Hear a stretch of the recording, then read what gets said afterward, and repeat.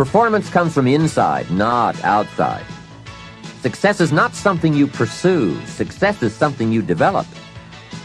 You can have more than you've got because you can become more than you are. Unless you change how you are, you'll always have what you've got. The major key to your better future is you.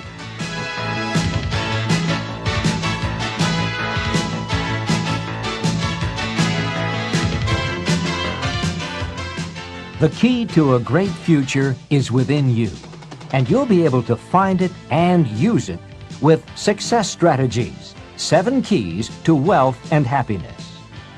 These keys will help you unlock the door to success that faces every one of us. All we have to do is use the right combination of skills and knowledge.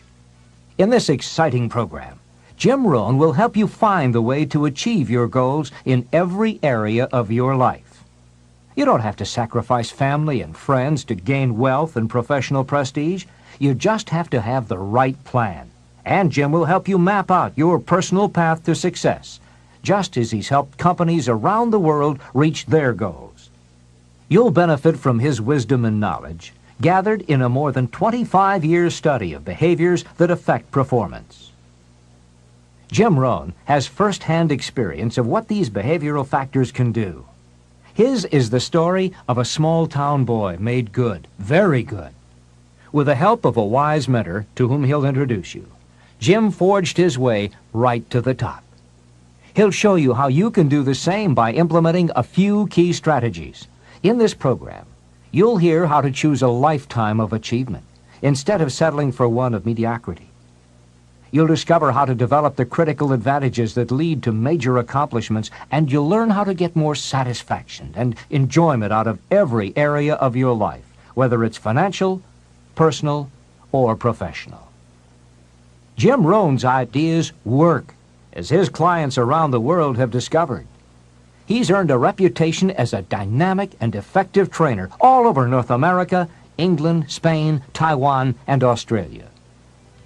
In this program, you too will reap the benefits these companies have paid thousands of dollars for, and you'll have a private one-on-one session with Jim Rohn. And now, the Nightingale Conant Corporation is very pleased to present Mr. Jim Rohn.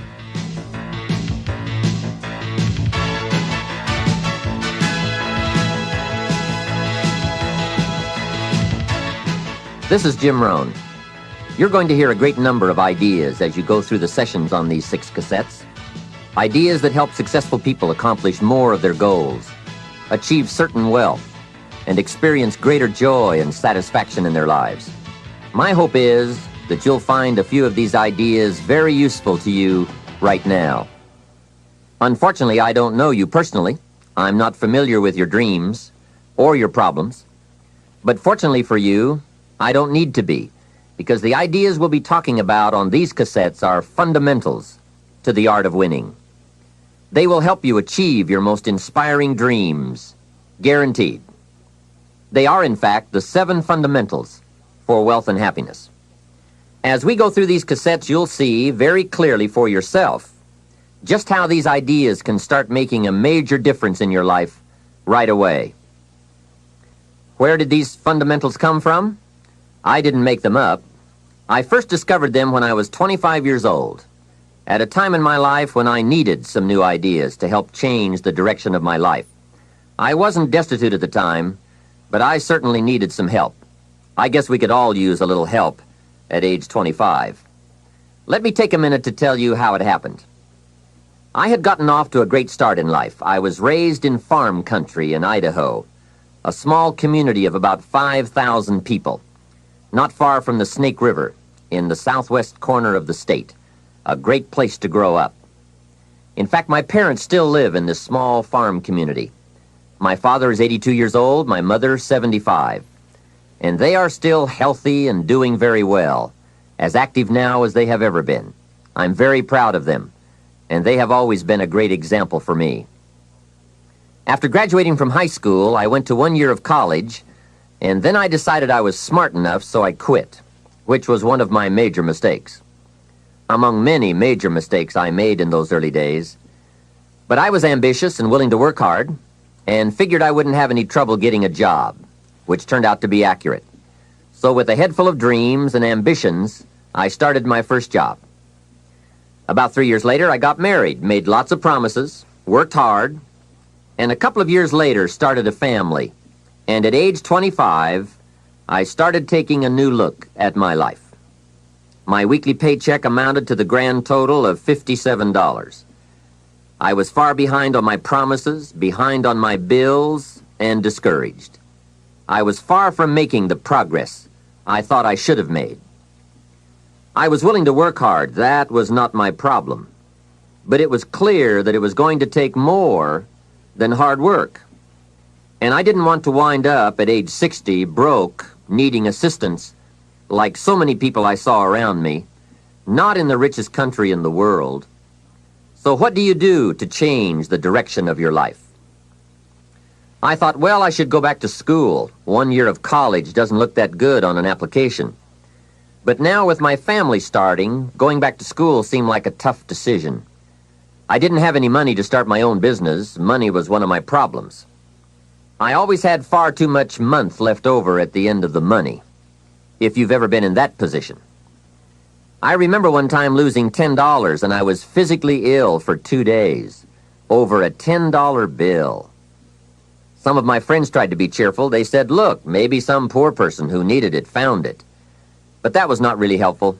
I must admit at that time in my life, benevolence had not yet seized me. I was the person who needed to find $10, not lose 10.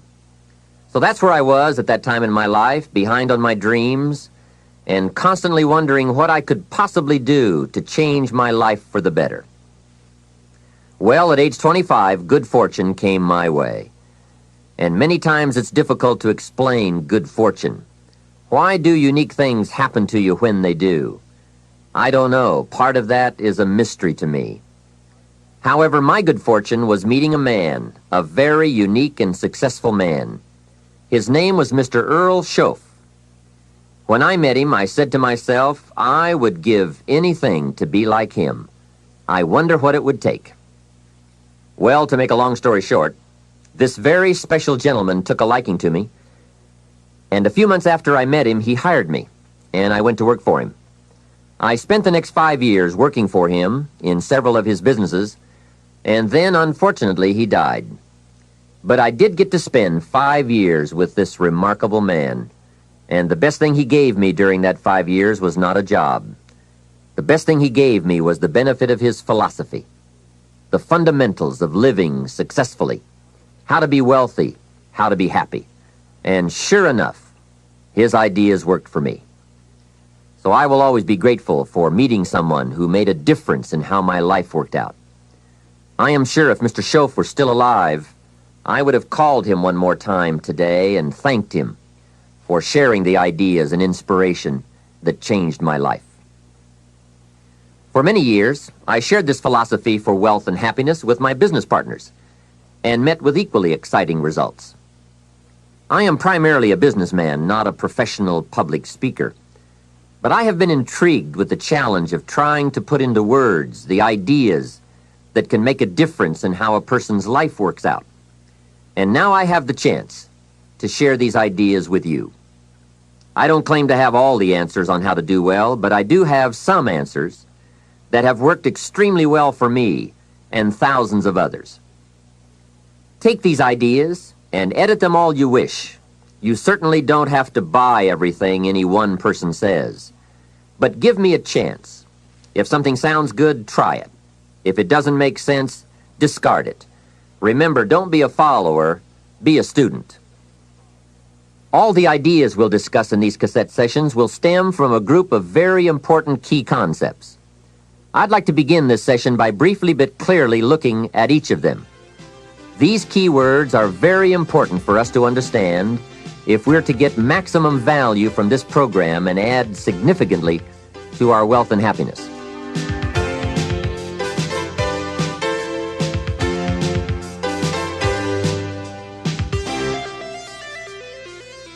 The first key word is fundamentals. What a most important word, fundamentals. This word calls attention to the primary issue in our quest for greater success. It is the key word in making our lives work well. Fundamentals. Those basics that build the foundation for accomplishment, productivity, success, and lifestyle. Fundamentals form the beginning, the basis, the reality from which everything else flows. And remember, there are no new fundamentals. Fundamentals are old, well established. Beware of someone who claims to have a new fundamental. That's like someone who claims to manufacture antiques. We would have to be suspicious, right? So fundamentals, basics, they are so very important to understand and consider and practice if you wish for the good life. And may I add here, make sure you don't go looking for the exotic answers to success. Success is a very basic process. It doesn't fall out of the sky. It doesn't have any mysteries, nor does it fall into the realm of the miraculous. Success is merely a natural result that comes from the consistent operation of the practical fundamentals. As someone wisely remarked, to be successful, you don't have to do extraordinary things. Just do ordinary things extraordinarily well. Mr. Schoaf, my teacher, gave me many great phrases I'll always remember. One of them was, there are always about a half dozen things that make 80% of the difference. What a key thought, a half dozen things. Whether we are working on our health, wealth, personal goals, or professional enterprise, the difference between our ultimate success or inevitable failure lies in the degree to which we are willing to seek out, study, and to go to work on those half dozen things. For a farmer to reap a plentiful harvest in the fall, for example, the major basics are fairly obvious. Soil, seed, water, sunshine, nourishment, and care. Each fundamental being equally in need of study and attention, for together they bring about the best chance for a successful harvest. A good question to ask before undertaking any project or setting any new objective, then, is what are the most important half dozen things that will make the major difference in how it works out? So whether the enterprise is art or architecture, music or sculpture, mathematics or sports, business or farming, success or lifestyle, it's the fundamentals that count. To understand them and to practice them is to take the first intelligent step toward accomplishing your objectives and living your dreams. The second key word for us to consider is wealth. Wealth is a word that brings about a wide variety of mental images, and that is part of my purpose in these cassettes, to provoke that wide variety of mental images, for that is where the dreams are, that is where the inspiration comes from, and that is where true incentive is born. The mystery and mixture of mental image, the stuff and the staff of life. Its right use, its constant use is the way to a life unique and a life abundant. Now, to one, wealth means having enough financial substance to be able to do whatever you wish to do with your life. To another, it may mean freedom from debt, freedom from the constant claim of obligation.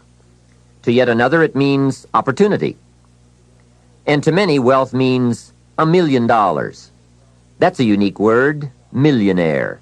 It rings of success, freedom, power, influence, pleasure, possibility, benevolence, and excitement. Not a bad mental image. Now we could talk of the wealth of experience, the wealth of friends, the wealth of love, the wealth of family, the wealth of culture. Wealth of many kinds. However, in this program, we are more specifically going to talk about wealth in the sense of financial freedom. Wealth that comes from the conversion of effort and enterprise into currency and equity. For each of us, the amount of money required to be wealthy will differ. But the dream for all of us, I'm sure, is the same. Freedom from financial pressure.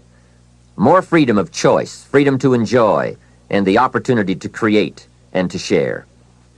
Wealth, the possession of great financial resources that improves the quality of your life and gives you added dignity and expanded lifestyle. So decide for yourself what wealth means to you. Latch on to your own mental image of wealth And let's see if the ideas I'm about to bring to you will make sense and perhaps provide you with the inspiration to put the plan into high action so that as the days pass, you will discover a growing sense of freedom and dignity, self-worth, substance, and lifestyle. The next key word is happiness, the universal quest. Happiness is a joy that most often comes as a result of positive activity. Like wealth, it too has a wide variety of meanings and interpretations.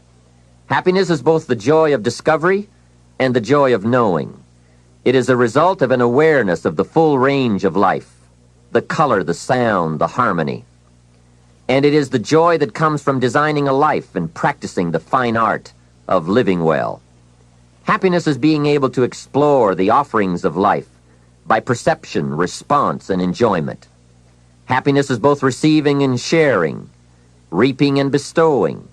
It is being able to feast on harmony as well as food, on ideas as well as bread. Happiness is the deliberate act to create a wider world of experience and awareness. Happiness is having a handle on disappointment. It is being in control of both emotion and circumstance. Happiness is freedom from the negative children of fear, such as worry, low self-esteem, envy, greed, anger, resentment, and so on. Happiness is an awareness and a grasp of the positive power of life and loving values. It is an order of thought, activity, and lifestyle. Happiness is values in balance. It is contact with people of substance. Happiness is contentment with the tasks of your life. It is thought inspired by, organized with, and rooted in your personal philosophy. Happiness is a life well lived, in which a wide variety of experiences are deliberately captured to become an invaluable form of currency for you to spend and invest in your own better future. Happiness is activity with purpose. It's love in practice. Happiness is both a grasp of the obvious as well as an awe of the mysterious. But for most people around us, happiness seems to be either something left behind or something yet to be discovered. Like all the good things in life, happiness is elusive by nature, but not impossible to capture. A major key for bringing joy into our lives lies in the next word we shall briefly examine: discipline. If there is a magic word that stands out above all the rest, this is the one: discipline. And in this program, you'll discover how positive this word is. Discipline is the bridge between thought and accomplishment, the bridge between inspiration and value achievement, the bridge between necessity and productivity. Remember, all good things are upstream. The passing of time takes us adrifting, and drifting only brings us the negative, the disastrous, the disappointment, and the failure. Failure is not a cataclysmic event. It is not generally the result of one major incident, but rather a long list of accumulated little failings. Failing in life is failing to think today, failing to act today, failing to care, to strive, to climb, to learn, to keep trying day by day. If your goal requires that you write 10 letters today and you write only 3, you are down 7 letters. If you want to make 5 calls and you only make 1, you are down 4 on calls. If your plan calls for saving $10 today and you save none, you're down $10 today. Now the danger is looking at an undisciplined day and concluding that no great harm has been done. It doesn't seem like such a bad day, but add up these days to make a year, and then add up those years to make a lifetime, and perhaps you can now see how repeating today's small failures can easily turn your life into a major disaster. Success, on the other hand, is just the same process in reverse. If you plan to make 10 calls and you end the day making 15, now you're up 5 calls. If you then get up a few on letters, move up the savings numbers, you can see what a massive difference it could make in a year, and what wealth and accomplishment awaits for a lifetime. Discipline is like a set of magic keys that unlocks all the doors of wealth, happiness, sophistication, culture, high self-esteem, pride, joy, accomplishment, satisfaction, and success. The first key to discipline is awareness of the need for and the value of discipline, and especially the discipline to make the changes. What will it take? What must I do? And what must I become to get all I want from my life? The second key is the willingness. More than that, the eagerness to maintain your new discipline deliberately, wisely, consistently. And the third key to discipline is the commitment to master the circumstances of your daily life, to see and harness the opportunities to make something of the sun and the rain, the good as well as what comes in the guise of misfortune. Discipline does many things, but most important of all is what it does for you. It makes you feel better about yourself. Even the smallest discipline can have an incredible effect on your attitude. And the good feeling you get, that surging feeling of self-worth that comes from starting a new discipline, is almost as good as the feeling that comes from the accomplishment of the discipline. Second, a new discipline immediately alters your life direction. You don't change destinations immediately. That is yet to come. But you can change direction immediately, and direction is very important. Third, discipline cooperates with nature. Everything strives. It is a common life function. How tall will a tree grow? As tall as it can. Everything strives to become all it can possibly be, and that striving to become is what discipline is all about. Disciplining ourselves to fulfill our natural potential to become all that we can be. And finally, discipline attracts opportunity. Opportunity is always looking for ambition and skill in action. Discipline taps the unlimited power of commitment. The human will in action, driven by inspiration, enticed by desire, tempered by reason, guided by intelligence, can bring you to that high and lofty place called the good life. Discipline, those unique steps of intelligent thought and activity that put a lid on temper and a faucet on courtesy, that develop positive and control negative, that encourage success and deter failure, that design lifestyle and control frustration, that enhance health and curb sickness, that promote happiness and manage sadness. Discipline, the start and the continuing process that brings all good things. And remember, anyone can start the process. It's not if I could, I would. It's if I would, I could.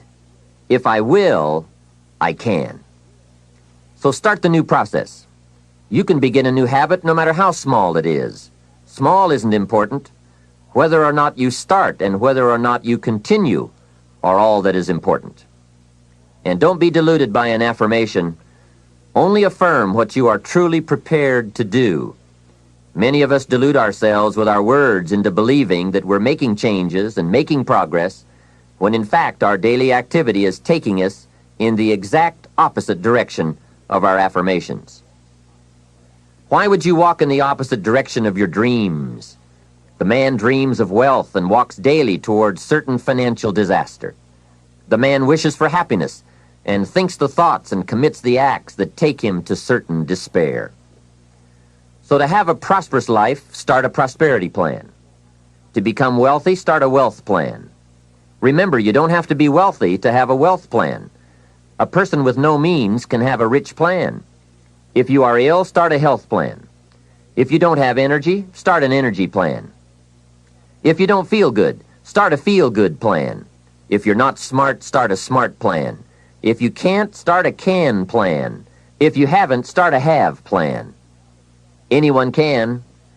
Even a bad person can start hearing good messages and reading good books. Recognize that the start of the better life, the happy life, the wealthy life, is today. This is exciting. Both the process and the result can begin today. Start the new journey today. If you think of a new idea, today is the day to begin the discipline of putting that idea into action.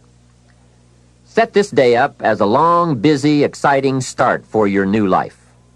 Get your first book for your new library today.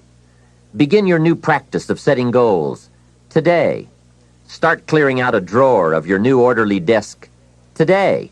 Start eating an apple a day on your new health plan. Today. Put some money in your new investment for fortune account. Today. Start reading with intensity for your new wealth of mind plan. Today. Write a postponed letter today.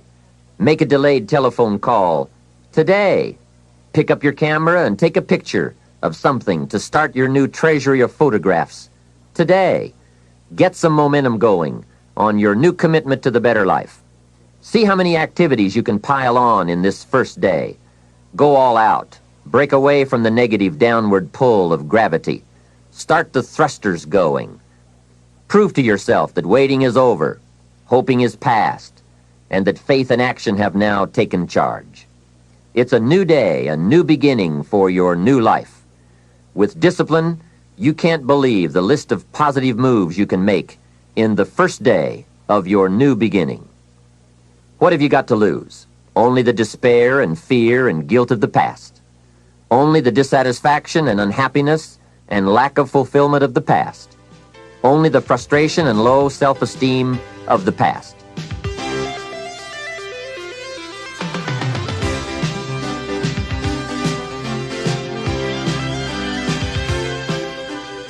Take great pleasure in assisting in your own new birth, no matter how successful you may already be. Now I offer you the next challenge. Make this new first day a part of the week of new beginnings. See how many things you can continue and start in this week of new beginnings. Then make it the first month of the new beginnings. Then the first year of the new beginning. By the time that first year is finished, you will never again be claimed by the past. Past habits, past influences, past regrets, or past failures. You are ready to, as the Bible phrase says, fly with the eagles. And you will have begun your certain journey toward the last key concept we'll discuss on this cassette. Success. Success is both a journey and a destination, isn't it? It is both the steady, measured progress toward a goal and the achievement of a goal. Success is an accomplishment, whether it be great or small, and it's an understanding of the potential and power of an entire human life. Success is an awareness of value, and it's the cultivation of value through discipline. It can be tangible or intangible. Success is a process of turning away from something in order to turn toward something else. From no exercise to exercise, from candy to fruit, from not investing to investing. Success is responding to an invitation to change, to grow, to develop, to become, to move up to a better place with a better vantage point. But most of all, success is making your life what you want it to be, considering all the possibilities, considering all the examples.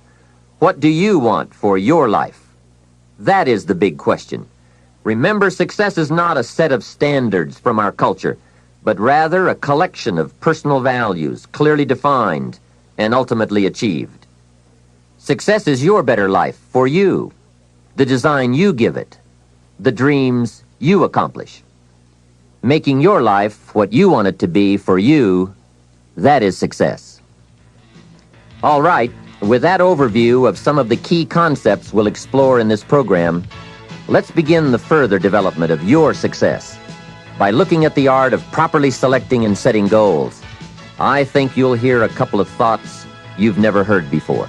Of all the things that changed my life for the better most quickly, it was learning how to set goals. And mastering this unique process can have a powerful effect on your life too. One morning at breakfast, shortly after I met Mr. Schoaf, he asked me if he could see my current list of goals. He said, "Let me see your list of goals, and let's go over them and talk about them. Maybe that's the best way I can help you right now." And I said, "I don't have a list." He said, "Well, is it out in the car or at home somewhere?" I said, "No, sir. I don't have a list anywhere." He said, "Well, young man, that's where we better start." Then he added, "If you don't have a list of your goals, I can guess your bank balance within a few $100s. Which he did, and that got my attention. I said, "You mean that if I had a list of goals, that would change my bank balance?" He said, drastically. That day I became a student of how to set goals. And sure enough, when I learned how, my whole life changed. My income, my bank account, my personality, my lifestyle, my accomplishments. So I'd like to share with you the best I have learned and practiced on goal setting. First of all, I'd like to say that we are all affected by 5 factors. The first is environment. The second is events. The third is knowledge. The fourth is results. And the fifth, and often overlooked factor that affects our lives is our view of the future, our dreams. I won't get into all of these influences here, but let me concentrate on the fifth one, dreams. Of all these 5 influences, make sure your dreams are the greatest influence on your daily decisions and activities. Put another way, make sure that the greatest pull on you is the pull of the future. For your dreams to greatly influence you, for the future to pull you, your future must be well planned. There are 2 ways to face the future. One is with apprehension, the other with anticipation. Guess how many people face the future with apprehension? Why? They don't have it well designed. And without really thinking about it, they have probably bought someone else's view of how to live. You will face the future with anticipation when you have planned a future you can get excited about, when you have designed your future results in advance. In this way, the future will capture your imagination. It will exert an enormous influence on you. And to design your future, you must have goals. Well-defined goals are like a magnet. They pull you in their direction, and the better you have defined them, the better you have described them, the harder you work on them, the stronger they pull. And they pull you through all kinds of difficulties, too. Without goals, it is easy to let life deteriorate to the point where you're just making a living. It is not difficult to get trapped by economic necessity and settle for existence rather than substance. We all have a choice. We can either make a living or design a life. Mr. Shove said to me, "I don't think your current bank balance is a true indicator of your level of intelligence." I was happy to hear that. He said, "I think you have plenty of talent and ability, and that you're much smarter than your bank balance indicates." And that turned out to be true. I was much smarter. My question to him was, then why isn't my bank balance bigger? And he said, "You don't have enough reasons for accomplishing great things. If you had enough reasons, you could do incredible things. You have enough intelligence, but not enough reasons." That's the key. If you had enough reasons. In my years of study, I've also discovered this. Reasons come first, and answers come second. Life has a strange way of hiding all the answers and disclosing them only to people who have been inspired to look for them, who have reasons to look for them. Put another way, when you know what you want, and you want it badly enough, you will find ways to get it. The answers, the methods, the solutions will become evident to you. Hey, what if you had to be rich? Are there any books and tapes on the subject? The answer is yes. There are plenty of good ones. But if you don't have to be rich, you probably won't read the books or listen to the tapes. What drives us to find the answers is necessity. So work on your reasons first, answers second. Now, what are some of the reasons for doing well? It varies from person to person. I'm sure that if you did a little soul searching, you could come up with a fairly strong list of reasons why you want to accomplish great things. There are personal reasons, sometimes uniquely personal reasons. Some people do well for the recognition. Some do well because of the way it makes them feel. They love the feeling of being a winner. That's one of the best reasons. I have some millionaire friends who keep working 10 to 12 hours a day, making more millions. And it's not because they need the money. It's because of the joy, pleasure, and satisfaction that come to them from being constant winners. To them, money is not their main drive.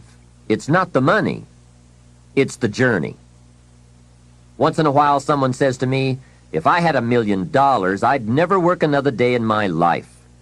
Hey, that's probably why the good Lord sees to it that he doesn't get his million. Because he'd just quit. Family is another reason, or motivator for doing well. Some people do extremely well because of other people. And that's a powerful reason. Sometimes we will do things for someone else that we would not do for ourselves. We are made that way. I met a man who once said to me, Mr. Rohn, to do everything I want to do around the world with my family, I need at least $250,000 a year. I thought, incredible. Could a man's family affect him that much? And the answer is, of course. How fortunate are the people who find themselves greatly affected by someone else. It's powerful. Benevolence, the desire to share, can be a powerful reason for wanting to achieve. Some people do extremely well gathering up resources, so they can then be benefactors. When Andrew Carnegie, the great steel magnate, died, his desk was opened, and in one of the desk drawers was found a slip of paper.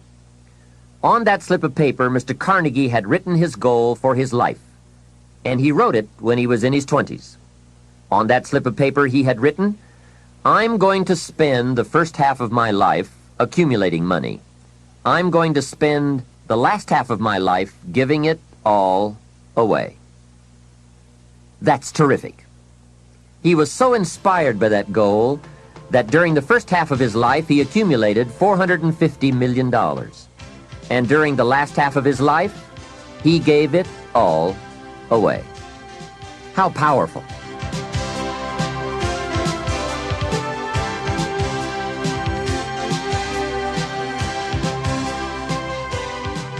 What has you turned on? What has you getting up early, hitting it hard all day and staying up late?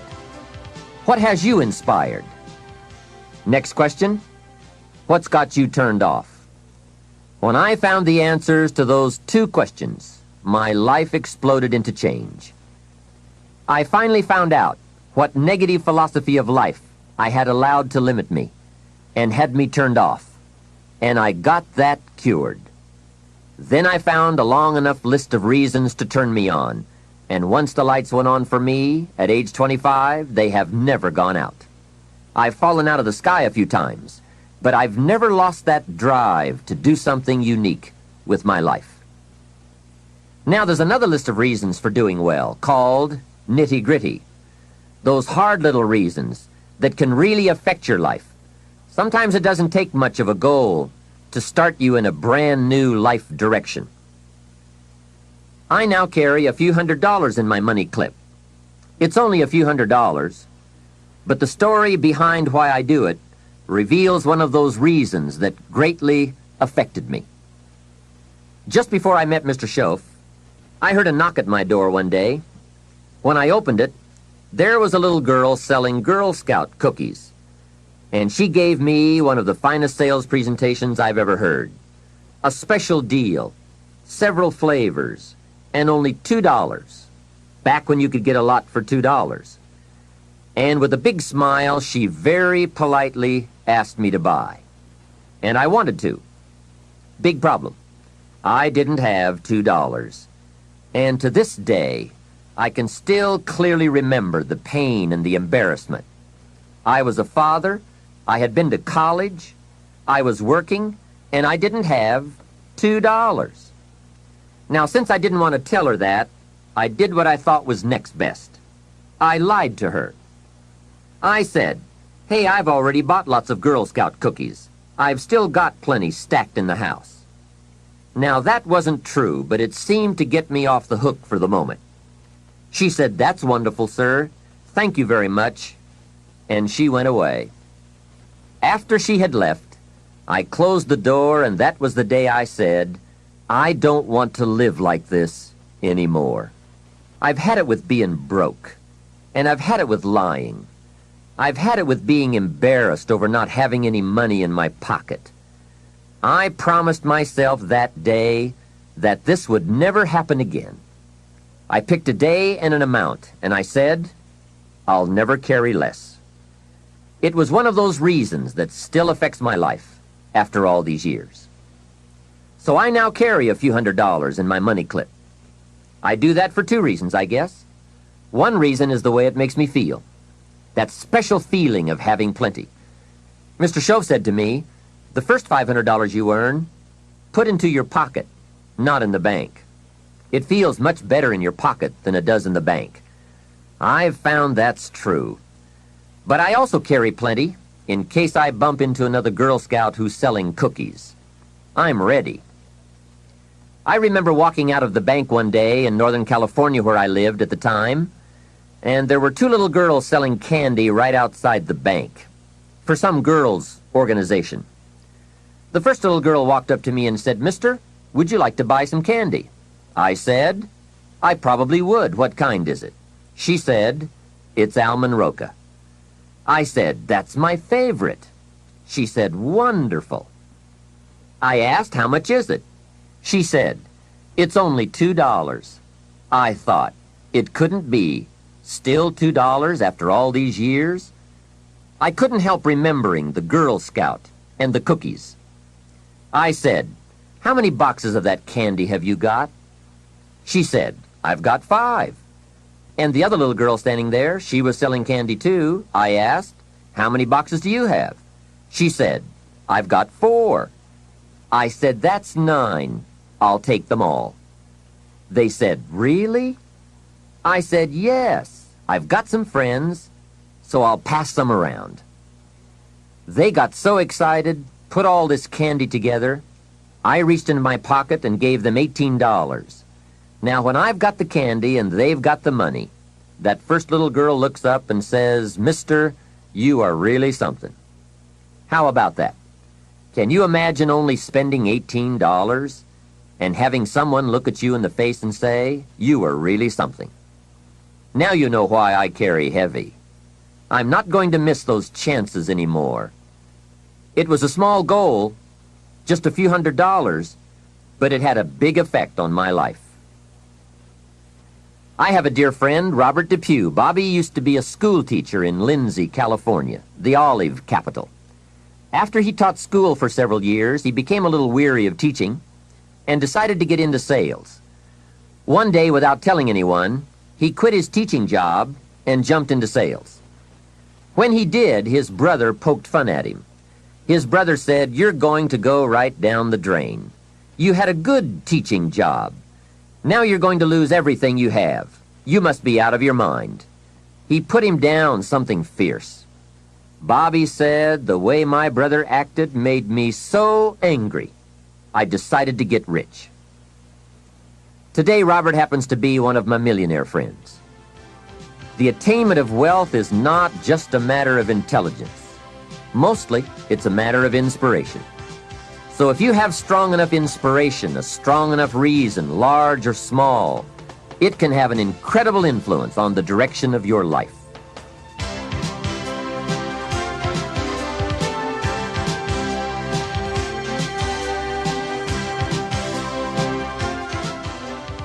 Now, we're going to take some time to actually start designing the next 10 years of your life. We're going to start setting your goals. Goal setting is one of the most important skills to develop if you want to design your future. I'm going to give you enough homework not only to keep you busy for the rest of your life, but also to help you create the kind of life you may have always dreamed about living, but never believed possible. So let's get on with it. The sooner you exert the discipline, the sooner you will be enjoying the results. Once the results start to come, believe me, you won't mind the hard work and discipline it's going to take. Now, get a sheet of paper, and at the top of it, write the words, long-range goals.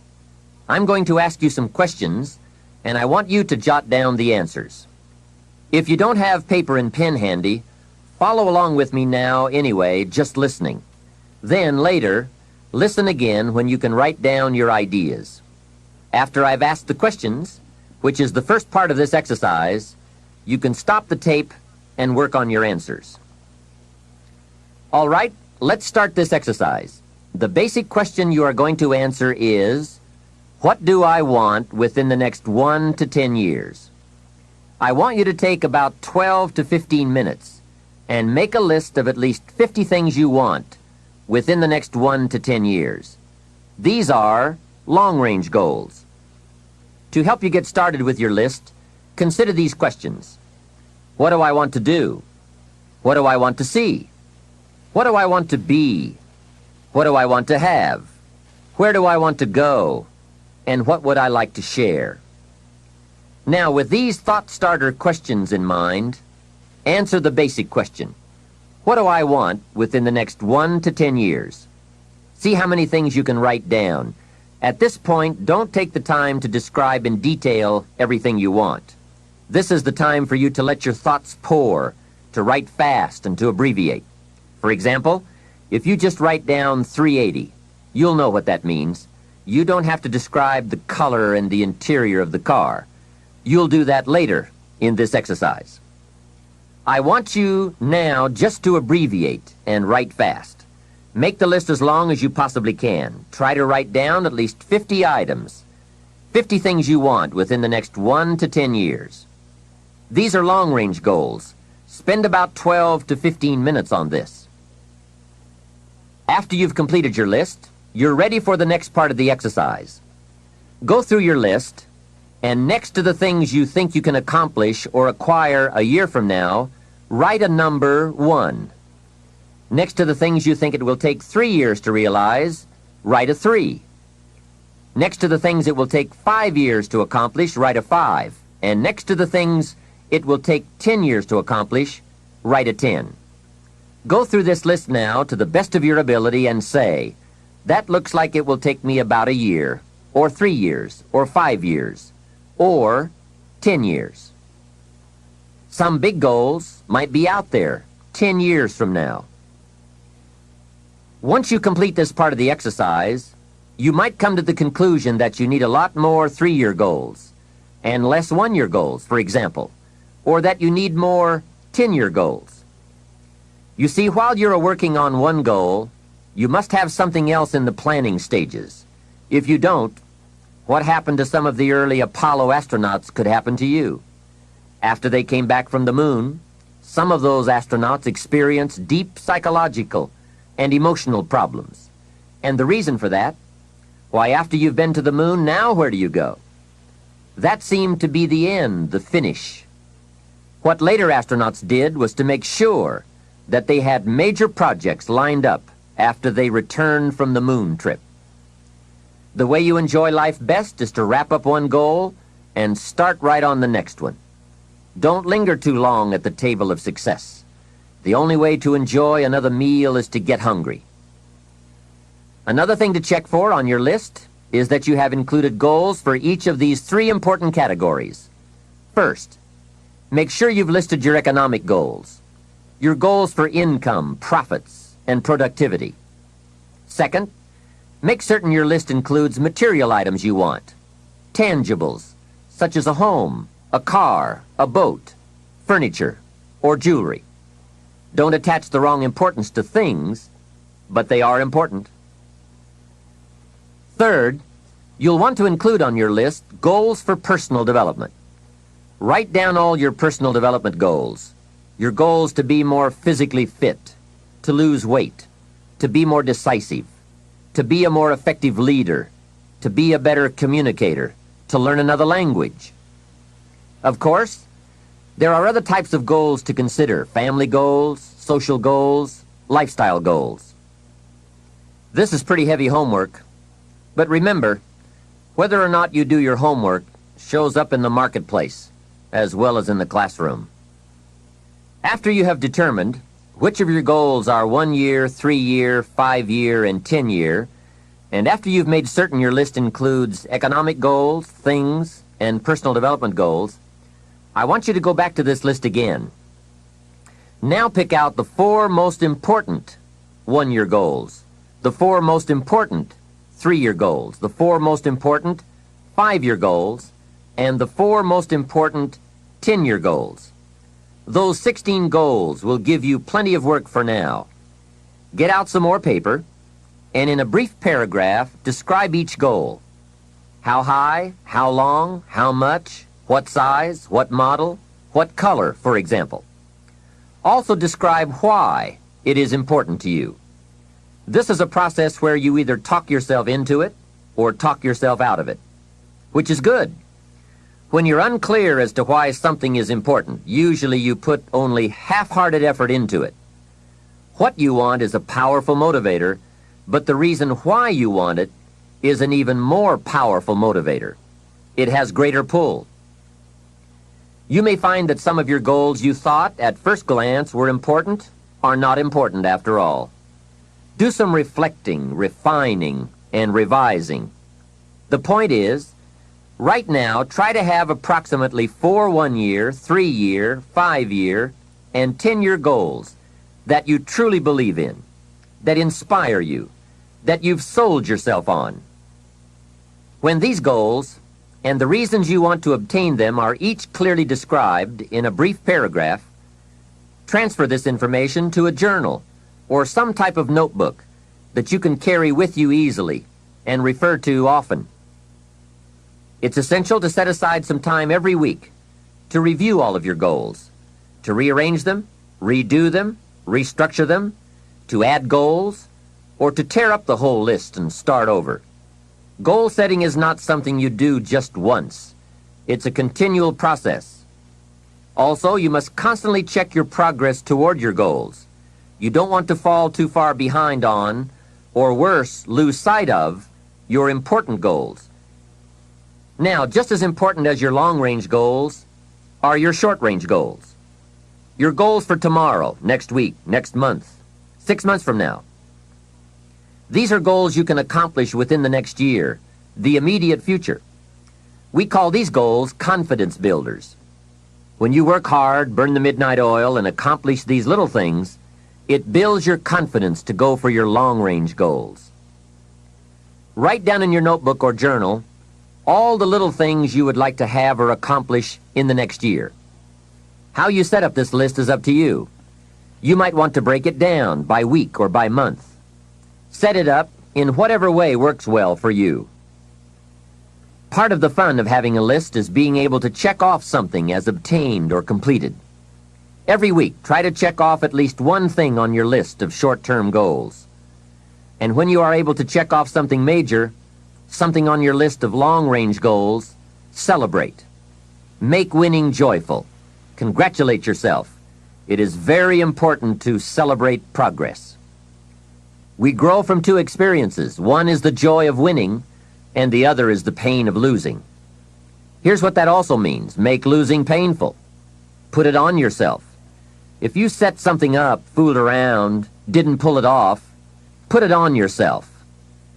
And get around people who will help in this area. Hey, don't join an easy crowd. Go where the expectations are high, where the pressure to perform is high. It's how we grow. I'm certain that part of the reason why people let goal setting slide is because it is a lot of work.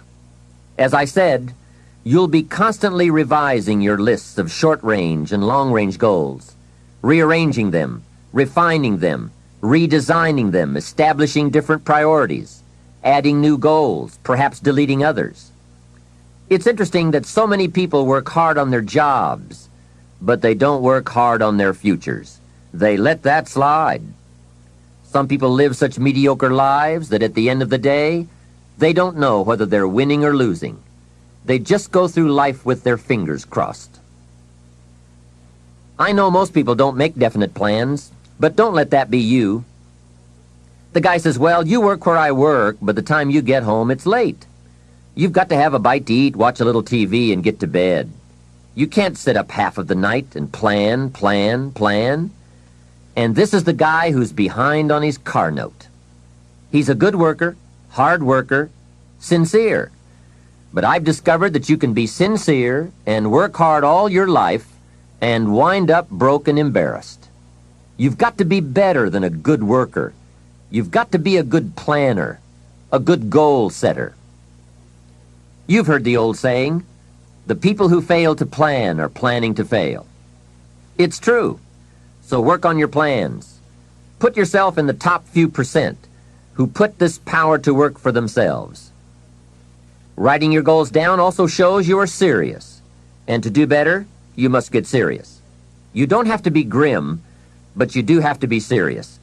Hey, everybody hopes things will get better, but remember, the future does not get better by hope. It gets better by plan. And hope unaided by clear plans can finally become an illness. There's a Bible phrase that says, hope long delayed makes the heart sick. It's a sickness. I used to have the illness known as passive hope. It's bad. And there's one that is even worse, and that is called happy hope. That is really bad. The man is 50, and he's broke, and he's still smiling. That's bad. So get serious. Make plans. Put them on paper. My suggestion from experience. There's a phrase from the Bible that goes, without dreams and vision, we perish. How true. Humans have this unique ability to aspire, to dream, to go for something, to become something. Without that, life is not life. We must have dreams and never give up on our dreams. I'd like to share with you some further observations I've made on goal setting. Understand that your goals, whatever they are affecting you all day long. Your goals affect your handshake, your attitude, how you feel. Your goals affect how you look, how you dress, how you walk, how you talk. All day, every day. Your personality, conversation, activity. It's all affected by your goals. I asked a man one time, "What are your goals for this month?" And he said, "If I could just scrape up enough money to pay these lousy bills." That was his goal. Hey, I'm not saying it isn't a goal. It is, but it's such a poor goal. It certainly isn't inspiring. You don't jump out of bed on Monday morning and say, "Oh boy, another chance to go out and scrape up the money to pay these lousy bills." The point is that goals should be fun. They should be big, challenging, rewarding. They should allow you to grow. Remember, too, that the major purpose of having a goal is not just to acquire the goal. The major reason for setting goals is to compel yourself to become the person it takes to achieve them. In other words, attaining the goal is of secondary importance. What's far more important is what you become in the pursuit of it. The greatest value in becoming a millionaire, for example, is not the $1 million. The greatest value is the skills, the knowledge, the discipline, and the leadership qualities you acquired in becoming a millionaire. It's the experience you acquired in planning, development, strategy. It's other qualities you acquired, such as courage, commitment, and willpower, to attract $1 million. You could lose everything you attained, but you could not lose the skills, knowledge, and experience you have obtained. Even better than having is being. Here's a most important question to spend some time answering. What kind of person will I have to become to get all I want? Write down a few thoughts on that. Write down some skills you'll have to develop, for example, and some of the things you're going to have to learn. Just spend a little time writing a few sentences on this. What kind of person will I have to become to get all I want? The answer to this will give you some personal development goals. Remember that income does not far exceed personal development. All of us have to do this kind of self-examination. I have to look at my own life and say, well, here's what I want, but am I willing to become what it takes to get what I want? If I'm too lazy, if I don't want to learn, read, study, and grow to become that kind of person, then I cannot attract what I want. Now, either I have to change my wants, or I have to change myself. Here are a few more key points I'd like to share with you on goals and designing your future. First, if you don't right now feel as if you're equipped to get all you want, just remember, ability will grow to match your strong dreams. That's why the goal-setting process we've discussed is so important. The more you work on this, the more ideas you will get on how you can change, how you can grow. I am nowhere near the person I was when I met Mr. Schoaf 25 years ago. I'm not that person anymore. I've changed. There's nothing you can do about the past, but you can do a great deal about your future. You don't have to be the same person you were yesterday. You can make changes in your life, absolutely startling changes, in a fairly short period of time. You can make changes you can't even conceive of now, if you give yourself a chance. Your abilities will grow. You have untapped talents and potential that you haven't even reached for yet. And as time goes on, you'll be able to reach deeper and deeper. The first thing you'll know, you'll be able to do things you never thought you could do. You'll be able to handle things you never thought you could handle. You'll have ideas that you've never had before. All of this is sparked by the goal-setting process. When you know what you want, and you want it badly enough, the answers will come to you. I can't tell you why it works. All I know is, it works. Give yourself a chance to become all you can become and to accomplish all you can accomplish. Let me give you a Bible philosophy that teaches how to get whatever you want. Here's what it says. Ask. That's it. Ask. Of all the important skills to learn in life, be sure to include the skill of asking. What does ask mean? Ask means, what do you want? And the complete formula is staggering. It says ask, and you will receive. Hey, we ought to look into that. The man says, yes, but you work where I work. By the time you struggle home, it's late. You've got to get a bite to eat, watch a little TV, and get to bed. You can't sit up half the night and ask. And this guy is behind on his bills. He's a good worker, hard worker, sincere, but you've got to do better than work hard and be sincere all of your life. You'll wind up broke and embarrassed. You've got to be better than a good worker. You've got to be a good asker. Let me give you some key points on this asking and receiving, setting goals, asking of life. Here's part of the philosophy that helped me to change. First, asking starts the receiving process. Asking is like pushing a button, and all this machinery starts working, mental and emotional machinery. I don't even know how it works, but I do know it works. There are a lot of things you don't need to know how they work. Just work them. Some people are always studying the roots. Others are picking the fruit. It all depends on what end of it you want in on. So asking is the beginning of receiving. Second, receiving is not the problem. You don't have to work on receiving. It's automatic. So if receiving is not the problem, what is the problem? It's failing to ask. The man says, I see it now.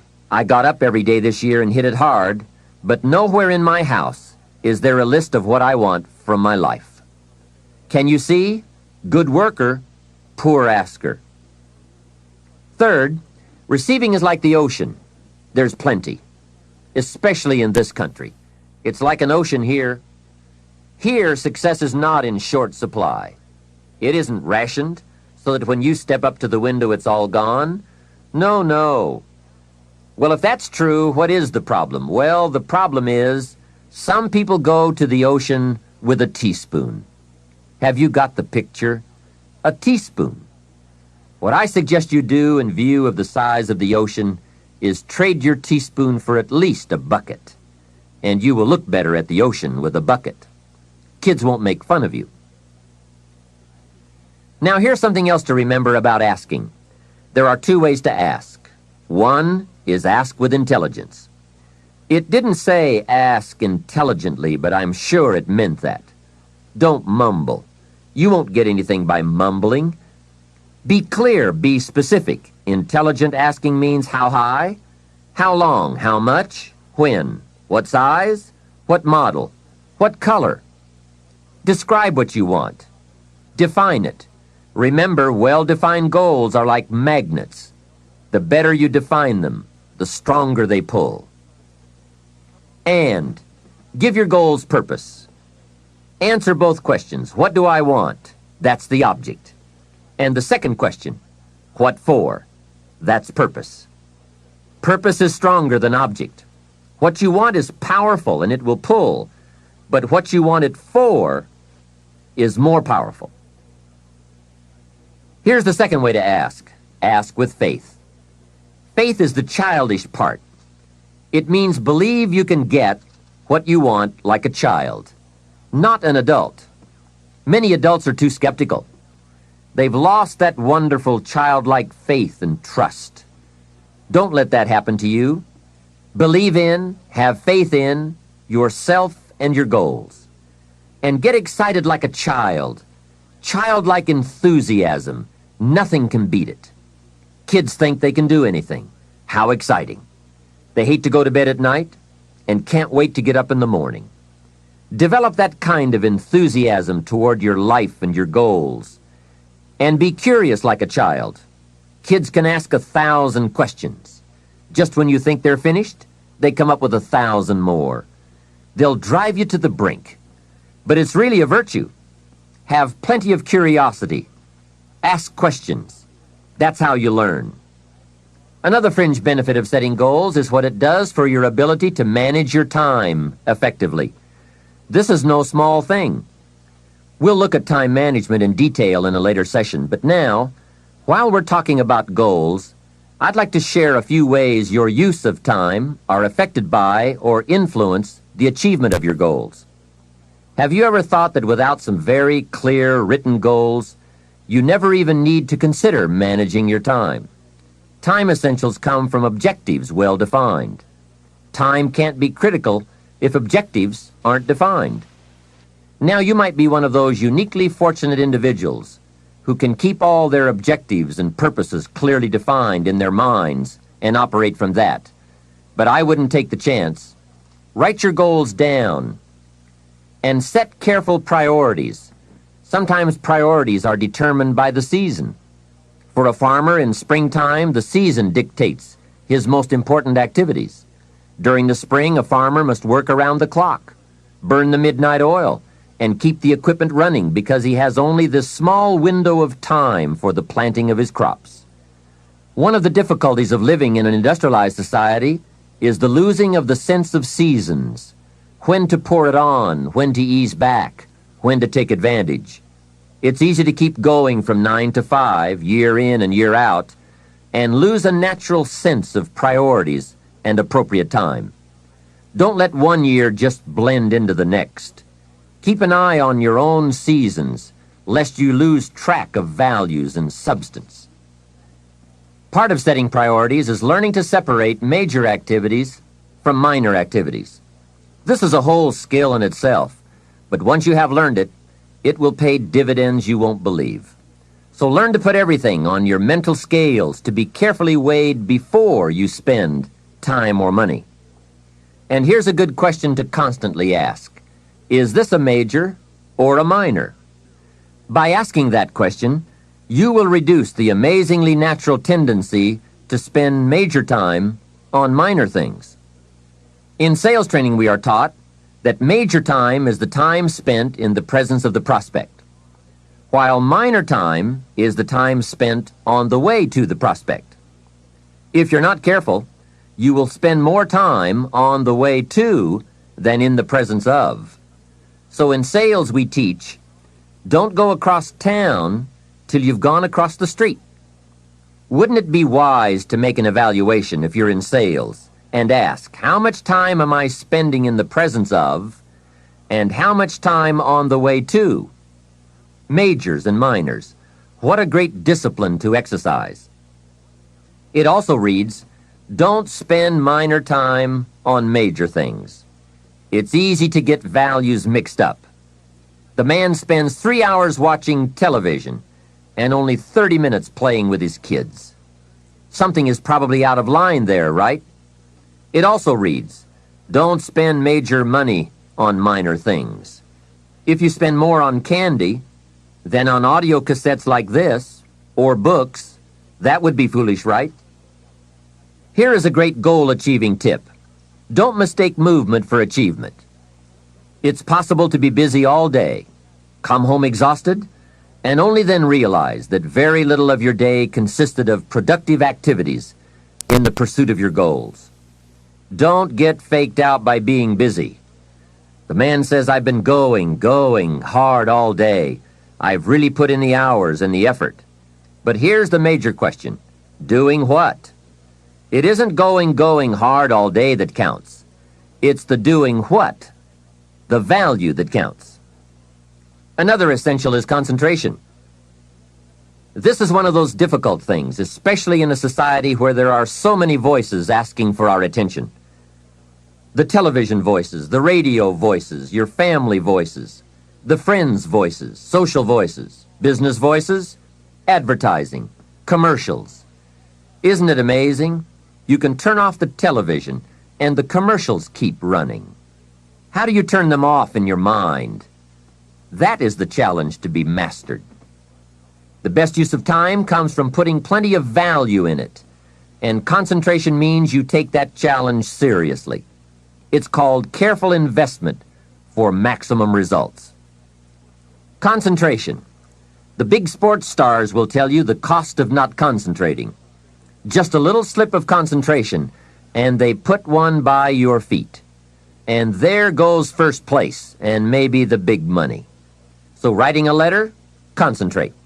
Making a call, having a conversation. Trying to solve a problem, concentrate. You won't believe the effect this will have on your life. Now, there is a time to let your mind wander, but it's a time you designate specifically for that purpose. At that appointed time, you can go off for that walk on the beach or that drive to the mountains, away from business. Let the breezes blow and your mind soar. Do some dreaming. That's healthy. But do it at that pre-planned time. At all other tasks, concentrate. Another aspect of managing goals and time is constant review. There's just no way to keep on target with your priorities without this. Whether it's business goals, personal goals, family goals, or investment goals, they must all be reviewed to see if you are on track, which is all the more reason for writing them down. Careful goal setting could be the time management answer you've been looking for. Goals well defined and well described and well thought out make us look carefully at the time we have and how to get the most from it to make all of our dreams come true. The answers to do better come from the necessity to do better. You will undoubtedly be amazed at the ideas you can come up with for the use of your time when goals and purpose have you stimulated to the maximum. Now there is a last main point to consider. You won't get everything you want. What a statement to make after studying how to get whatever you want. But you won't get everything you want, and the reason is it's not that kind of planet. Sometimes it's going to hail on your crop and rain on your parade. I'm sure you are very well aware of this. But in my opinion, if you work the system I've just shared with you, you will get more than plenty. More often than not, you will get what you want. Those are good odds. There's no telling what you can do when you get inspired by results in advance. There's no telling what you can accomplish when you have goals and you believe in them. Just try this system for 90 days. Just try it. It may work even better for you than it has for me. I wish that for you. The fundamental process of knowing what information you need and gathering it is one of the keys to living the good life. Some of the best advice Mr. Schoaf gave me in those early years was why and how to study. That's a key word for life change, study. If you wish to be successful, study success. If you wish to be happy, study happiness. Happiness is not an accident. It is first a study and then a practice. If you wish to be wealthy, study wealth. Would you like to guess how many people make wealth a study? Right, very few. Surely, since wealth and happiness and success are all values to cultivate, you would naturally assume that most people would make a careful study of them. Why they do not is yet another example of those aspects of life that fall into the category of mysteries of the mind. Remember, major keys to your better future are going to be ideas and information. If we have any lack, it is not because we lack money or opportunity or resources. It is because we lack ideas that have taken form from information. Many years ago, I learned that some of the best advice ever given comes from the Bible. There's a phrase in that amazing book that says, "If you search, you will find." So that is the way to discover ideas and life-changing information. Search. In order to find, you must search. You must go to the seminars and to the training classes. You must listen to the cassette programs that can give you breakthrough ideas. You must go and engage in conversations with people of substance. You must go looking, go searching. Rarely does a good idea interrupt you. And as you make a diligent search, you will find just the ideas you need. Now, here is the next key word in the process of seeking information that can change your life, and that word is capture. When you find a good idea, capture it. Don't trust your memory. Capture everything. Write it down. Record it. This is one of the reasons why we have put this program on cassette tapes, to capture the ideas. As a serious student of wealth and happiness, I would encourage you to make use of a journal as a gathering place for all the ideas that come your way. I consider personal journals to be one of the 3 treasures a wise person will leave behind. Here are those 3 treasures. 1 is your photographs. Take a lot of pictures. Being able to capture the event in a fraction of a second is a phenomenon of the 20th century, and how easy it is to take phenomena for granted. I've gone to Taiwan to lecture 3 times in the last 3 years.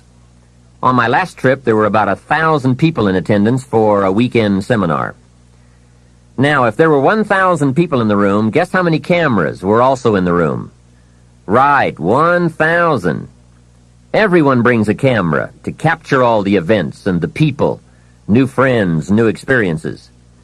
I spend a big part of my time having my picture taken with everyone. Have you ever looked at the pictures a couple of generations back? Unfortunately, there are only a handful. But wouldn't it be great if there were hundreds of pictures to tell the whole story?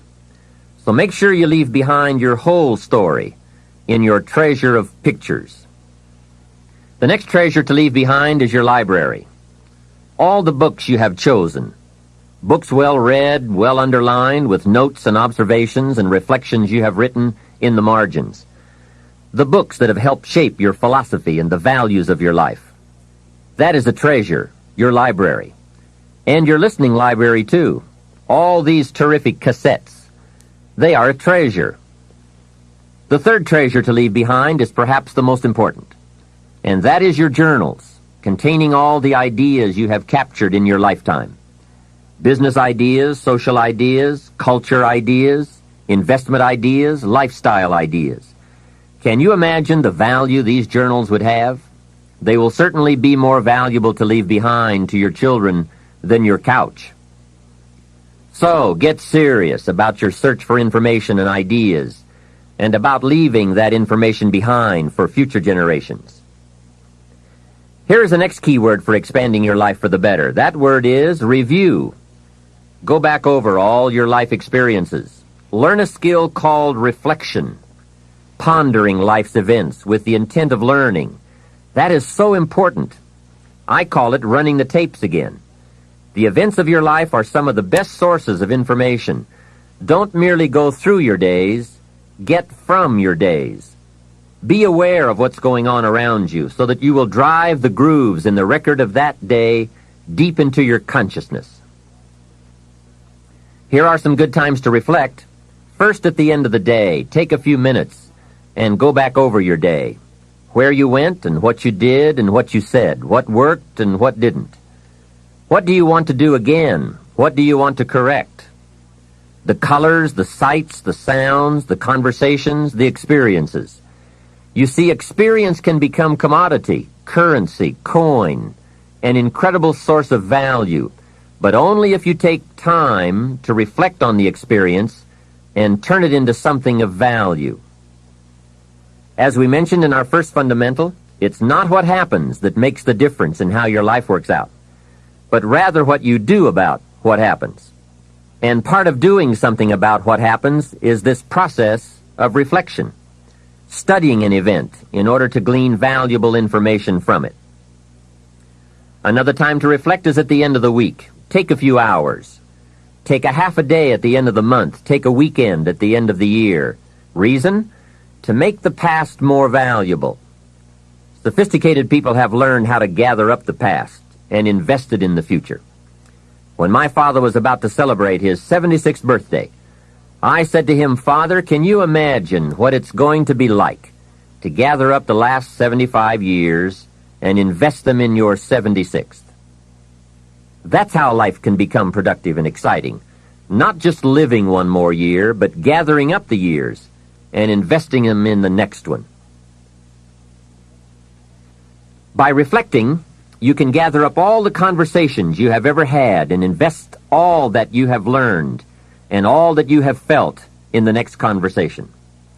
Gather all your experiences and invest all that you have learned and felt in your next experience.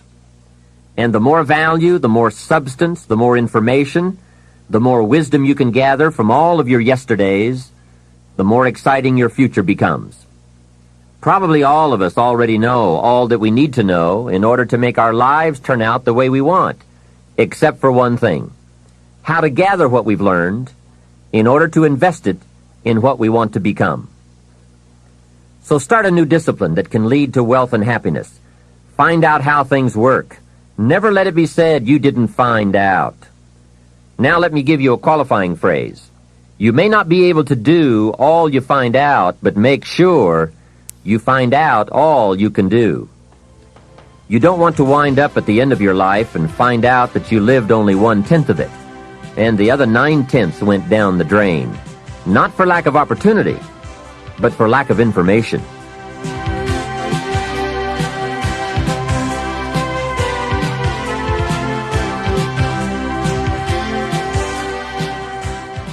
Let me share with you two of the best sources of information available. First, as we have mentioned, learn from your own experiences. Become a good student of your own life. It's the information you are most familiar with and feel the strongest about. So make your own life one of your most important studies. And in studying your own life, be sure to study the negative as well as the positive, your failures as well as your successes. Our so-called failures serve us well when they teach us valuable information. They're frequently better teachers than our successes. One of the ways we learn how to do something right is simply by doing it wrong. Doing it wrong is a great school for learning. Now I would suggest that you not take too long. If you've done it wrong for 10 years, I wouldn't suggest another 10. But what a close at hand and emotionally impactful way to learn from your own experiences. When I met Mr. Schoaf, I had been working 6 years. I started when I was 19, and when I met him, I was 25. He said to me, "Mr. Rohn, you have been working now for 6 years. How are you doing?" I said, "Not very well." He said, "Then I suggest you not do that anymore." 6 years is long enough to operate the wrong plan. Next he asked, "How much money have you saved in the last 6 years?" I said, "Not any." He said, "Who sold you on that plan 6 years ago?" What a fantastic question. Where did I get my present plan that wasn't working well? Hey, everyone has bought someone's plan. The question is, whose? Whose plan have you bought? Now, those initial confrontations as you come to grips with your own past experiences may be a little painful at first, especially if you have made as many errors as I did. But think of the progress you can make when you have finally confronted those errors by becoming a better student of your own life. Now, the next way to learn is from other people's experiences. And remember, you can learn from other people whether they have done it right or wrong.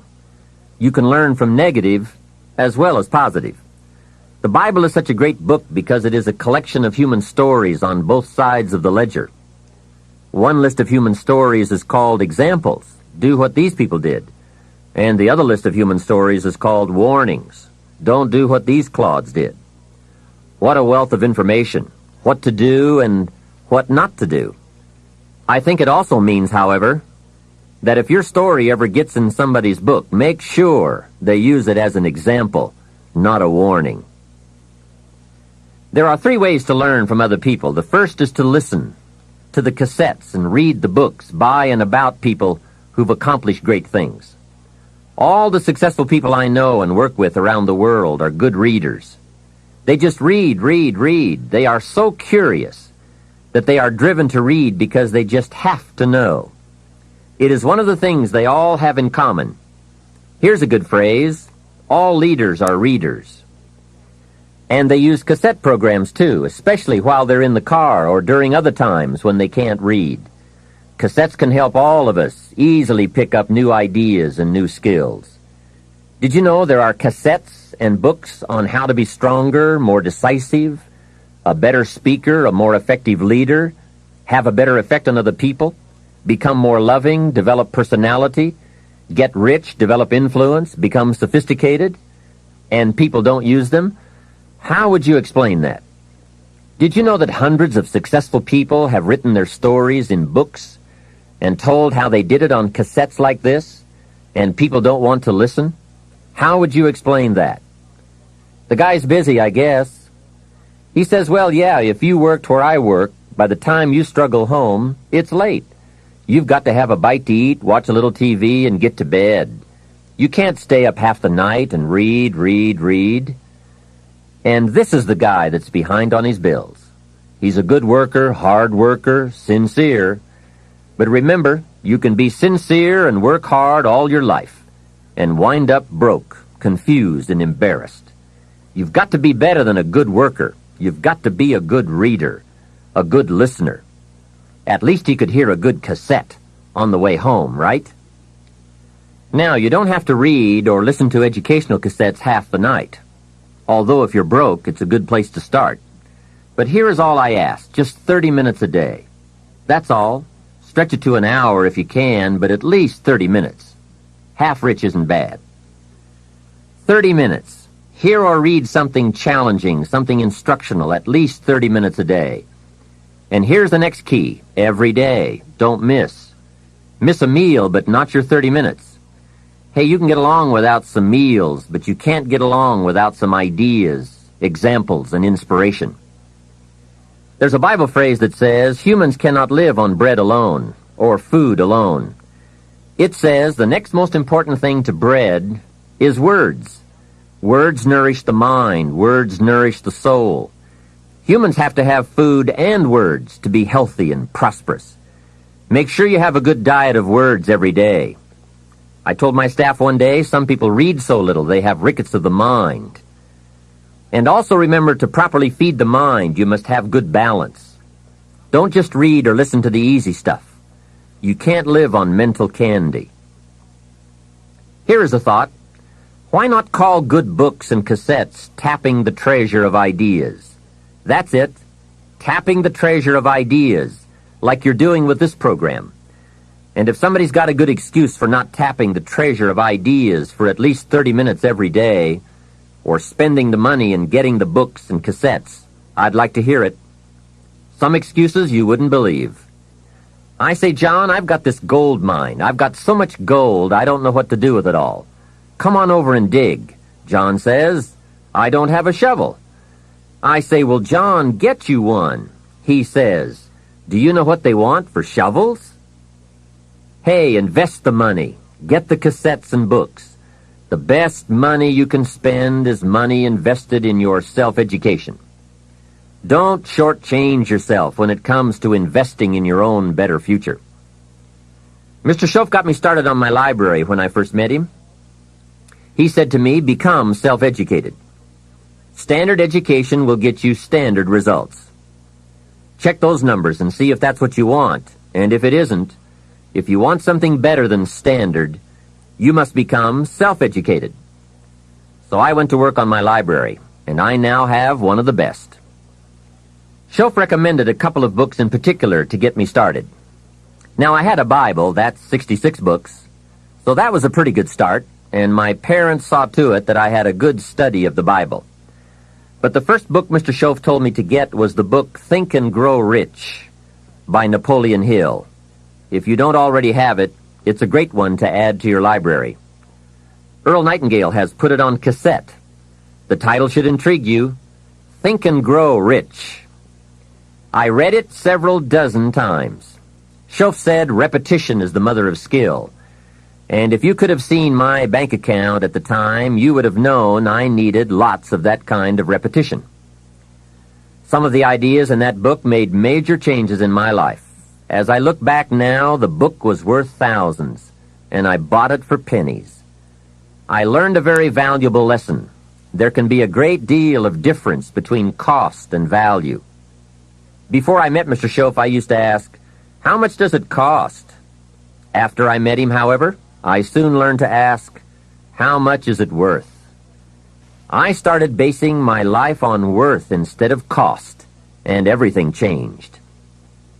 So that was one book he recommended, Think and Grow Rich. The next book he recommended I get was a book on nutrition. Schoaf said, study nutrition.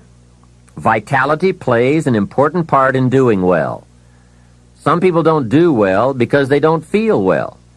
It's not that they're not intelligent. It's that they're ill. They don't have the fire and the vitality to do well. So he really got on me about nutrition. Now, some of those health books are a bit weird, but you can separate out the weird stuff. There are cassettes on nutrition, too. Remember, don't be a follower. Be a student. Someone says, I read this book. Should I follow? And the answer is no. Read at least 2 books and make up your own mind. Don't be a follower. Be a student. So take care of yourself. There's a Bible phrase that says, many times the spirit is willing, but the body's weak. So you have to work on both. You wake up in the morning and the mind says, let's go get 'em. And the body says, I can't even get out of bed. So work on your health. A person's library of books and cassettes reveals his or her most dominant desires. It's interesting to walk into someone's house and browse through the library. What does your library say about you? So read all the books. Now here's good news. You don't have to read them all at once. Try this, 2 books a week. In 10 years is 1,000 books. If you read 1,000 books in the next 10 years, do you think they would greatly influence all the dimensions of your life? The answer is, of course. Well, here's what's exciting. It's only 2 books a week. However, I would suggest if you haven't read 2 books a week for the last 10 years, you are about 1,000 books behind. Can you imagine the incredible disadvantage it will be 10 years from now to stride into the marketplace 1,000 books behind?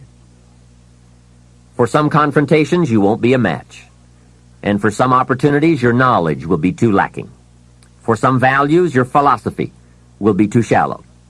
Missing skills, missing knowledge, missing insights, missing values, missing lifestyle. It could happen if you don't read the books. Remember, the book you don't read won't help. You can't read too many books, but you can read too few. Now, the next way to learn from others is to listen. Become a great listener. Get around successful people and listen. Listen to what they say, and listen to how they say it. There is something to be said for style as well as content. And never has listening to successful people been easier or less costly than it is today. With cassettes like the one you're listening to now, you can own cassette programs by and about the most successful people in any field. And you can listen to their ideas while you do something else. While driving your car, exercising, getting dressed in the morning, anytime. Listen over and over again until their ideas become your ideas, their inspiration, your inspiration. A lot of the books you're anxious to read, such as Think and Grow Rich, have been condensed and narrated on cassette. Your cassette library of great authors and ideas can be the investment with the greatest return of all. Great cassettes will do more than teach you great ideas. They'll also remind you of the important things you already know but sometimes forget. They'll lift your spirit. They'll keep your mind on what's important, on your goal and how you can achieve it. And what a modest investment for the seeds of fortune. Ideas well written, well spoken, well received, well learned, and well invested can be your driving life force for wealth and happiness. Here's another way to succeed by listening. Choose a really successful person and take him or her out to dinner and listen. Ask questions and listen. If a man is poor, he can really help himself by taking a rich person out to dinner and listening. Spend $50, $60, $80, or $100. Go for the full 9 courses. Start with the hors d'oeuvres. Ask questions. The salad takes 15 minutes. Keep the conversation going. The biggest steak in town takes 45 minutes. Keep it rolling. Ask more questions. Pour on the dessert. Stretch the meal about 2 hours. See, if you get someone successful to eat and talk for 2 hours, he or she may drop ideas in your lap that could change your life. Multiply your income by 2, by 3, by 5. But you're right. Poor people don't usually take rich people out to dinner. That's the problem. The man says if he's rich, let him buy his own dinner. I'm not coming up with any money. And besides, if you worked where I work, by the time you struggle home, it's late. You've got to have a bite to eat, watch a little TV, and get to bed. You can't spend all that time trying to find a rich man to feed. And this man's behind on his installment payments. Behind. He's a good worker, hard worker, sincere. But remember, you can work hard and be sincere all your life and wind up broke and unhappy. You've got to be better than a good worker. You've got to be a good listener. The third way to learn from others is to observe. Watch what successful people do. Here's why. Success leaves clues. Watch how the man shakes hands. People who do well do certain things over and over and over. And if you're clever, you can pick them up. Don't miss anything that could help you change your life for the better. Be a careful observer.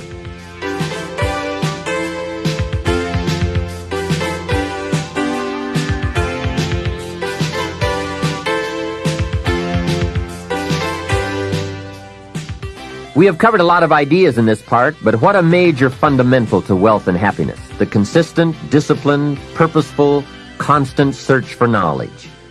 It's where the life-changing ideas are. Pursue it with high expectations. Spend the money and time and the effort. They're all investments, time, effort, and money. But the payoff is so great, it's hard to compare the cost to the reward. First is the money, and it does take some money. I have a great suggestion for the cassettes and the books and the lectures, the seminars and the videos you need for a constant flow of ideas and inspiration. Set up an educational fund. Take a portion of your income each month and set it aside to invest in all the means of the search for knowledge. Remember, the best money spent is the money spent to cultivate the genius of your own mind and spirit. Make sure you don't spend more for accommodation than you do for education. The money, small price. The promise, unlimited potential. Next is the time. That is a valuable expenditure. I understand that. To ask people for their money, that's one thing, but to ask them for their time, that's a major request. But I don't know any shortcuts to this. It takes time, precious time. The time you spend is that much less time you have to spend. You can get more money, but you can't get more time. However, life has a unique way of rewarding high investment with high return. This major investment you're making now, listening, could be that small fine-tuning you need for major accomplishment. And last, the investment in effort. There is a great deal of difference in casual listening and serious listening. Listening to know, listening to learn, listening that opens up the whole mental and spiritual process is truly an investment in effort. Bringing heavy attention to bear, that takes effort. A mental rifle shot to strike the idea target, that takes a great deal of concentrated effort. However, this effort, high-gear mental machinery, is the effort investment that opens the floodgates where ideas can work their magic for you in the marketplace. So, I do not hesitate to ask you to spend in deliberate, consistent fashion the money and the time and the effort. It's an investment that turns on the lights, opens the windows, sharpens the focus, and starts turning wishes into pride and product, wealth, and happiness. Of all the assignments Mr. Schoaf gave me in those early days when we were working together, personal development was probably my most challenging. Some things he taught me I caught on to right away, and some things took longer than I want to admit. This one I've been working on all these years, and I'm certainly not finished. I guess it is a lifetime project, seeing what you can become. Personal development is truly the key to the good life. You see, what you become is far more important than what you get.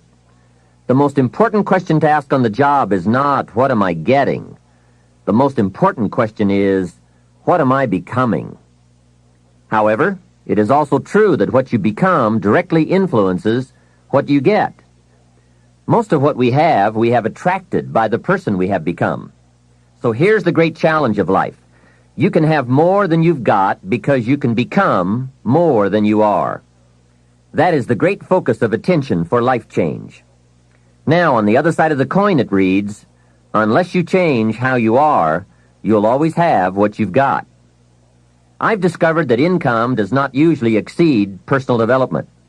Sometimes income takes a lucky jump, but unless you keep growing out where it is, it will usually come back where you are. If someone hands you $1 million, best you become a millionaire quickly, so you can keep the money. Life has strange ways. A very rich man once said, if you took all the money in the world and divided it equally among everybody, it would soon all be back in the same pockets. I guess it is hard to keep what you haven't attracted by your own personal development. Personal development, how important. Remember, the major key to your better future is you. That's a sentence with a lot of value. I suggest you put it up somewhere for a while where you can see it every day, just to remind you as you put your day together. I call it the silent seminar. The major key to your better future is you.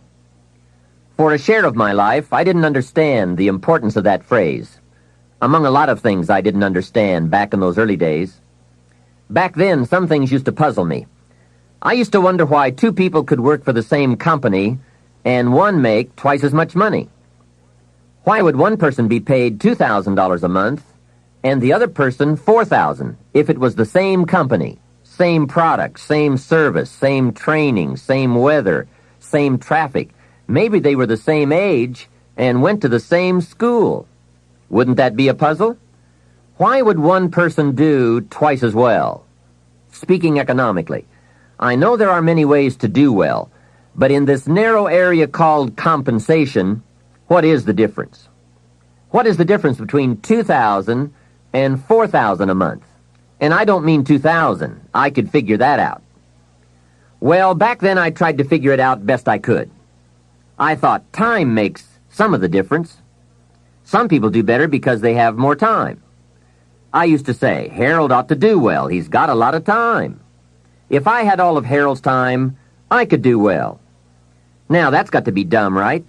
You can't get someone else's time.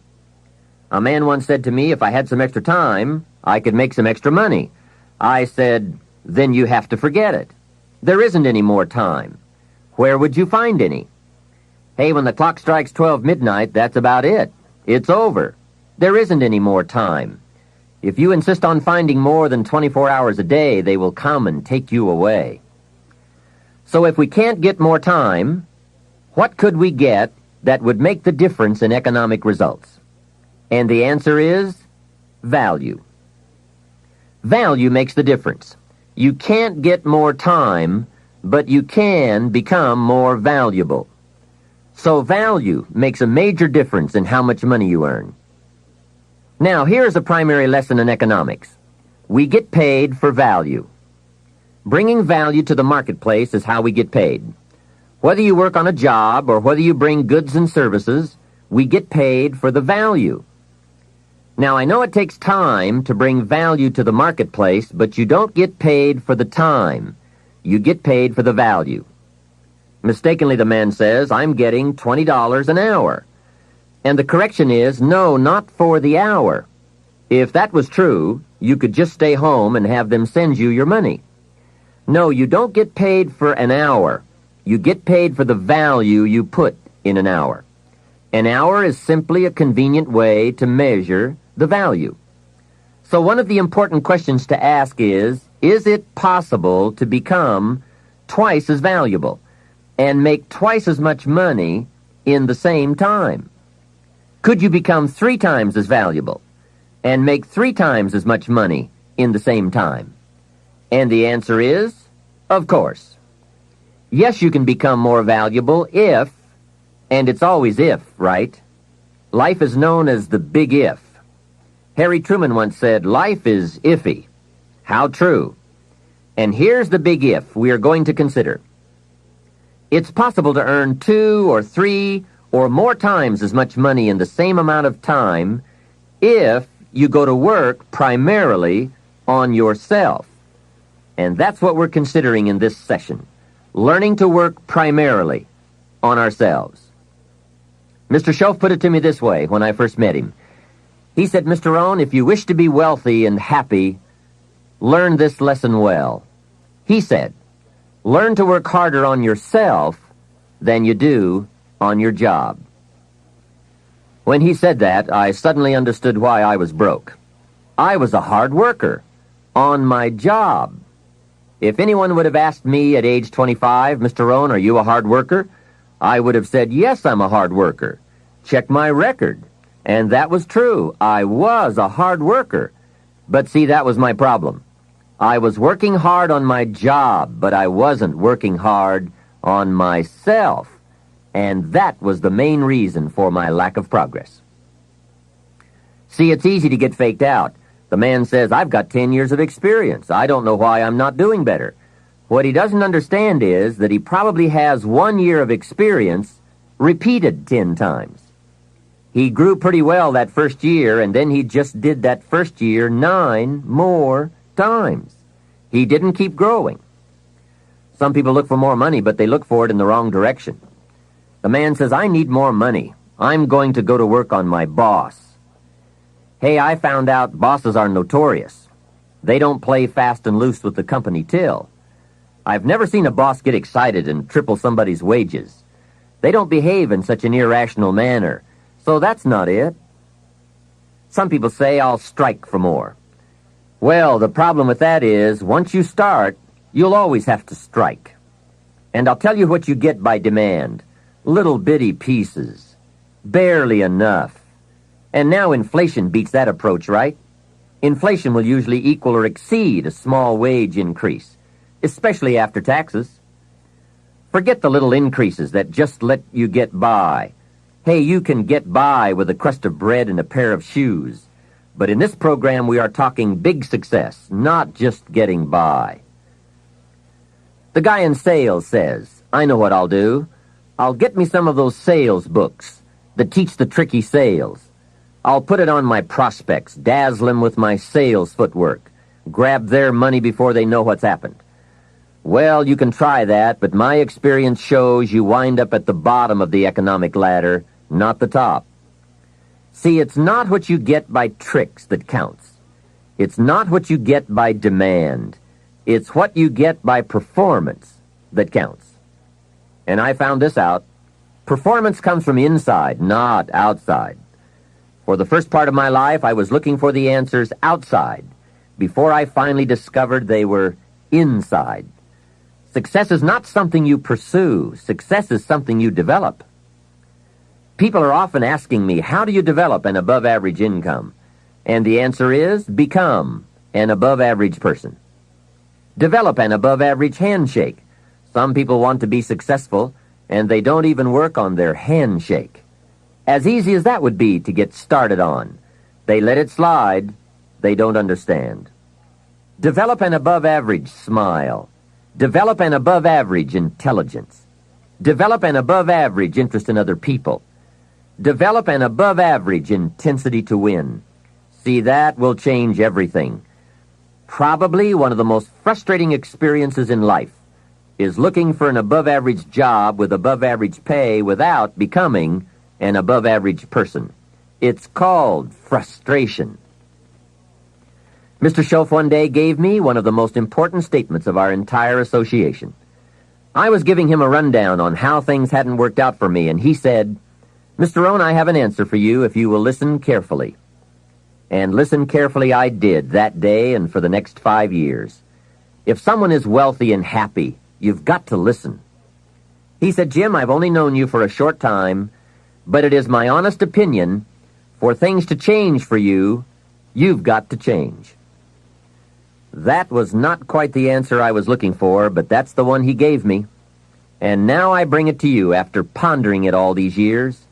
For things to change for you, you've got to change, no matter what successes you've already achieved. Otherwise, it isn't going to change for you. Before I met Mr. Schoaf, I used to say, "I sure hope things will change." That seemed to be my only hope. If it wasn't going to change, I was in serious trouble. Then I found out it wasn't going to change, and I was in serious trouble. Hey, remember, it isn't going to change. Not long ago, I did a seminar for a group of oil company executives during their convention in Honolulu. Sitting around this conference table, one of them asked, "Mr. Rohn, you know some important people around the world. What do you think the next 10 years are going to be like?" I said, "Gentlemen, I do know the right people. I can tell you." So they all listened very carefully. I said, "Gentlemen, based on the people I know, and from the best of my own experience, I've concluded that in the coming 10 years, it's going to be about like it's always been." Aren't you glad you're listening? I don't share that with just everybody. Now, I said that to make a point, but I also said it because it's accurate. It's going to be about like it's always been. The tide comes in, and then what? It goes out. For 6,500 years that we know of, called recorded history, and probably long before that. So it's not likely to change. It gets light, and then what? It turns dark for 6,000 years. We are not to be startled by that now. If the sun goes down and the man says, "What's happened? What's happened?" Surely he just got here, I guess. Hey, it always goes down about this time of day. In rotation, the next season after fall is winter. And pray tell, how often does winter follow fall? Every time, without fail, for 6,000 years that we know of. Now, some winters are long and some are short. Some are difficult and some are easy. But they always come right after fall. It isn't going to change. Sometimes you can figure it out, sometimes there's no way to figure it out. Sometimes it goes well, sometimes it gets in a knot. Sometimes it sails along, sometimes it gets in reverse. See, that's not going to change. The last 6,000 years reads like this: opportunity mixed with difficulty. That's how it reads. It isn't going to change. The man says, "Well, then how will my life change?" And the answer is, when you change. Whether I'm talking to high school kids or business executives, my message is always the same. The only way it gets better for you is when you get better. Better is not something you wish. Better is something you become.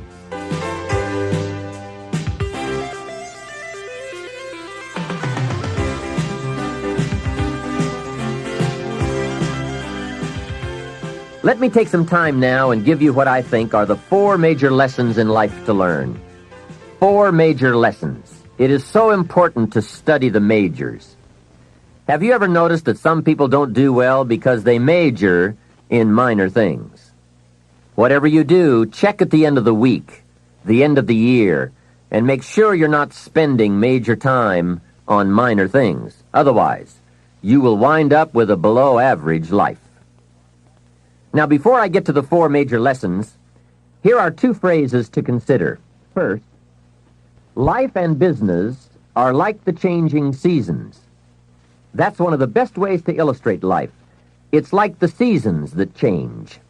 Frank Sinatra sings, "Life is like the seasons." Here's the second phrase. You cannot change the seasons, but you can change yourself. Now, with those two key phrases in mind, here are the four major lessons in life to learn. The first is, learn how to handle the winters. They come right after fall, with regularity. Some are long, some are short. Some are difficult, some are easy. But they always come right after fall. Remember, it isn't going to change. Now, there are all kinds of winters, right? The winter when you can't figure it out. The winter when it all goes smash. Wintertime, we call it the winters of your life. One writer called it the winter of discontent. The winter when it turns upside down, when it all goes wrong. There are economic winters, social winters, personal winters, when your heart is smashed into 1,000 pieces. Wintertime, disappointments. Disappointment is common to us all. So learn how to handle the winters. You must learn how to handle the nights. They come right after days. You must learn how to handle difficulty. It always comes after opportunity.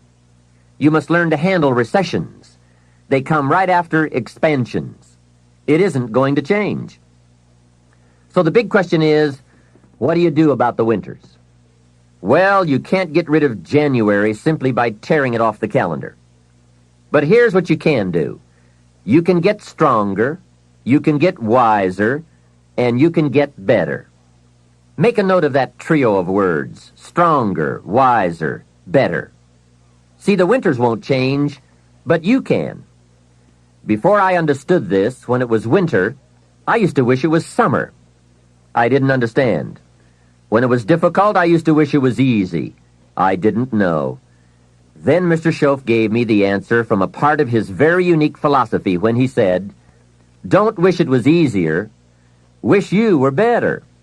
Here's the second major lesson in life to learn. Learn how to take advantage of the spring. Spring is called opportunity, and uniquely enough, spring follows winter. And pray tell how often? Is it reliable? Can you count on it? Well, 6,000 years that we know of, that's pretty reliable. And what a great place for spring right after winter. If you were going to put it somewhere, that would be the place to put it. God is a genius. Hey, days follow nights. Isn't that terrific? Opportunity follows difficulty. Expansion follows recession. And all with regularity. You can count on it. However, make a special note of the two words, take advantage. That is what we must learn to do, take advantage. Just because spring comes is no sign you're going to look good in the fall. You must do something with it. In fact, everyone has to get good at one of two things, planting in the spring or begging in the fall. So take advantage of the day, take advantage of the opportunity, and read every book you can get your hands on to learn how to take advantage of the spring. And one more thought, get busy quickly on your springs, your opportunities. There are just a handful of springs that have been handed to each of us. Life is brief even at the longest. The Beatles wrote, "Life is so short." And for John Lennon on the streets of New York, it was extra short. But it is short. Elton John sings, "She lived her life like a candle in the wind." Life is fragile. Life is brief. Whatever you're going to do with your life, get at it. Don't just let the seasons pass.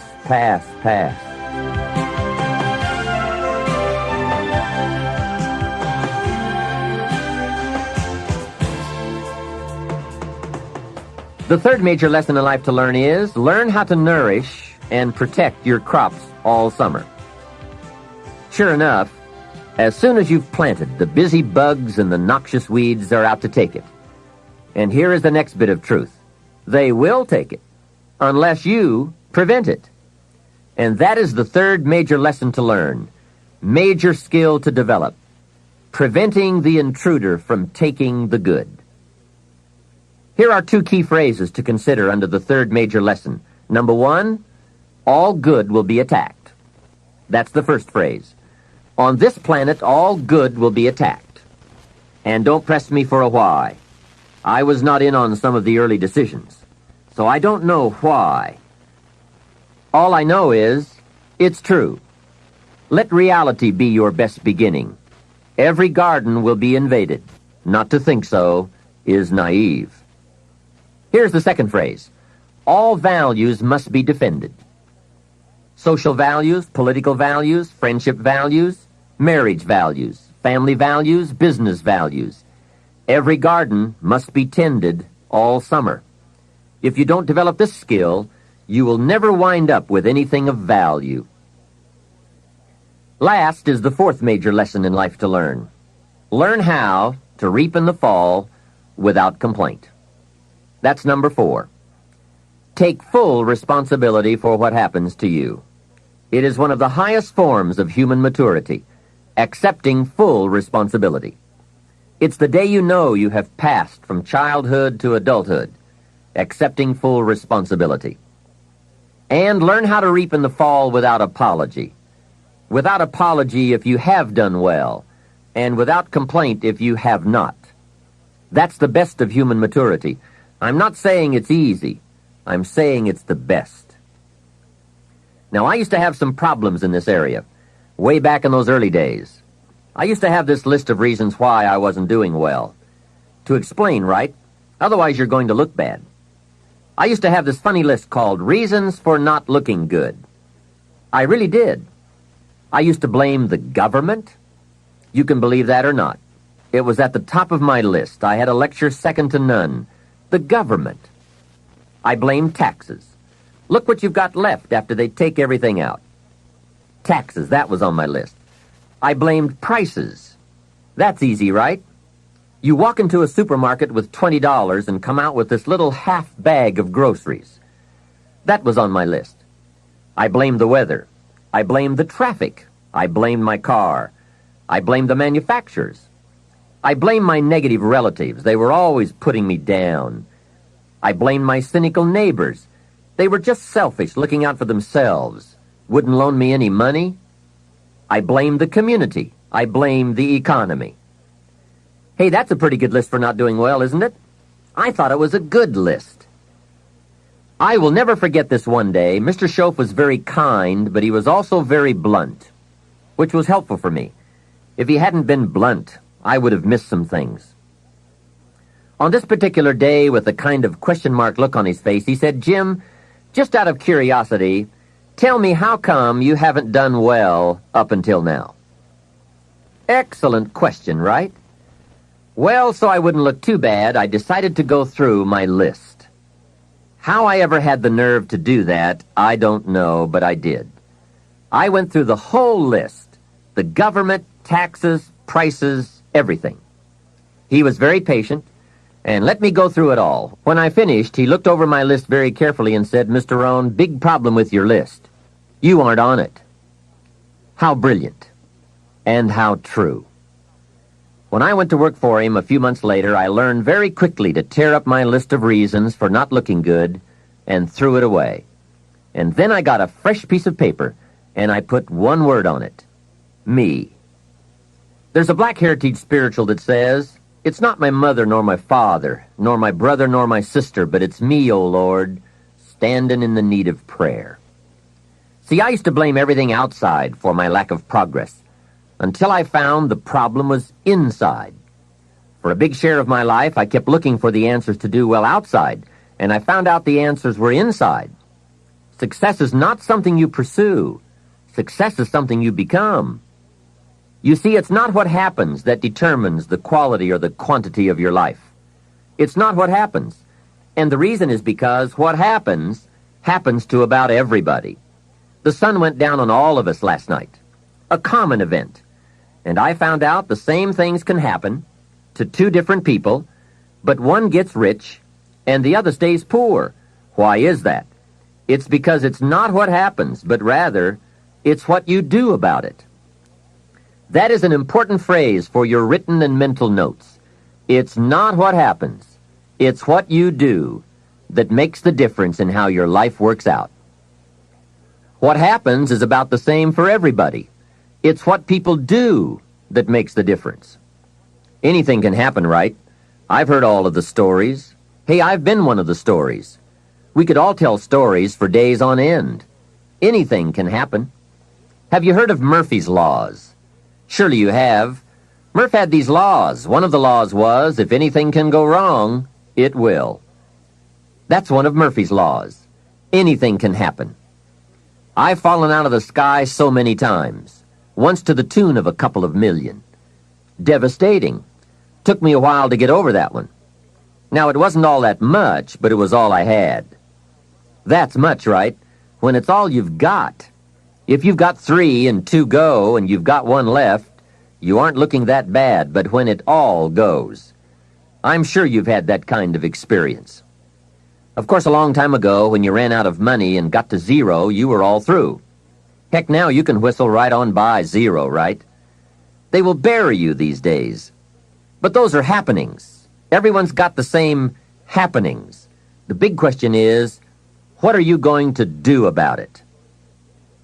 Someone says, yes, but you don't understand the disappointments I've had. Come on.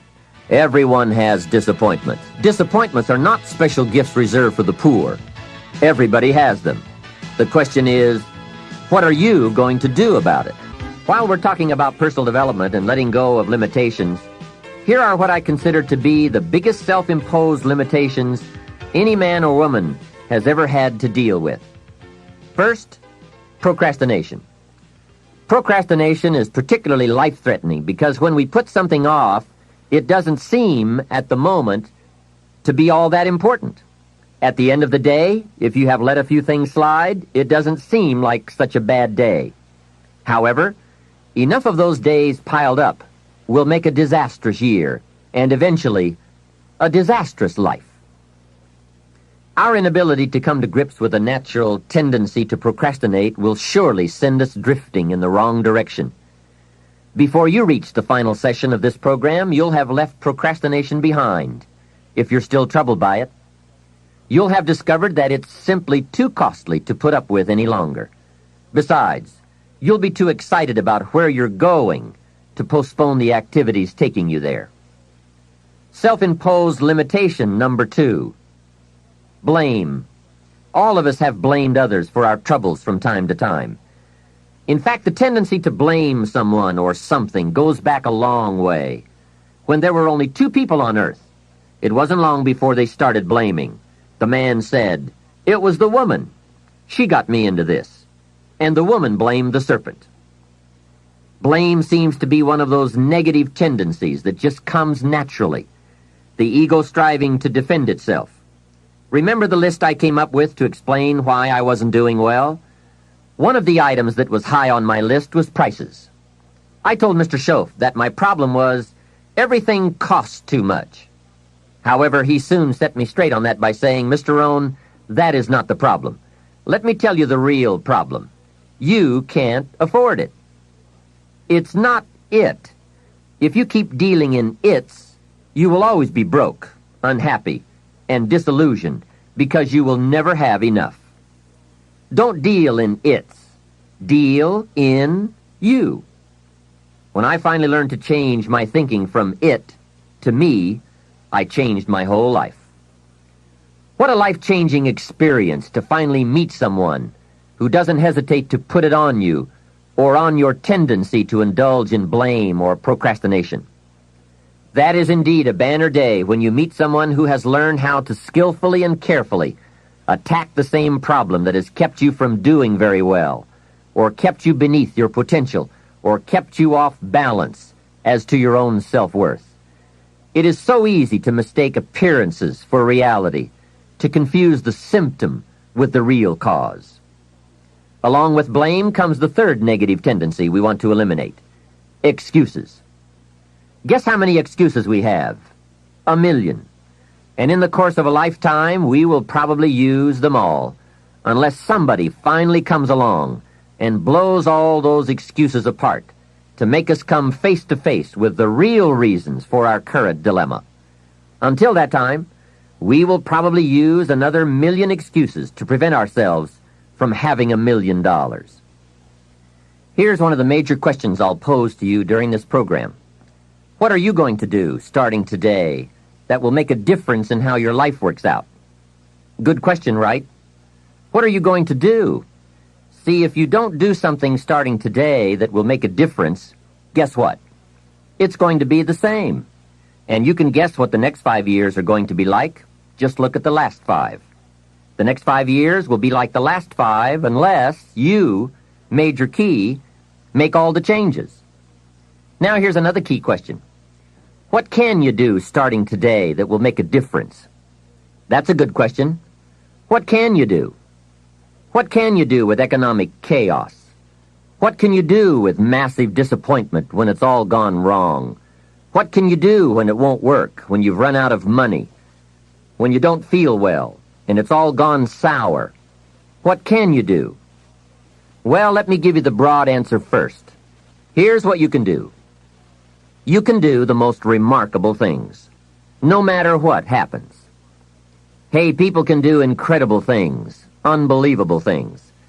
A man can do the most amazing things with the most impossible circumstances. A woman can do the most remarkable things with the most disastrous circumstances. Hey, I found out kids can do remarkable things. That is, if they have remarkable things to do. I also found out if they don't have remarkable things to do, there's no telling what they'll do. Now, here's why humans can do remarkable things. It's because they are remarkable. They are not dogs, animals, fish, birds, amoebas. Humans are different than any other creation.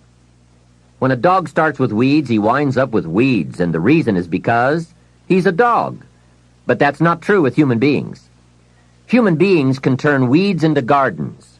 That's one of the major differences being a human versus being a dog. Humans can turn nothing into something, pennies into fortune, disaster into success. And the reason they can do such remarkable things is because they are remarkable.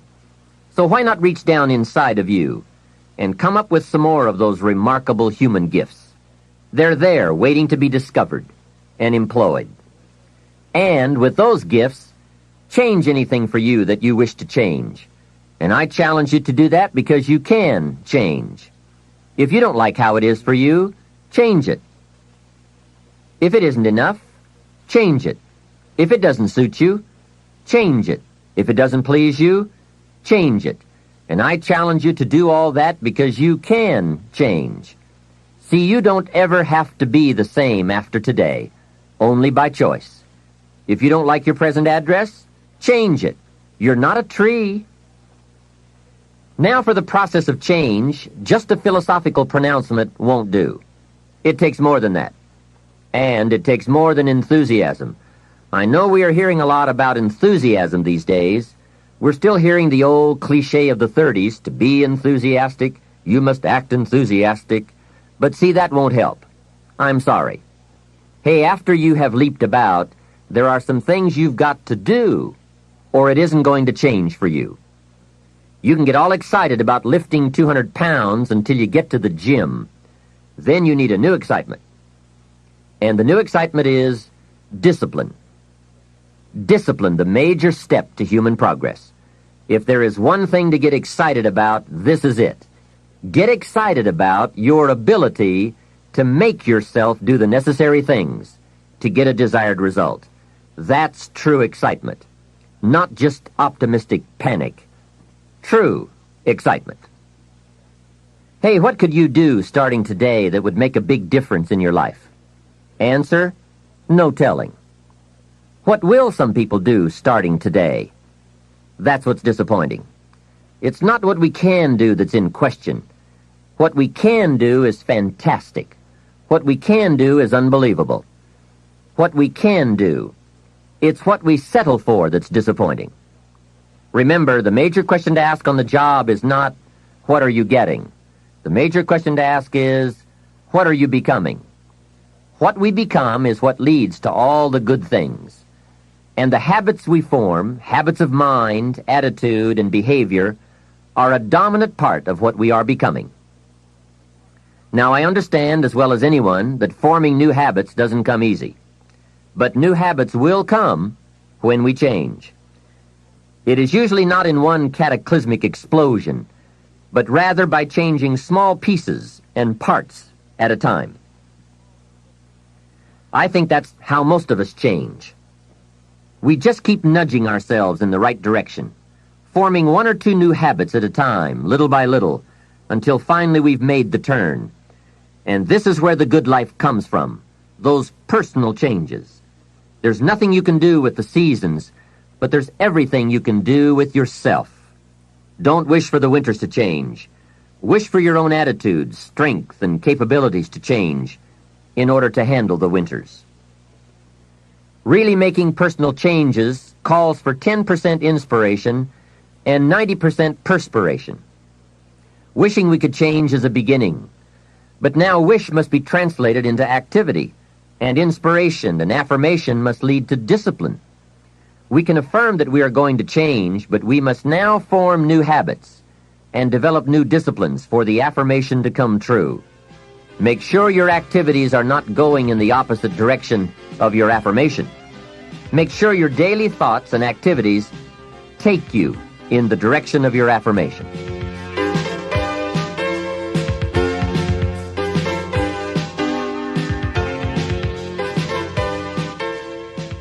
Now, in the personal development quest, there are three major aspects of ourselves to improve. We can look at developing ourselves spiritually, physically, and mentally.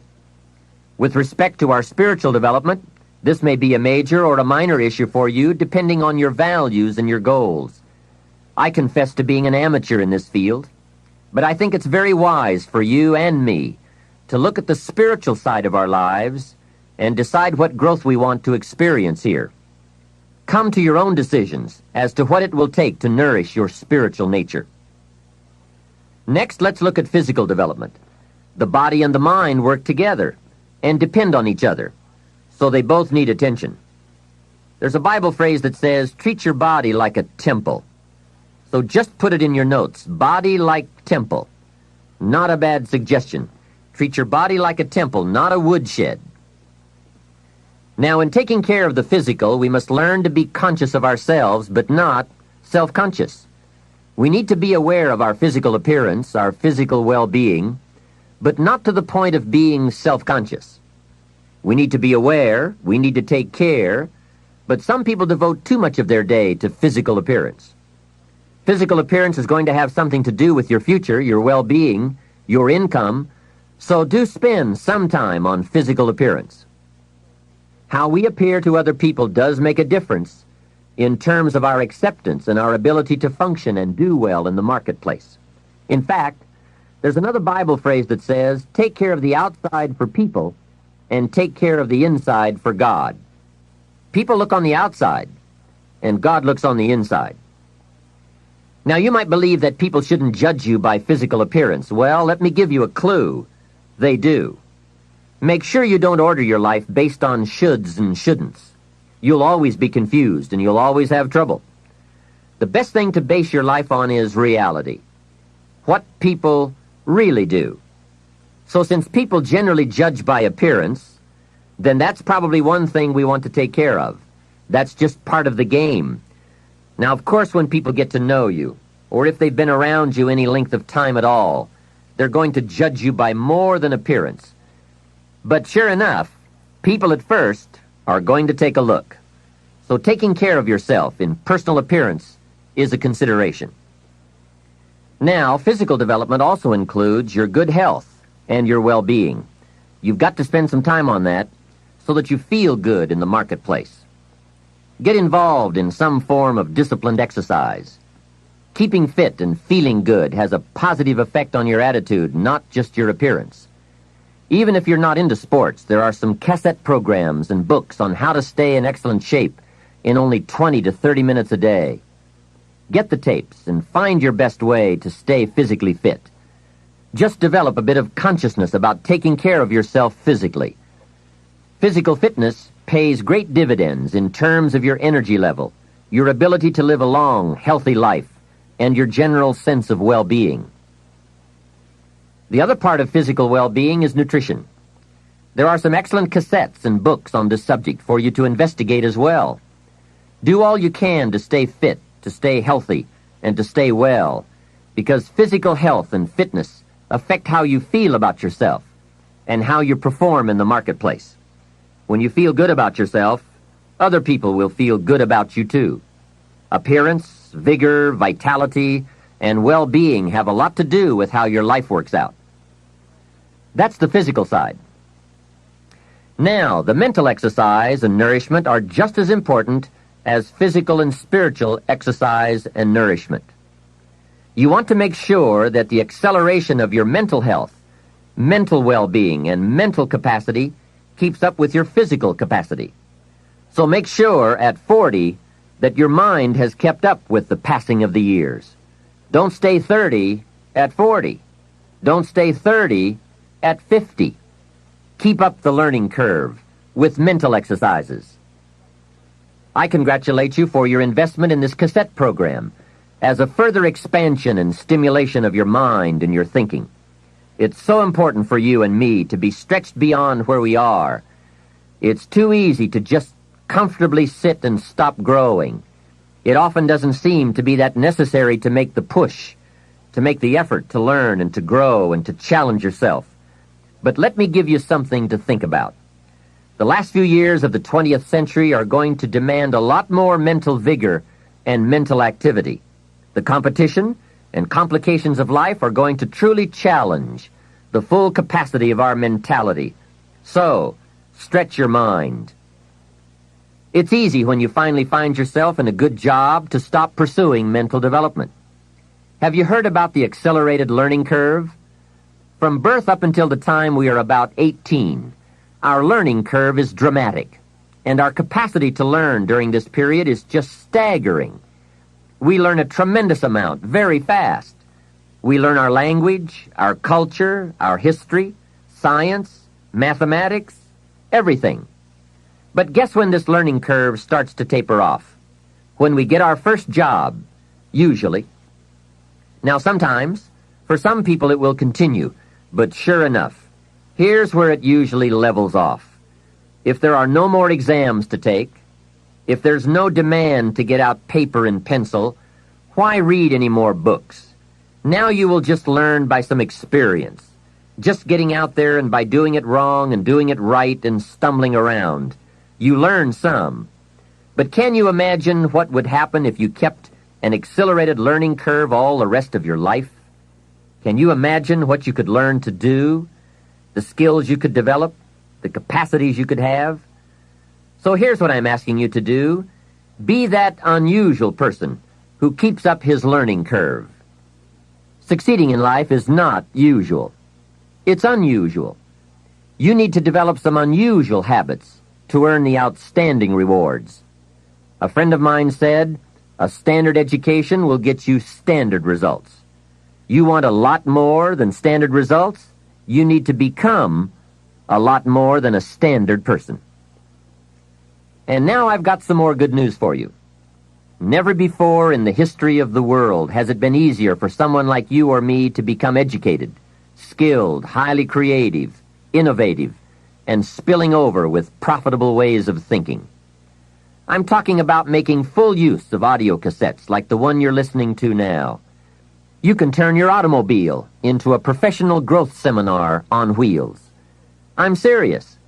Cassettes can turn the time you spend driving your car, dressing in the morning, or exercising into solid, effective personal development. While your friends are vegetating on the way to work, listening to the radio that doesn't help them one bit to do a better job, you're picking up new negotiating skills, better sales techniques, or a new creative way to solve problems. Keep building your library of fine, quality cassette resources. There isn't a better place you can put a few dollars every month. Become a student of good ideas, wherever they can be found. Always be on the lookout for a good idea, a business idea, a product idea, a service idea, an idea for personal improvement.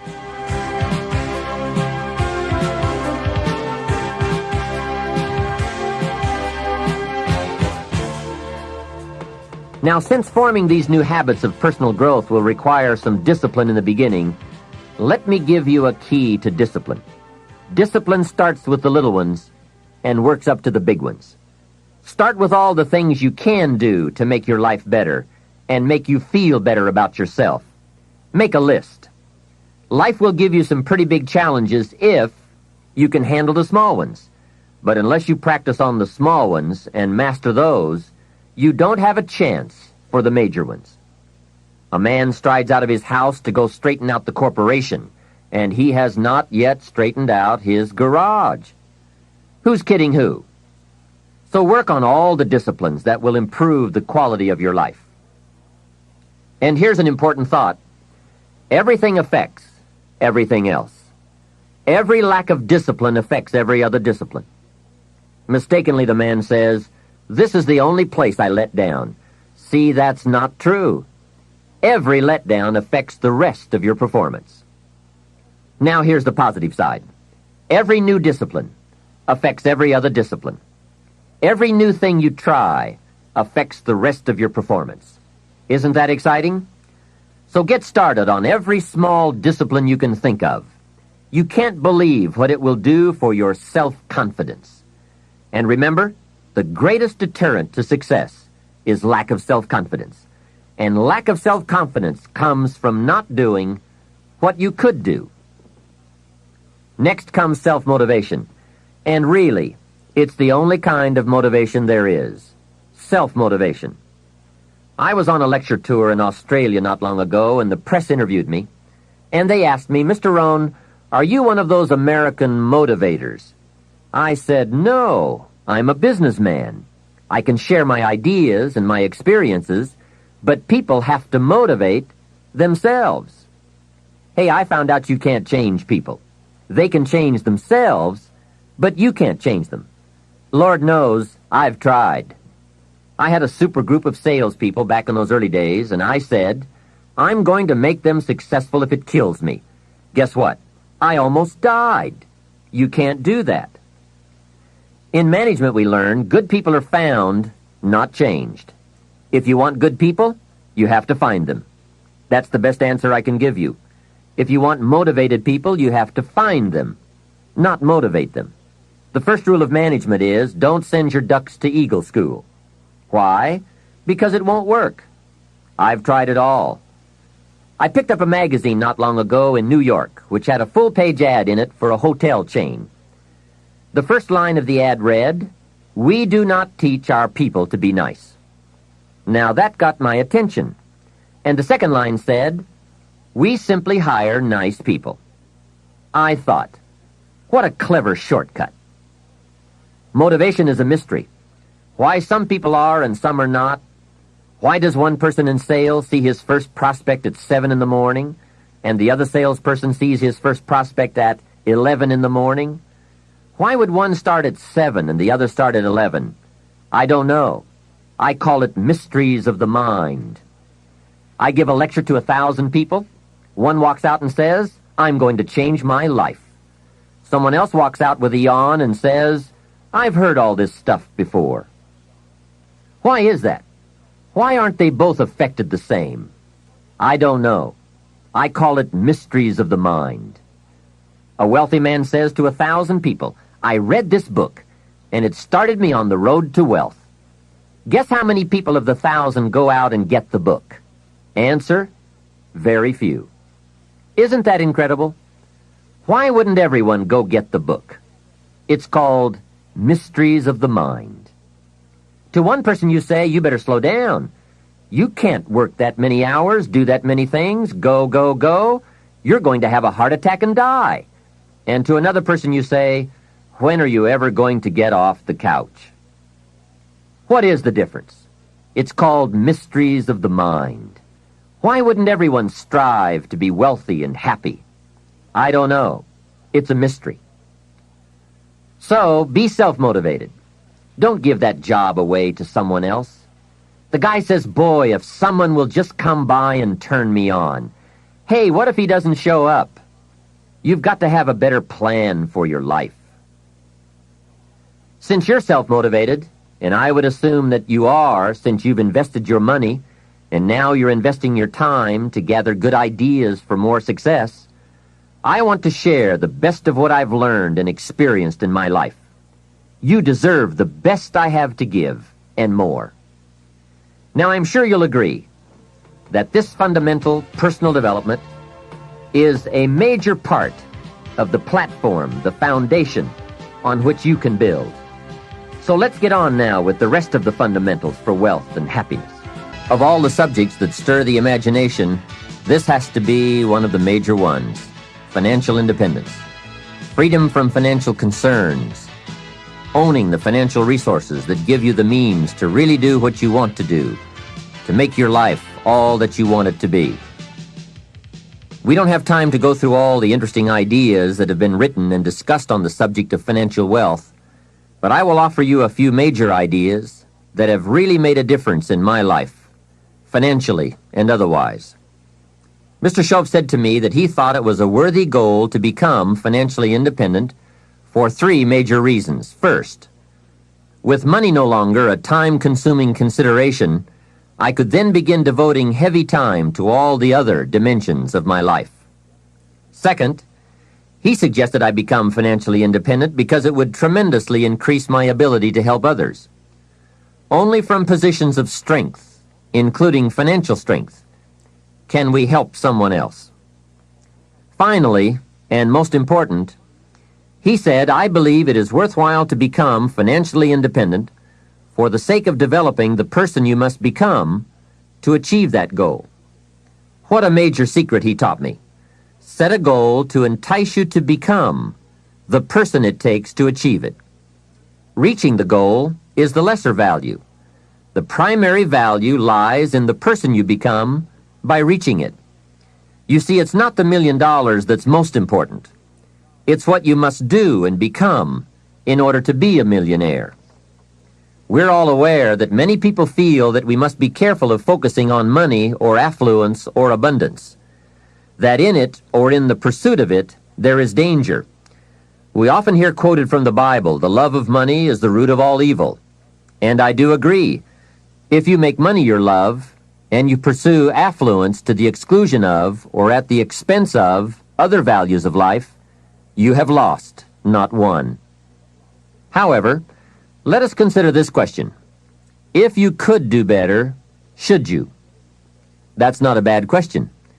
In the time allotted to labor, in the time given to economics, care for family, success, achievement, productivity, the creation of value, the development of skills and creativity, if you could do better, should you?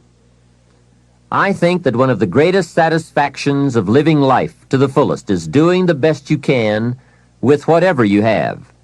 Doing less than your best has ways of eroding the psyche. We seem to be creatures of enterprise. Surely it is the reason for the seasons. The soil and the sun and the rain and the seed all say, "What can you do with us?" The seasons say, "Do you have the genius to make something unique of us?" Life says, "Here's the raw material. What splendid things can you produce from all there is?" So, go for high productivity, the full employment of your genius, the full development of your potential in all areas of your life, including earning money. That is the essence of life. Truly sophisticated people know it isn't the amount that counts. It's doing all that you can with all you've got that counts. With that background, let me recommend a book for you to read. The title is The Richest Man in Babylon by George Clason. Perhaps you've already read it. I would suggest that you read it again. It's just a small book. You can read it in one evening. I call it the appetizer for the full discourse on the subject of financial independence. Now, let me give you the major theme of the book. The major theme is that what you do with what you have is more important than what you have. What you do with what you get is more important than what you get. What we do with what we have says so much about us. It reveals our philosophy of life, our attitude, what we know, and what we think, and the makeup of our character. It is a reflection of what is going on inside of our head and within our value system and decision-making process. It also reveals our ability to weigh and to perceive. The outer is always a reflection of the inner. It is an indication, a reading, a revealing. It speaks, it tells, it shows. Remember that key phrase I gave you earlier? Everything is symptomatic of something, and it is symptomatic of something right or something wrong. It is a wise policy not to ignore the symptoms, for they can be early signs of a poor choice of philosophy, or a sign that something important is being misread, misunderstood, miscalculated. So of all places, take a look here. What you are doing with your money says something about you. Now, what you're doing may be okay. All I'm suggesting is that you take a look. Let me give you some of the details of a good financial plan as suggested by Clayson's book. First, a very broad but important statement.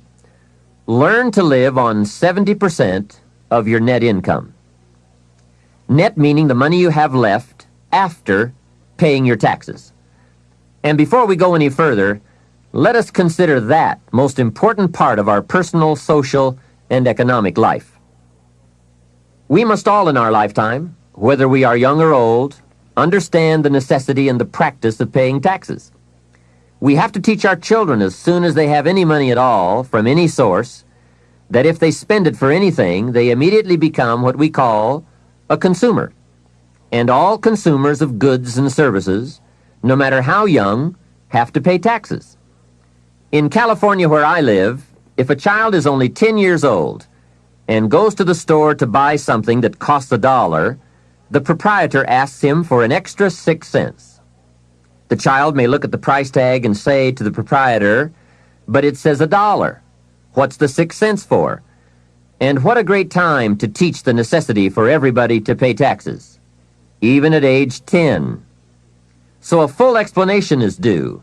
If you're going to take 6 cents off a kid, you've got to tell him where it goes. After all, it is his 6 cents. He could well ask the proprietor, "Do you keep it?" The proprietor, of course, would explain that it's for taxes, that he doesn't get to keep it, that he merely collects it. The next obvious questions are, who gets it? And what is it used for? And with these very intelligent questions come some very important answers. To the child we explain, since we all have decided to live together, we call ourselves a society. And for that society to function, there are some things we cannot individually do for ourselves. We cannot each build a piece of the street. The machinery would be too expensive, and it would take too long to learn how to use it and then to do it. So we have a government, and government is people we have put to work doing those things for us as a community that we cannot do for ourselves. The streets, the sidewalks, the police, all of this must be paid for. So we have agreed to take some of the money when all of us buy something and give it to the government so that it can do things for us. This is such an important subject. Kids have to learn it. We all have to learn it. We then move up to federal taxes and all that those tax dollars are meant to do. Here's a pretty good way to explain federal taxes. I call paying taxes the care and feeding of the goose that lays the golden eggs. It is so very important to feed the goose, not abuse the goose, not tear off a wing of the goose, but to feed and care for it. You might say, "Well, yes, but the goose eats too much." Hey, that's probably true. But remember, just about every appetite eats too much. Don't we all eat too much? Let not one appetite accuse another.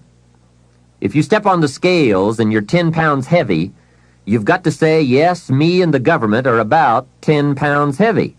Looks like we both eat too much." Remember, every appetite must be disciplined, yours, mine, and the government's. We could all use a diet. Mr. Schoaf did give me a very great service when he taught me how to be a happy taxpayer.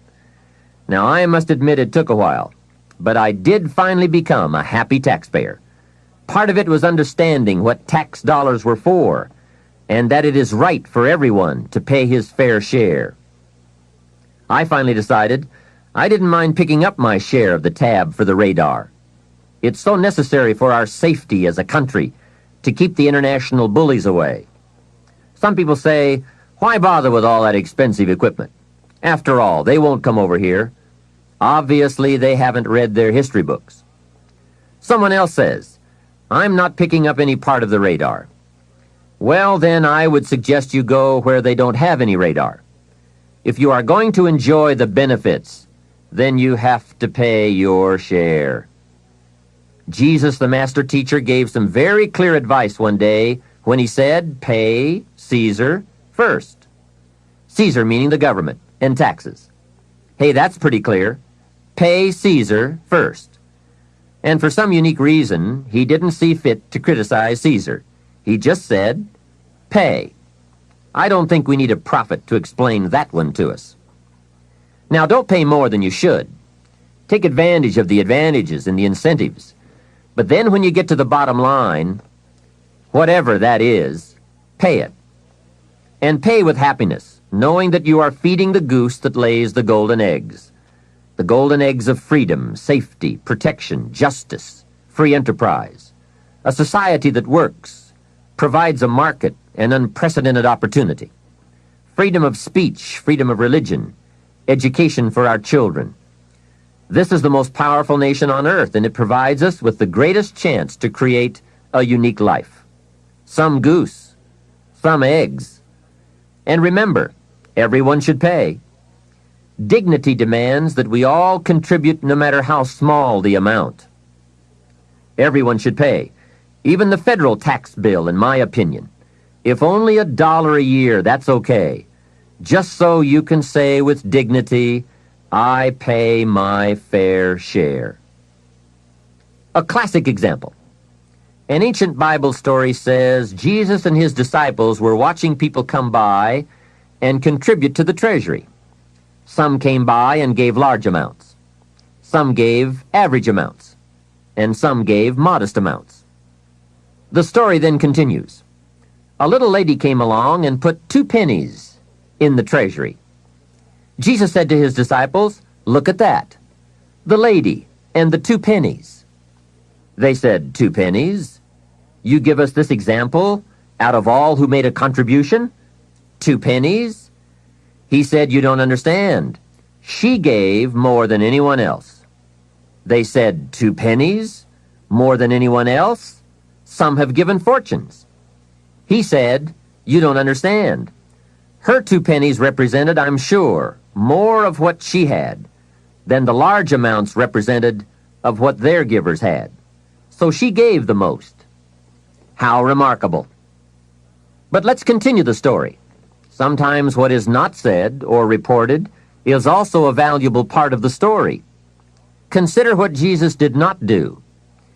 He did not take the 2 pennies out of the treasury and run after the little lady and say, here, little lady, we have observed that you are so poor and so pitiful, we're going to give you back your 2 pennies. We just can't let you pay. What an incredible insult that would have been. She would surely have said, aren't my 2 pennies good enough? They represent a great portion of what I have. Will you take away my dignity? No, that scene did not occur. And what a meaningful lesson. We learn from what did not happen as well. Let me give you the eloquence of silence, the eloquence of what was not reported but certainly must have been true. And it reads, Jesus left her 2 pennies in the treasury. What an important silent statement. It's of the highest philosophy. It best explains our earthly experience. Life is conditional. Value is on the other side of price. And of first importance is the act, not the amount. Everyone must pay, even if it is only 2 pennies. Now, after taxes, and I said all that to get to this, learn to live on 70%. The reason it's 70 is because you're going to be doing some very special things with the 30%. So what's left, 70%, is yours to spend. Now let's talk about the all-important subject of how you allocate the 30%. I remember one day saying to Mr. Schoaf, if I had more money, I would have a better plan. He said to me, Mr. Rohn, I would suggest that if you had a better plan, you would have more money. So it's not the amount that counts, it's the plan that counts. It's not what you allocate, it's how you allocate it. Here's the first part of the allocation process. Of the 30% you're not spending, 10% should go to charity, giving back part of what you have taken out to help those who cannot help themselves. I think that's a good percentage. Now, you can pick your own percentage. It's your life, and it's your plan. But giving your money to a church or to an institution is a good idea. More often than not, they can find the people who are in need. But whether you administer it yourself or give it to an institution to distribute, 10% should be given to charity. And by the way, the best time to teach this allocation process is when a child gets his first dollar. Take him on a visual tour. There's nothing better than visual to illustrate what you're trying to teach. Take him to where some very unfortunate people live who cannot take care of themselves. Kids have big hearts. If they see the problem, they won't have any trouble giving a dime out of every dollar. And one more thing. The time to start this is when the amounts are small. It's pretty easy to flip a dime out of a dollar, and it's a little more difficult to give away 100,000 out of 1,000,000. You say, oh, if I had 1,000,000, I'd give 100,000. I'm not so sure. That's a lot of money. Best we start you early, so you will have the habit before the big money comes your way. Now, here is what to do with the next 10%. Set aside 10% for capital you manage. That is, capital you find ways to utilize. Do some buying and selling yourself. Buy something, fix it, and sell it. Engage in commerce, even if it's only a part-time venture. Your home is a major capital project. In my opinion, we should all engage in capitalism in this country. Here, we believe capital belongs in the hands of the people. Communism teaches that capital belongs in the hands of the state. That's a great difference in ideology. I guess communism feels that humans are too dumb and stupid to know what to do with capital, so it should all be given to the state. Let the state run everything, and let the people meekly show up for their work assignments. In our country, we believe the genius to know what to do with capital resides in the populace, the people, the genius to come up with ideas for goods and services brought to the marketplace. It has built a dynamic enterprise known as capitalism and has created opportunities in abundance. And again, remember this thought. The best time to teach capitalism is when a child is old enough to be stimulated by ideas for goods and services. Kids learn the concept of performing services in exchange for capital early, right? They mow the lawn, help in the house, earn an allowance. But take it a step beyond that, as soon as possible. They will pick it up fast. Kids ought to have 2 bicycles, one to ride and one to rent. It doesn't take much to be in business. It doesn't take $1 million. And the same business principles apply whether it is a bicycle business or General Motors. Show kids how to buy a bottle of soap for $2 and sell it for $3. Right in the neighborhood. It's called capitalism in action. Profits, products, and services brought to the marketplace. It is most exciting once you understand the mechanics and the dynamics. It's the stuff of which fortunes are made. And teach kids the advantage of being kids. Some people will buy from you just because you're little. So you must get on with it. You won't be little forever. So Johnny goes a few doors down from your home in the neighborhood and knocks on a door. Mrs. Jones answers, and Johnny says, Mrs. Jones, I have this bottle of soap. It is the best there is. My mother uses it, and lots of people I know wouldn't use anything else. You should really have some. It only costs $3, and I'm your neighbor, so I can take care of you. And besides, I'm little. There, isn't that simple? Commerce in action. Capitalism at its foundation. You see, the only danger in capitalism is if capital gets in the hands of too few people. As long as it is in the hands of the many, it is a dynamic force for profitable and exciting enterprise. Back to our story. Mrs. Jones says, Johnny, I appreciate your coming by, and I think your product is unique, but really, to be honest with you, I have plenty of soap. Johnny says, let me come in and check. Hey, kids know how to overcome objections. They have been mastering that skill all their lives. Johnny knows how to get in the door. Mrs. Jones says, "You've got me. I'll be a customer." Now, when he comes home, you must get ready to teach all the other principles of enterprise and successful living. The two should go together. First, Johnny says, "I've got $3 to spend," and you point out the obvious. If you spend all $3, you will be out of business. He says, "I can see that." Then you explain, you must set aside $2 to invest in another bottle of soap. You can't spend your capital. Capital must be carefully preserved. What would you think of a farmer who ate his seed corn? Dumb farmer, right? So capital must be defended. It is your only chance for another harvest. Now here's another thought for your notes. Make sure you turn part of your income into capital. I would suggest 10%. And use that 10% yourself to give your own skill a chance to do something remarkable in the marketplace. No telling what genius lies, unused, waiting for the spark of opportunity. It is part of the path of fortune. Use this thought. Why not work full-time on your job and part-time on your fortune? You can, you know. It's up to you. And you can't believe the feelings every day when you can honestly say, "I'm working to become wealthy. I'm not just working to pay my bills." It makes a different kind of day. You will find it hard to go to bed at night and exciting to get out of bed in the morning.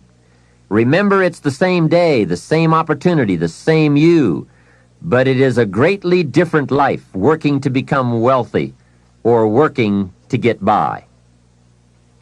Now, here is the next principle to teach. Johnny says, "Okay, I'll set aside $2 so I can stay in business and continue to make $1 profit. But I get to spend the $1, right?" Now comes a most important opportunity. You must explain that if he spends that whole dollar, he will wind up broke and unhappy.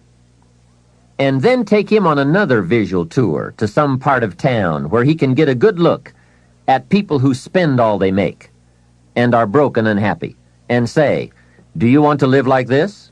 He will say, "No." Then you say, "All right then, you can't spend the whole dollar." He says, "Well then, tell me what to do with it." And with that open door comes the obvious opportunity to teach all the principles of wealth and happiness and lifestyle. One of the major factors that affects your life, all your life, is what you do with your money. So here's what you do. First, pay your taxes, right? And for kids, that is easy. They pay when they spend, unless they make a lot of money. Then you must teach them to pay federal taxes. Remember the care and feeding of the goose that lays the golden eggs. Next comes the 10 cents for charity, which we have already covered. Johnny says, "Oh yes, here is a dime for those who cannot help themselves." Now I can spend the rest. Answer, no. You will wind up broke and unhappy. He says, "Okay, what now?" And now comes another major life lesson. The next 10 cents out of every dollar of wages or profit is for the increase of capital you manage. Set aside 10 cents out of every dollar profit so that someday you can buy 2 bottles of soap instead of 1. I'm sure Johnny will catch on to that one right away. He says, "Of course. If you buy 2 bottles instead of 1, you save yourself a trip." How clever. And the next point you teach is that some companies will sell you 2 bottles cheaper than if you buy just 1 bottle at a time. They sell you 1 bottle for $2 and 2 bottles for $3.80. Johnny says, "Wow, then when I sell it, I can make even more money." How clever. It's true, everybody benefits from the increase of capital. The company gets to sell 2 bottles at one time. You save a trip and some costs, and you can keep some of the saving or pass along some of it to Mrs. Jones, your customer. Let's review so far. First, pay taxes. Next, 10 cents for charity, and 10 cents for capital you manage, and for the increase of that capital out of every dollar of wages or profits. Now, Here's the third 10 cents from every dollar, and that is capital you provide. Take 10 cents out of every dollar and put it in a financial institution. And now we have come to a major benefit for all of us if you bring this 10% of your earnings to the marketplace. You see, some projects in our society need more capital than one person can provide. So we have a system whereby all of us can loan or invest our money in capital provided, so that large businesses can be built to provide more jobs and products and service and help create an even more dynamic society. So 10 cents out of every dollar should go into a savings account. I really prefer to call it an investment account because, and kids will love this, they pay you for the use of your money. You can get back the money you loaned, and you will have more profit from what you are paid for the use of your money.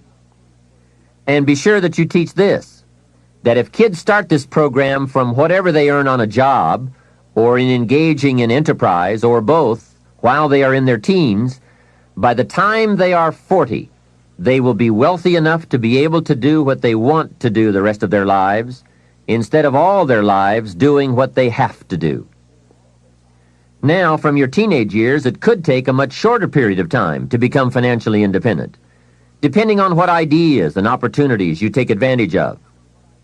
Mrs. Fields developed a new chocolate chip cookie and became a millionaire before she was 30. Mrs. Fields chocolate chip cookies. What an example of capital in the hands of the people, not in the hands of the state. A 10-year-old takes $1, searches around the community and finds a broken, abandoned wagon, pays $1 for it, brings it home, cleans it up, sands off the rust, paints it till it's shiny and new, straightens out the wheel, and sells the like-new wagon for $11. You ask, does a 10-year-old deserve $10 profit? And the answer is, of course. Society now has a mended wagon. And that's what it's all about. Find something and leave it better than you found it. Create a value. Build an equity. It's how we build this most dynamic society called America. And everyone can contribute. Everyone can bring some value to the marketplace. We can all be students of capital, profit, equity, and value. We can all engage in enterprise. We can all participate in the disciplines that bring wealth of lifestyle and treasure. All of us and our children can build the most powerful and attractive society ever. We have the knowledge, the tools, the schools, the market, the resources. All we need is the will. Let each of us begin. Its riches are for the having. All of these principles in action furnish, to the best of my knowledge, the best soil from which to have a high chance for fortune and lifestyle at a very early age. It is so simple, but it is so powerful. Just try it. Just try it. You can always go back to the old way. But if you just try it, I predict you will be so excited about your new commitment and discipline for wealth that you will never turn back. What we're seeing here is that wealth is a matter of allocation, not opportunity, especially in this country. There are subtleties on both sides of any issue of health and sickness, the issues of success and failure. It is the subtleties that determine the direction and the destination. The major reason it is so subtle is because what you do in a single day or a single week or month doesn't seem to matter that much. But remember, as we said earlier, everything matters. Everything weighs something. Sophisticated people never say, it doesn't matter. If you spend or invest $5 today, it doesn't seem to matter much either way. You seem to be no richer or poorer at the end of the day. But it does make all the difference in the world as you save $5 every day, and the days accumulate into weeks and into months and into years. You see, it's the accumulated total of the allocation of each day that makes all the difference in the world, whether you become rich or poor, healthy or ill, successful or mediocre. Now back to Johnny. He is going to ask about his investment account, where he's putting 10 cents out of every dollar. What kind of interest do they pay kids? So you give him the blockbuster, same as adults. That will be almost unbelievable. At last he can be treated like an adult, getting that adult interest when you're only a kid. And one added note, just by working this part of the financial independence plan alone, by putting aside less than $200 a month, will make you a millionaire in 30 years. Remember, it's called the subtlety of wealth or poverty. What you do in one day doesn't seem to matter. But as all sophisticated kids and adults know, it is the accumulated days of proper allocation of your money that makes you wealthy. It is using the ideas we're discussing, coupled with the passing of a little time, that creates fortunes. Now, the passing of time is automatic, but using the ideas is a matter of your own discipline. Whether you want to or not, or whether you care or not, bottom line, it's all up to you. Let me give you the definition of rich and poor. It is brief, but I'm sure you will get the message. Here it is. Poor people spend their money and save what's left. And you guessed it already. Rich people save their money and spend what's left. Remember, it's the same money, just a different philosophy. If 20 years ago, two people each earned $1,000 a month, and they each had an average increase in income over the last 20 years, one had the philosophy, spend your money, save what's left, and the other had the philosophy, save your money and spend what's left. Today, 20 years later, we call one poor and the other rich. The difference was in philosophy. But I can't stress too much the subtlety of it all. At the end of a day or a week or a month, it doesn't seem to matter. A rich plan or a poor plan to an unsophisticated person. But to make wise decisions, we must all weigh a larger measure of the result. We don't just weigh a week. We weigh 5 years of weeks, 10 years of weeks, and let the weight of that measure determine the change in our weekly activity and commitment. Wise decisions for wealth and lifestyle come from the wise measure of results.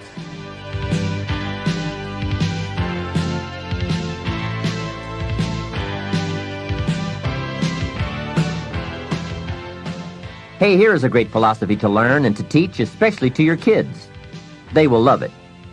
It is called the ant philosophy. You know, little ants. There's a Bible phrase that says, everyone, especially lazy people, should study ants. Ants are unique. Consider this. First, an ant will never quit. If he is headed somewhere, and you put your hand in his way, he will try to climb over, climb under, climb around. He keeps trying. If you let him go on his way, away he goes. And if you put something in his way again, he will try again to go over, under, around. And guess how long an ant will try? Answer, until he dies. So, an ant will never quit. What a philosophy. Next part of the ant philosophy. Guess what an ant has in the back of his mind all summer?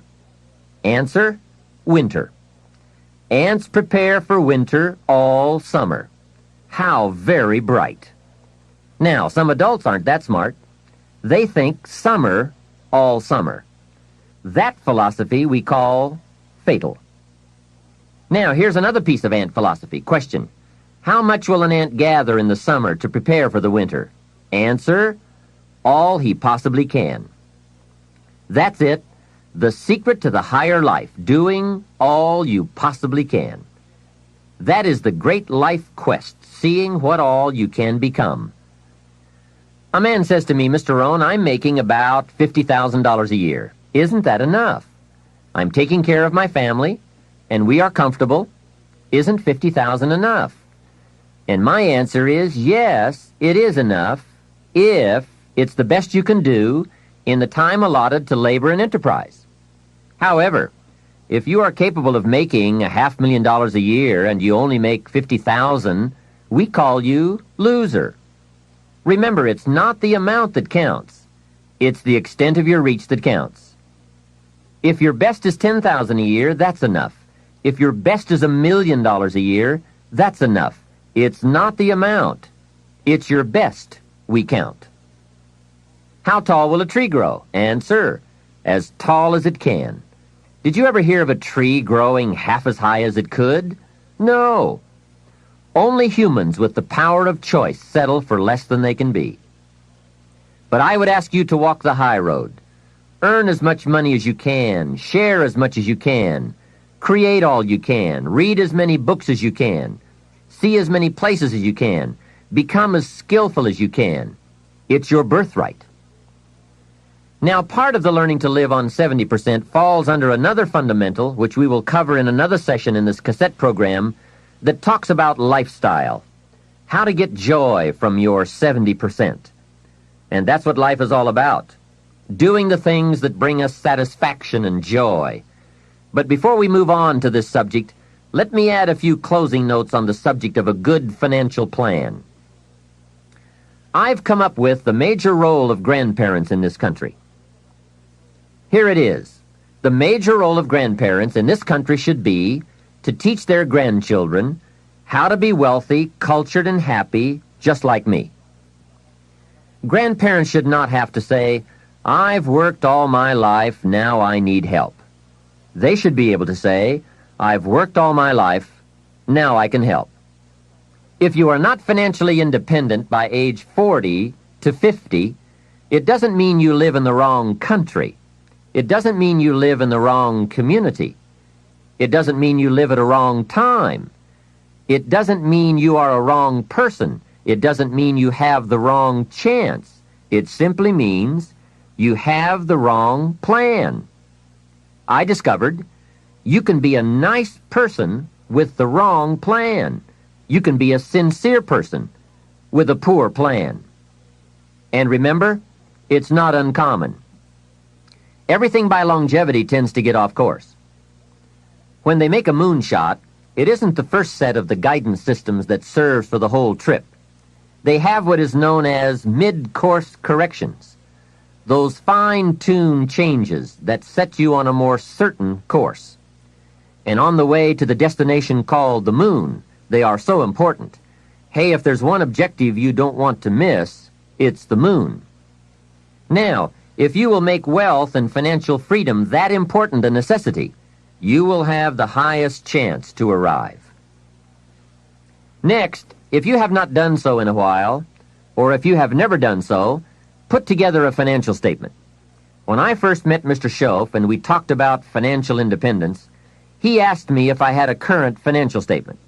I said, "What is a financial statement?" So I got my primary education in taking a picture of where I was financially.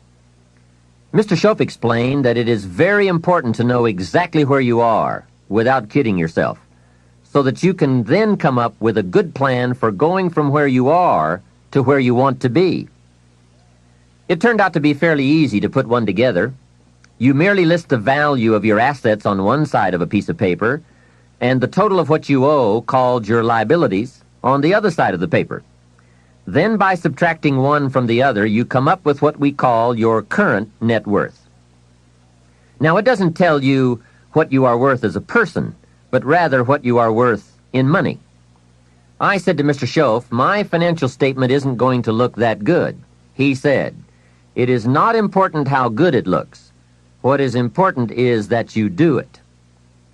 So I put that first financial statement together. I had plenty of liabilities, money I owed my parents, budget finance, my car, and all kinds of other debts. Now on the asset side, I really had to scrape the bottom of the barrel. I even put my shoes on the asset side. They were worth something. Wow, how embarrassing after 6 years of working. But it must be done. You don't have to put the results on a public bulletin board, because it's not important that the community knows how you are doing. It's not important that I know how you're doing, but it's desperately important that you know how you're doing.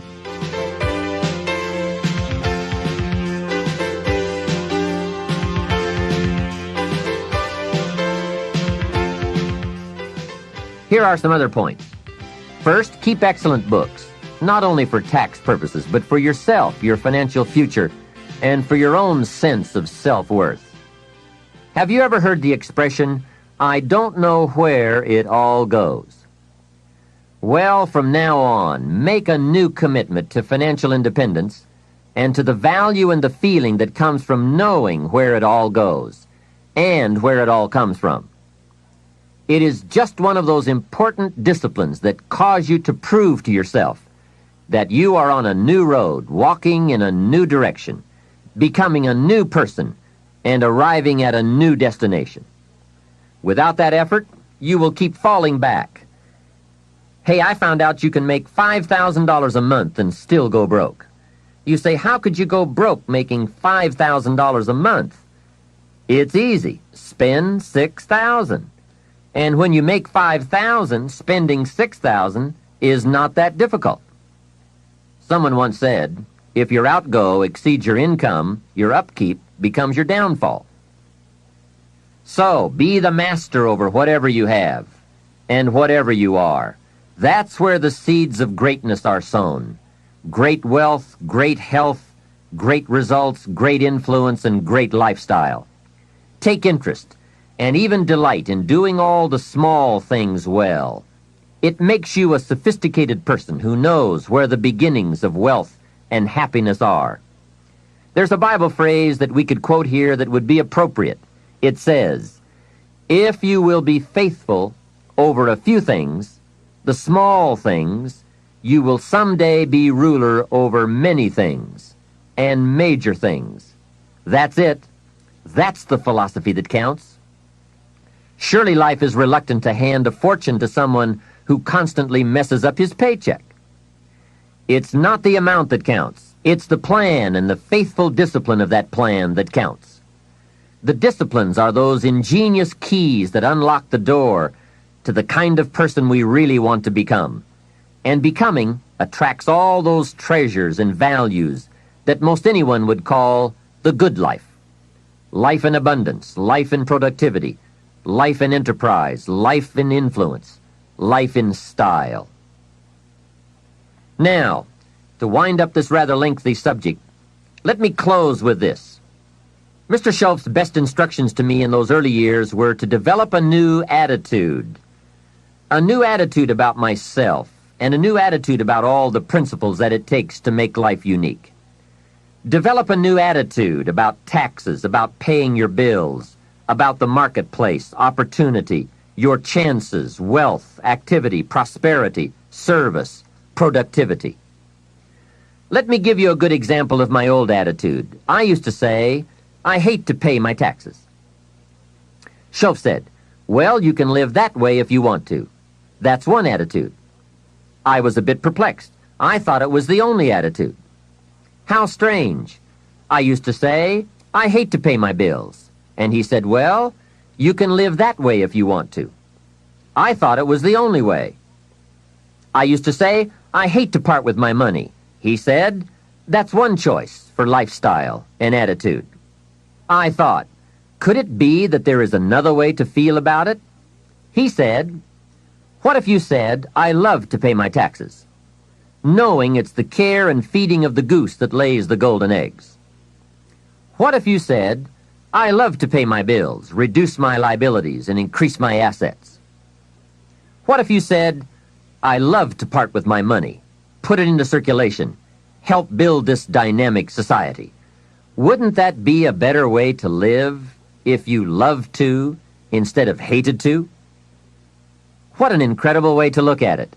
I bought the idea and started the practice. I will admit that it took me a while to actually say truthfully, I love to. But when I did, I found a completely unique new way to live. To love to instead of hate to. Schof even taught me to pay my bills with enthusiasm. He said, the next time you pay $100 on an account, put a note inside with your check that says, with great excitement I send you this $100. He said you won't believe what happens on the other end. They don't get many notes like that. But best of all, you won't believe what happens on your end. The new feeling of being in control and having a philosophy of life that brings joy instead of frustration. This whole new attitude will create for you a whole new world. Remember, it's something anyone can do. Mr. Schof got me to open my first savings account. He said, "Do you have a savings account?" I said, "I don't have enough money." And he reminded me, it's not the amount that counts, it's the plan. The important thing is to begin. Wealth is a plan, not an amount.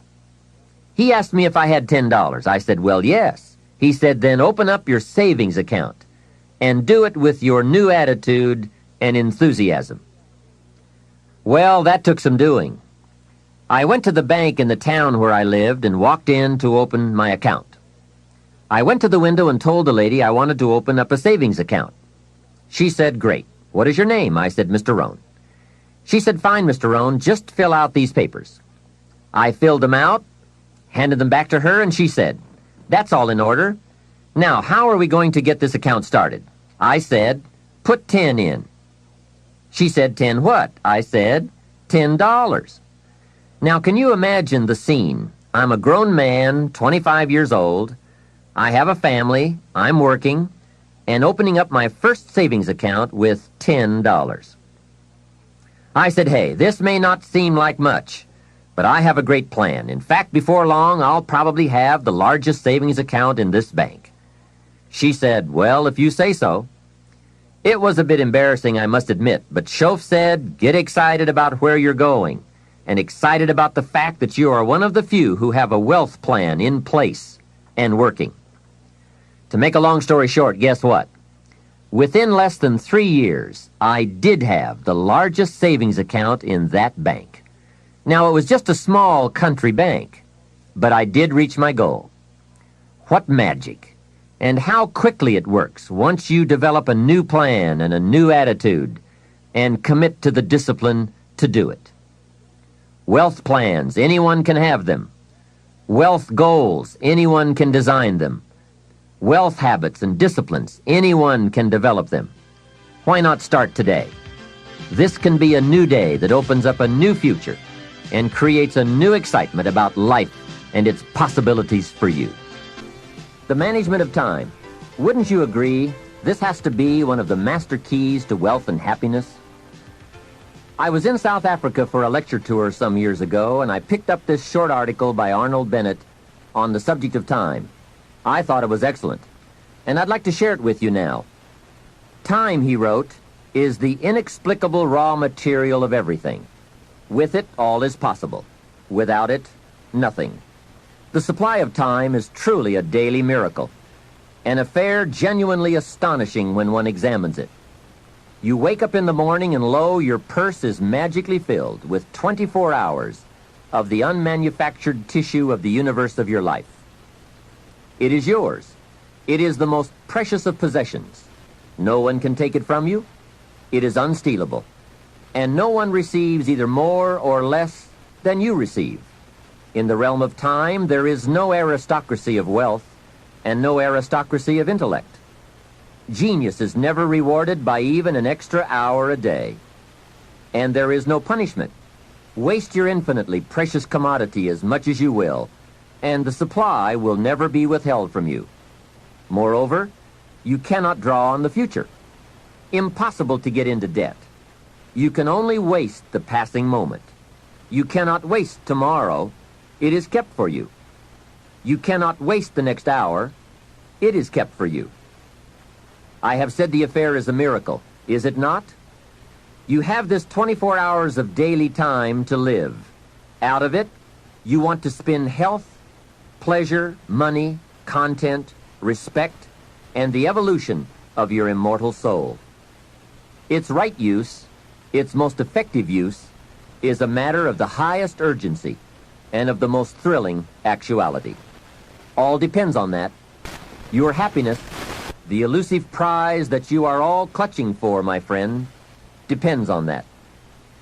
Mr. Bennett continues, if one cannot arrange that an income of 24 hours shall exactly cover all proper items of expenditure, one does muddle one's whole life indefinitely. We shall never have any more time. We have, and we have always had, all the time there is. Isn't that well said? Let's consider some approaches to managing our time most effectively. The first approach is to ignore the subject altogether. The man says, I've been late all my life. I can't ever seem to get a handle on my time. Heck with it. I'll just struggle along the best I can. That's okay. It's your life, right? You can do with it as you please. But consider what this attitude might be costing you. Here's the second approach. Step down to something easier. Again, that's okay too. A man works for a company, then decides he wants to own one. When he gets that responsibility, comes to work before everyone else, leaves after everyone else, he now says, I would rather work for someone else's company. Hey, again, it's your life. Success is not a stereotype. There isn't just one model. Know clearly what success means to you and be comfortable with the price you pay for it. You might have heard the story of the little girl who complained to her mother that her daddy never had time to play with her. She said, why doesn't my daddy play with me? He comes home from work, goes to the study and works, comes out for dinner, goes back to work again. I want to play with my daddy. So her mother explained to her, your daddy is very busy. He loves you very much, and that is why he works so hard. At his office, he has so much work to do that he has to bring the rest of it home and finish it here. That is why he can't play with you. The little girl thought for a moment, trying to solve this problem, and came up with the answer. She said, well, why don't they just put him in a slower group? Hey, not a bad idea. Don't throw away other important values in your life just going for one. I went for some things in my life and found out later I had paid too much. If I had known how much they were going to cost, I never would have paid. So that is a consideration. The next approach to time management is to work longer and harder. And we all know the dangers there, right? Unless you aren't working at all, then you probably need to work longer and harder. But for some people, if 10 hours won't do it in a day, they work 12. And if 12 won't do, they move it up to 14. Some people even take on 2 jobs. And there are some very real dangers here, not least of which is health problems that result from not being able to handle the stress. So you've got to be careful with this approach. The last approach, I think, is the best, and that is to get more out of you. In the time you have assigned to labor, make the hours more valuable. The key is not to work harder, but to work smarter. If you're putting in about 8 or 10 hours a day, 6 days a week, that's about it. You can't work much harder. But remember, it's not the hours you put in that counts. It's what you put in the hours. Get more from you to make the investment of time more valuable. And no telling how valuable you can become. We don't lack the capacity. We only lack the ideas and the will and the discipline to carry them out. In considering the subject of time management, remember that a big part of the key for changing is to take it in small steps. Most of us don't make revolutionary changes. We change a few degrees at a time. When you get some life momentum rolling, it's not that easy to make all the changes all at once. Hey, you can't whip a U-turn with the Queen Elizabeth II. When that big ship gets moving, they say it takes 7 miles just to get it stopped. So when it's really moving, you just have to nudge it a little, and finally you get it turned. That's a lot like our lives. A few nudges at a time. But if you're consistent, you can't believe the progress you can make in a fairly short period of time.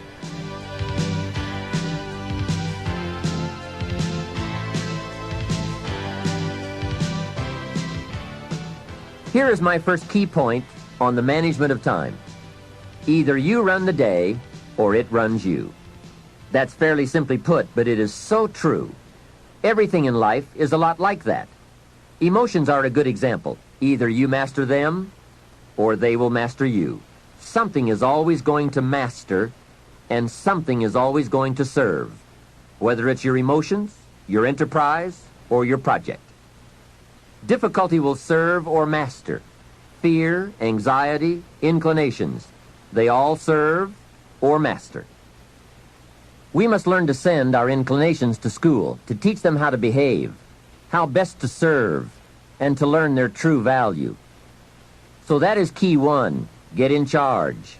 You be the master.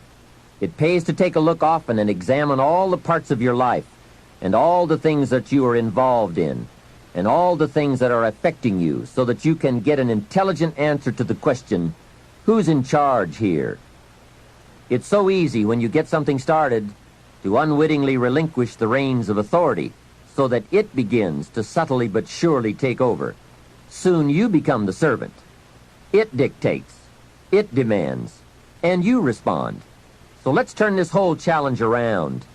You take over the reins of authority. You subtly but surely take charge. You dictate, you demand, and you will be delighted to see early signs of positive response from your enterprise, your business, and your life. The next time management essential is to learn to say no. I had some difficulty here.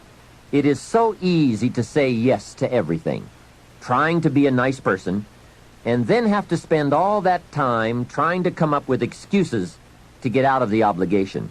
It's one of the great time wasters. How much better to say, no, I don't think I can, but if that changes, I'll give you a call. And isn't it a better feeling to call someone with the good news, I can come, than with the bad news, guess what? I can't come. When in doubt, learn to say no. A friend of mine, Ron Reynolds, has a good saying, don't let your mouth overload your back.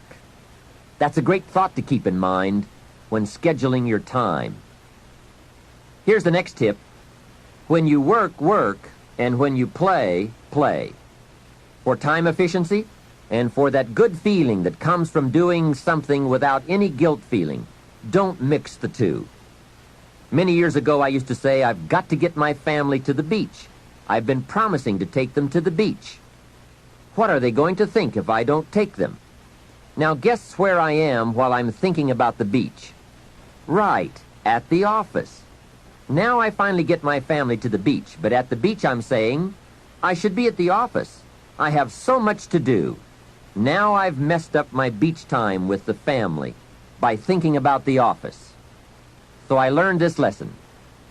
Make a play day and a work day a work day. Don't mix the two. Sure enough, if you say I'm going to take off at 3 o'clock and go play, guess what you are thinking about all morning? Taking off to go play. So don't play at work and don't work at play. It's a great rule to follow to ensure that your time is used more effectively. Now, I know all of this has to be modified to fit your particular situation. No one rule will apply to all, but keep the main thought in mind. Separate work and play. When I take a lecture tour to Spain or Africa or Australia, I make it a work trip.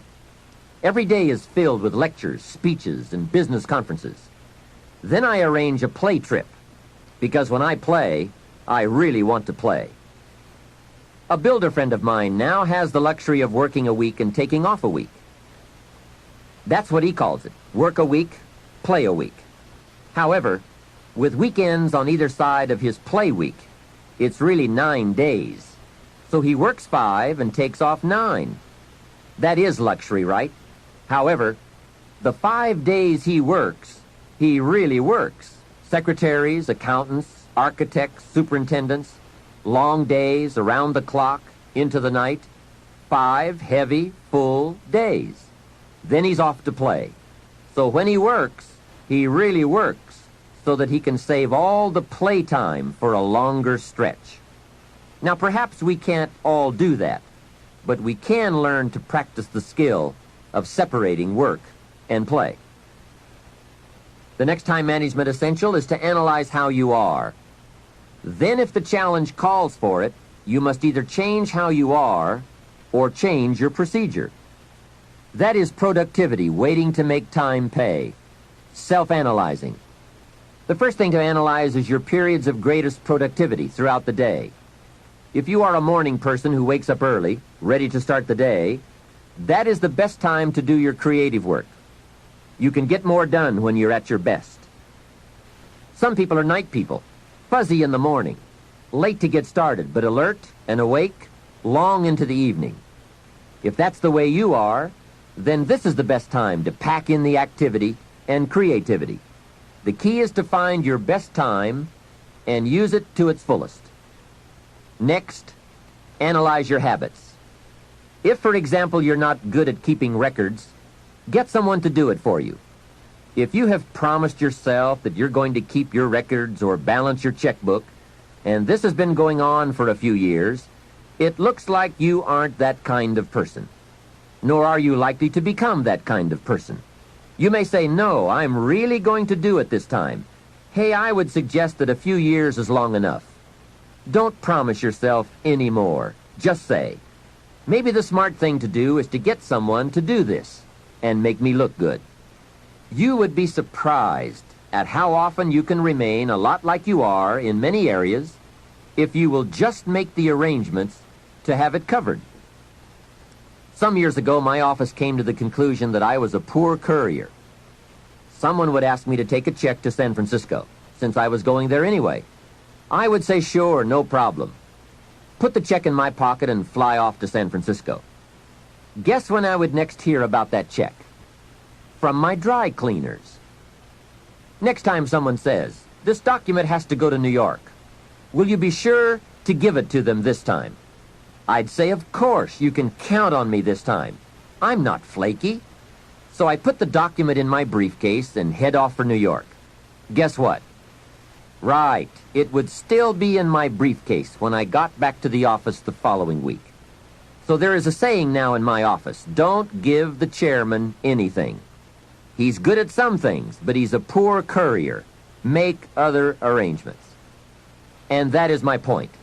There is nothing wrong with admitting that you just aren't going to do certain things as long as you are clever enough to make arrangements to have them done.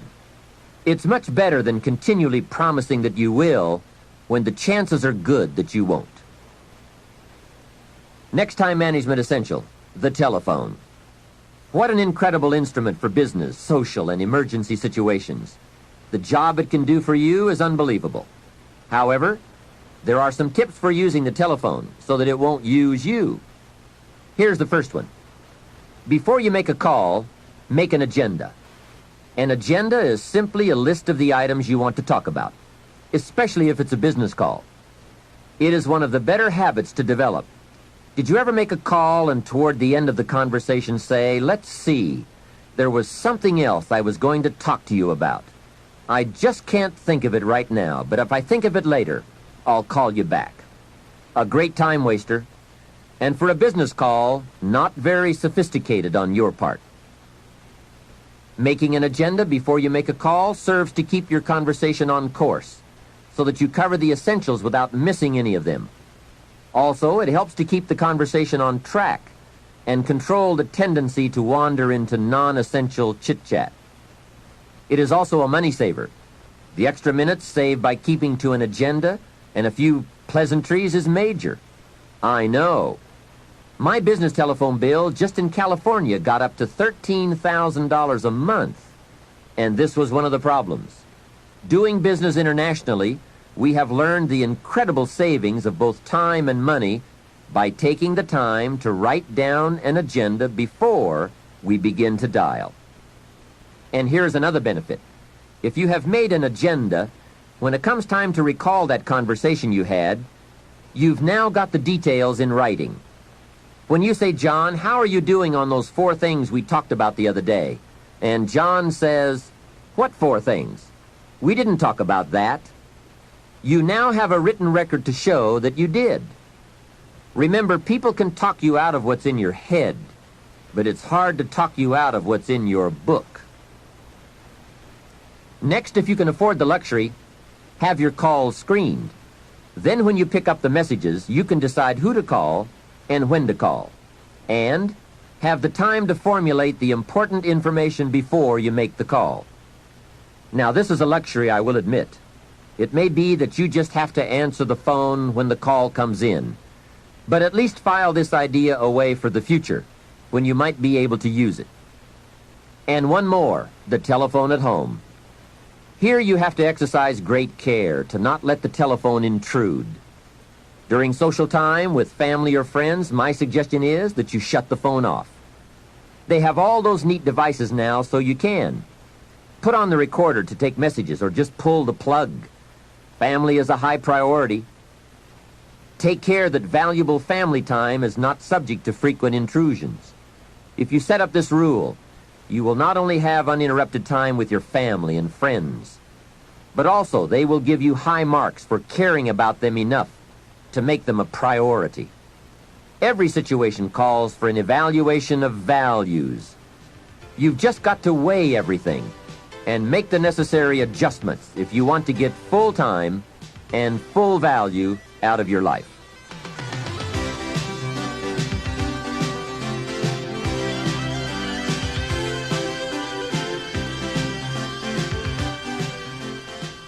The next time management tip I have is to listen to the cassette programs and read the books on the subject.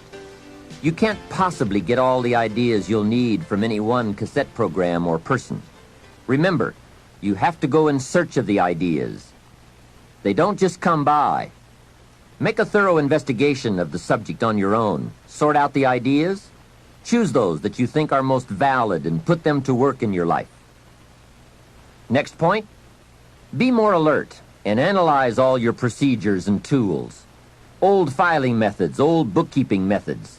Some things we do can become quickly outdated, especially these days. Check for all the new tools that can help you to use your time more efficiently. Dictating machines, tape recorders, answering devices, computers, calculators. There is just about every tool imaginable in today's marketplace. I now have a fabulous computer in my office that can do the most amazing things and save a great deal of time. I also have a portable computer typewriter that I can take on an airplane or in my motorhome. Then I merely transfer what I have typed onto special cassettes or send the information via telephone back to the main terminal. When I get home, all of my letters and scripts are typed and waiting for my signature or my attention. So take a look. Do some research, do some shopping, find out. No telling how much you can improve your efficiency or multiply your skills by eliminating the barriers and the hindrances so that you are now free to do all the creative things that make for fortune and lifestyle. Now here's an important time saver. Learn to ask questions. This habit will serve in so many ways. Have you ever talked to someone for an hour and then asked some questions and found out that you just wasted the last hour? Make a note. Almost everything is symptomatic of what's really wrong. Surface details don't usually give us enough information to effectively communicate. So, ask questions before. If John isn't making sales, we say, okay, let's get on him about making sales. But perhaps we should ask, why isn't he making sales? Someone says, he isn't making enough calls. We say, okay, let's get on him about making calls. Well, maybe we should ask another question first. Why isn't he making calls? Well, it's because he isn't getting up early and getting out into the marketplace. We say, okay, let's get on him about getting up early and getting out into the marketplace. Well, perhaps we should ask just one more question. Why isn't he getting up early and getting out into the marketplace? Now we have probably gotten to the heart of the problem. Perhaps it's something personal, problems at home, not his sales skills. The real problems are usually about 3 or 4 questions deep. So if you get good at asking questions, you can save yourself a lot of time by getting right at the heart of the matter when dealing with other people. Otherwise, you tend to waste valuable time just finding out what the problem really is. Now here's the last part of time management. Learn to think on paper. From all of my experience working on many projects and in many countries, one of the major time savers is thinking on paper. It is so important to take things out of your head and put them on paper, then work from the paper. Building your business is a lot like building a house. You take the ideas out of your head, put them on paper, and then build from the plan. We have a saying on this idea: operate from document, not from thought. It's just about over when a person wakes up in the morning and says, let's see, what shall I do today?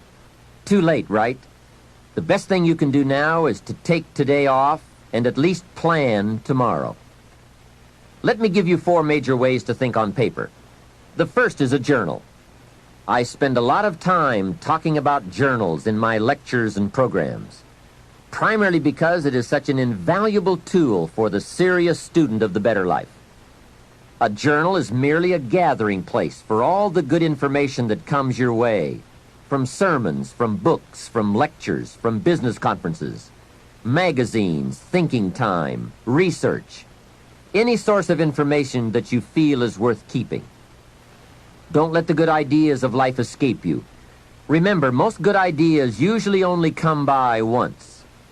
Get into the habit of capturing them with pen and paper by making daily use of your journal. Now maybe you won't write in it every day, but at least make sure it's with you every day.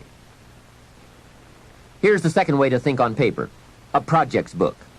This is simply a ring binder with tabs in it to help you keep track of all the current people and projects you are involved with and need to work on to make all the parts of your life work to the maximum.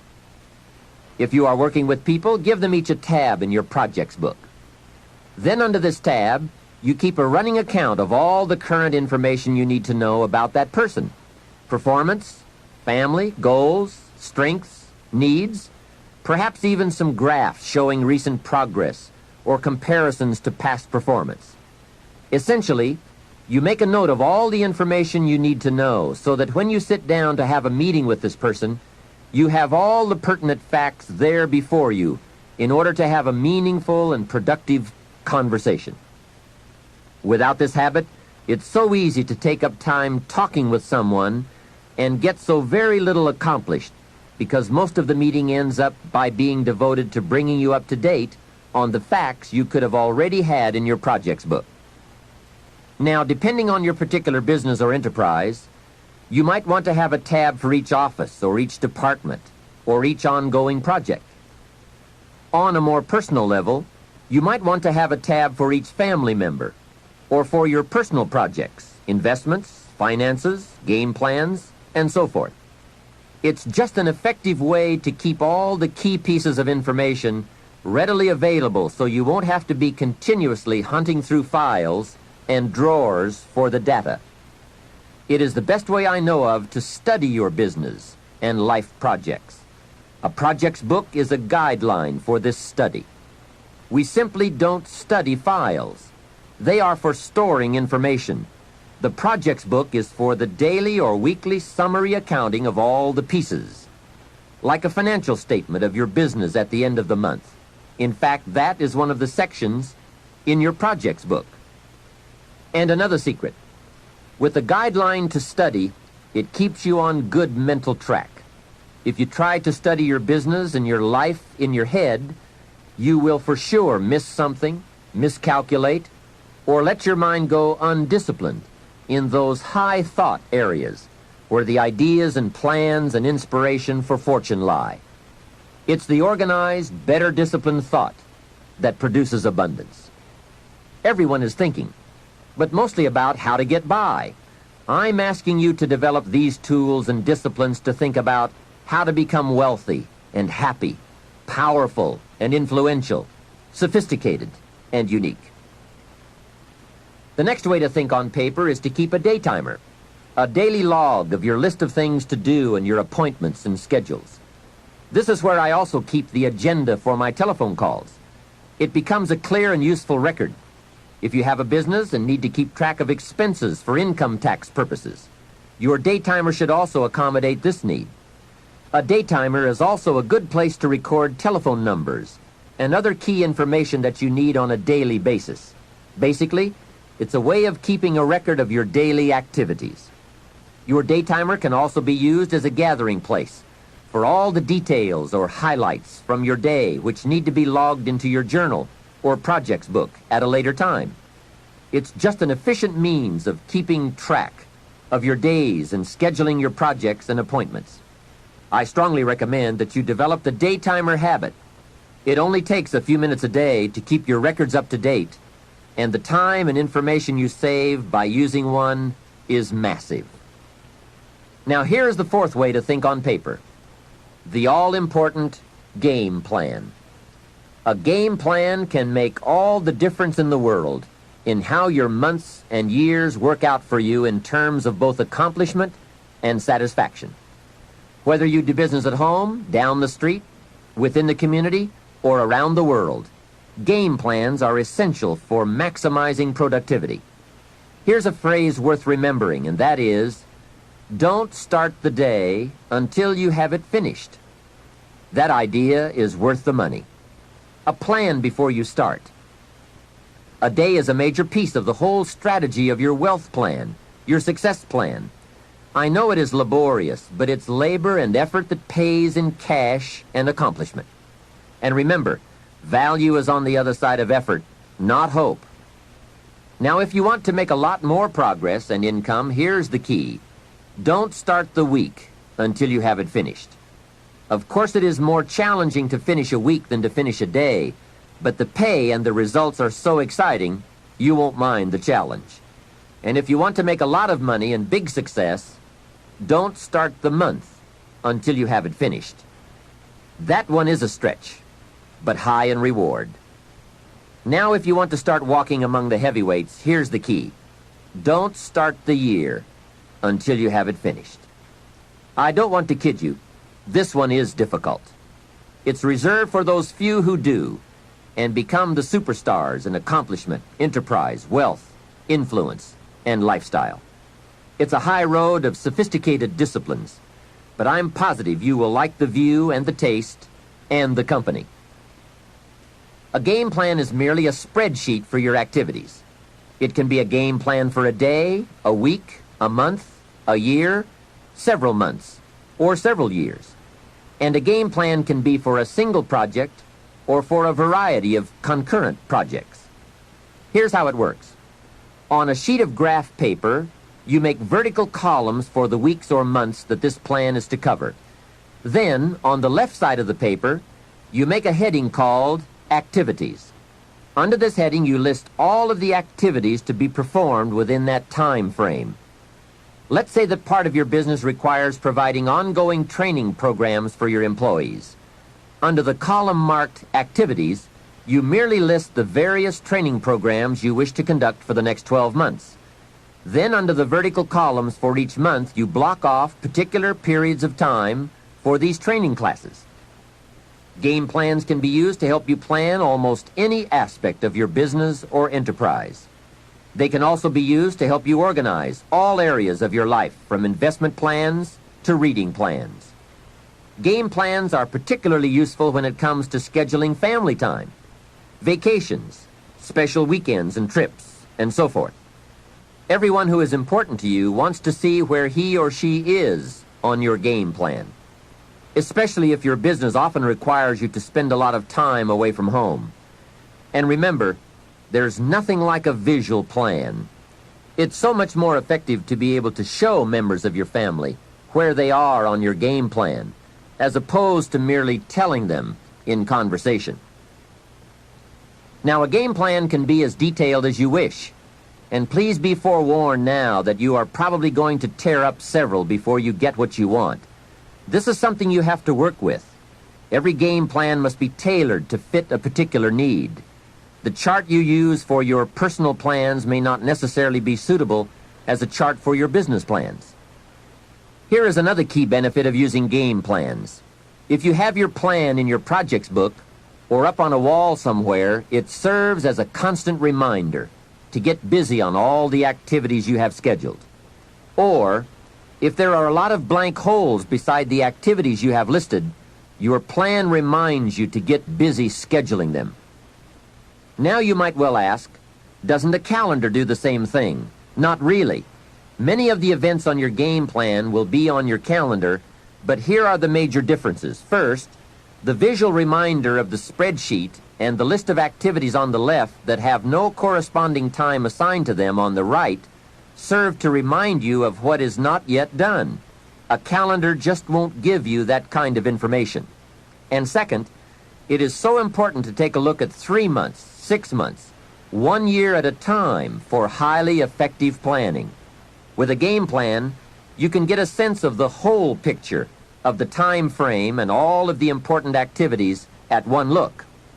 To effectively design something, You just have to have a picture of the whole finished project, complete, or as complete as possible. Game plans are both exciting and painful. Painful because of all the things you must get on with and plan, make up your mind about, or give serious thought to. And painful because they illustrate how far behind you are sometimes. But they are also very exciting, both because they help you to foresee how your life, your business, and your family are going to unfold over the coming months, and because they can help you get the job done. It's like looking at the artist's rendering of the finished project. It brings all kinds of feelings to the surface as we see it all take shape and unfold.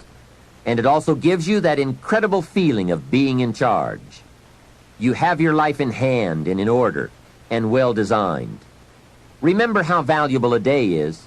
It is part of your whole life enterprise. A day is like a piece of the mosaic of your life. Fashion it wisely to the best of your genius.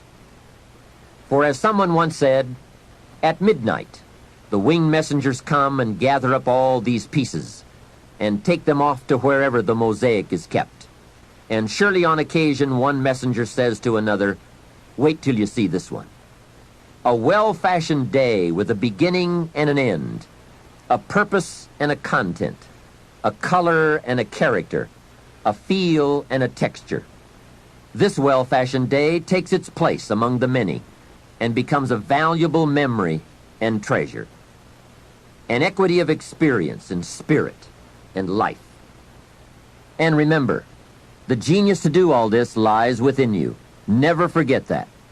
Some people say, if I was as smart as you are, make sure you make the correction in thinking to say, if I had developed as much of my smart as you have. That's it. We're all smart enough. We just have to develop that smart into a plan. Hopefully this program will help. There it is, how to think on paper. With those thoughts and with all the other things we've brought to your attention under the subject time management, let's move on to the next key to wealth and happiness. If you were to evaluate the major influences in your life that shape the person you are becoming, this has to be high on the list. The people you choose to allow into your life. Mr. Schoaf gave me a very important caution in those early days, which I would like to repeat here for you. He said, never underestimate the power of influence. What an important statement. The influence of those around us is so powerful. Many times we don't even realize we're being strongly influenced because it generally develops over an extended period of time. Peer pressure is an especially powerful form of influence because it is so subtle. If you're around people who spend all they make, chances are excellent that you'll spend all you make. If you are around people who go to more ball games than concerts, chances are excellent that you'll do the same. If you're around people who don't read many books, chances are excellent you won't read many books. People around us can keep nudging us off course a little at a time, until finally, 10 years from now, we find ourselves asking, how did I get here? Those subtle influences need to be studied carefully if we really want our lives to turn out the way we've planned. Now, on this major point, let me give you 3 key questions to ask.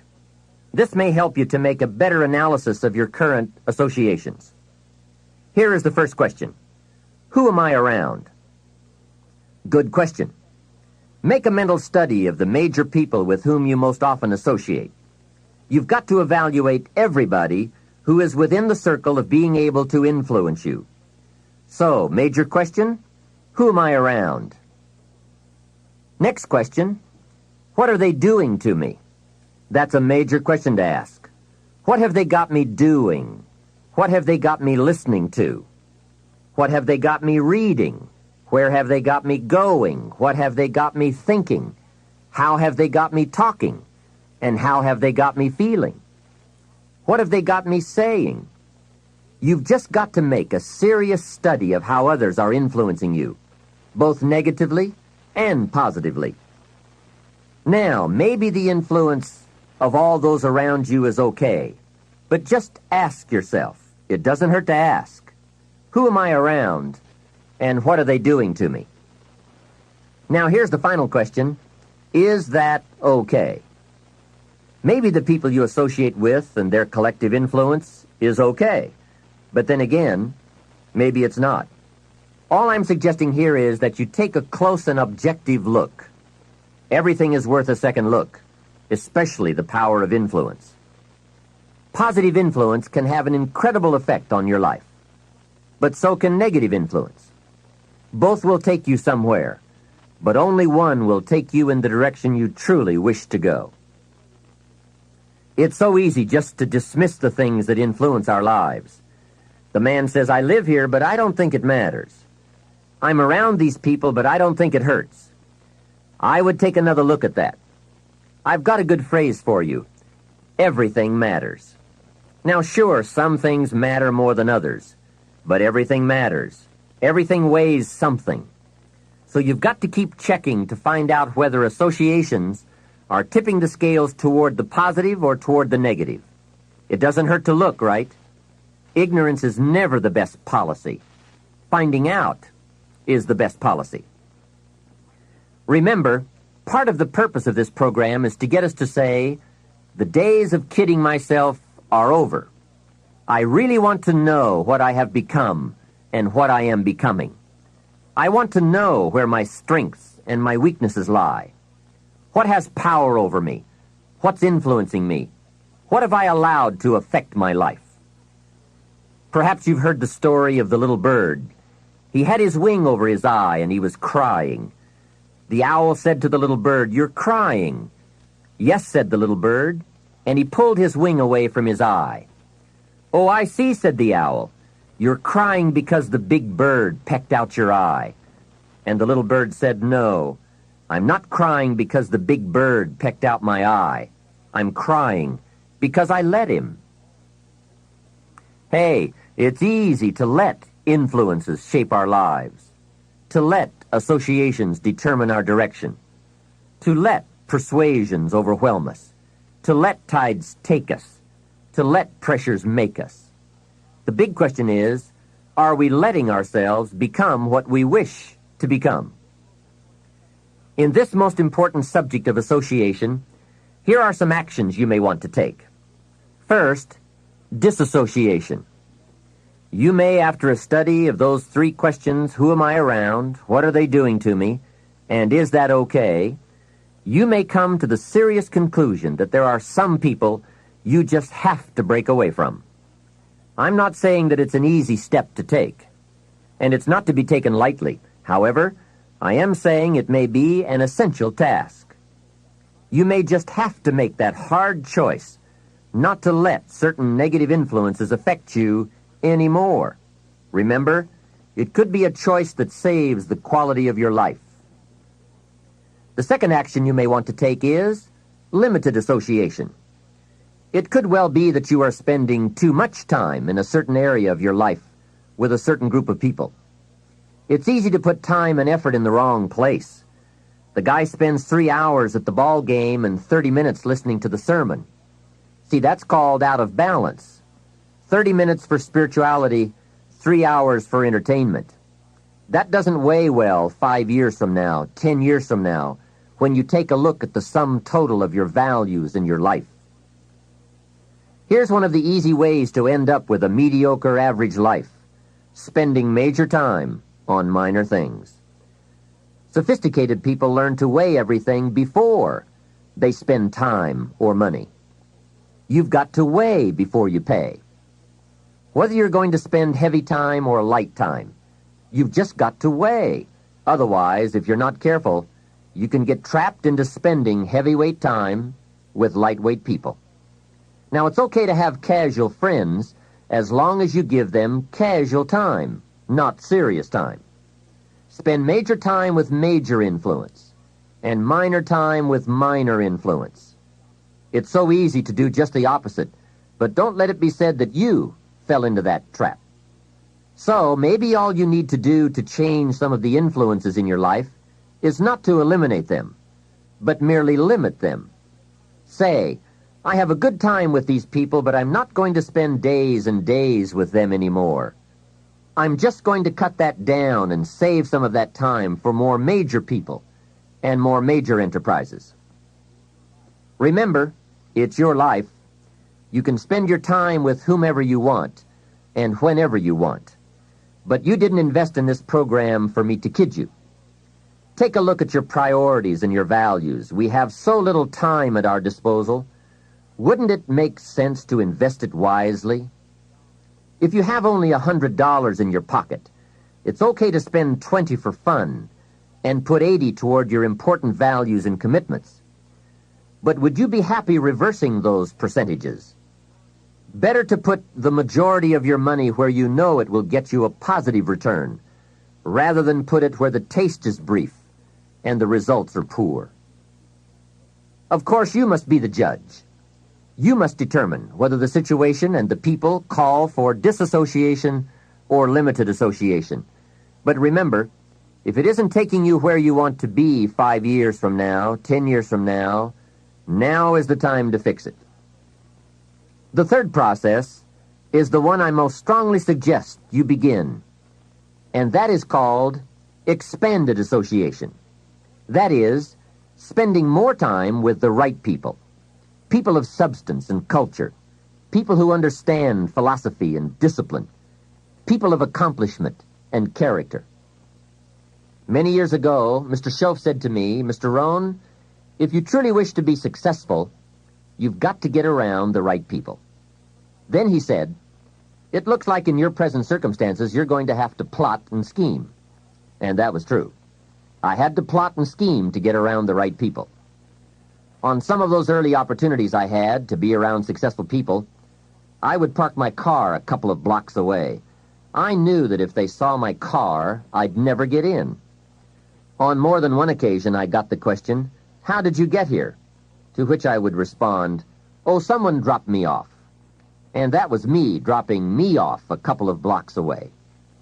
Whatever you have to do it. Keep asking the question, who can I get around? Who could I spend some time with who would have a positive influence on my life? I played every trick in the book I could think of to get around the right people, but it was worth it. Now here's the surprise. It is possible for a modest investment to get around major people.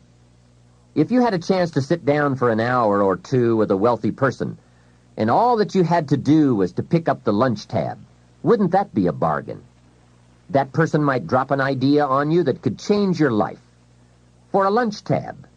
And that's where we need to go to get our success plan, from successful people. Don't pick up your plan, especially your financial plan, from unsuccessful people. Here is something else exciting. It's possible for people of modest means to start a wealth plan. You don't have to be wealthy to have a wealth plan. You don't even have to be healthy to start a health plan. All you have to be is smart.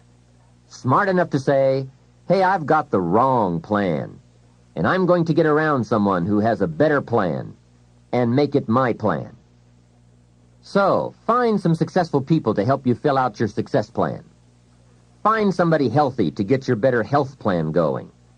Find somebody living a unique lifestyle to develop your lifestyle plan.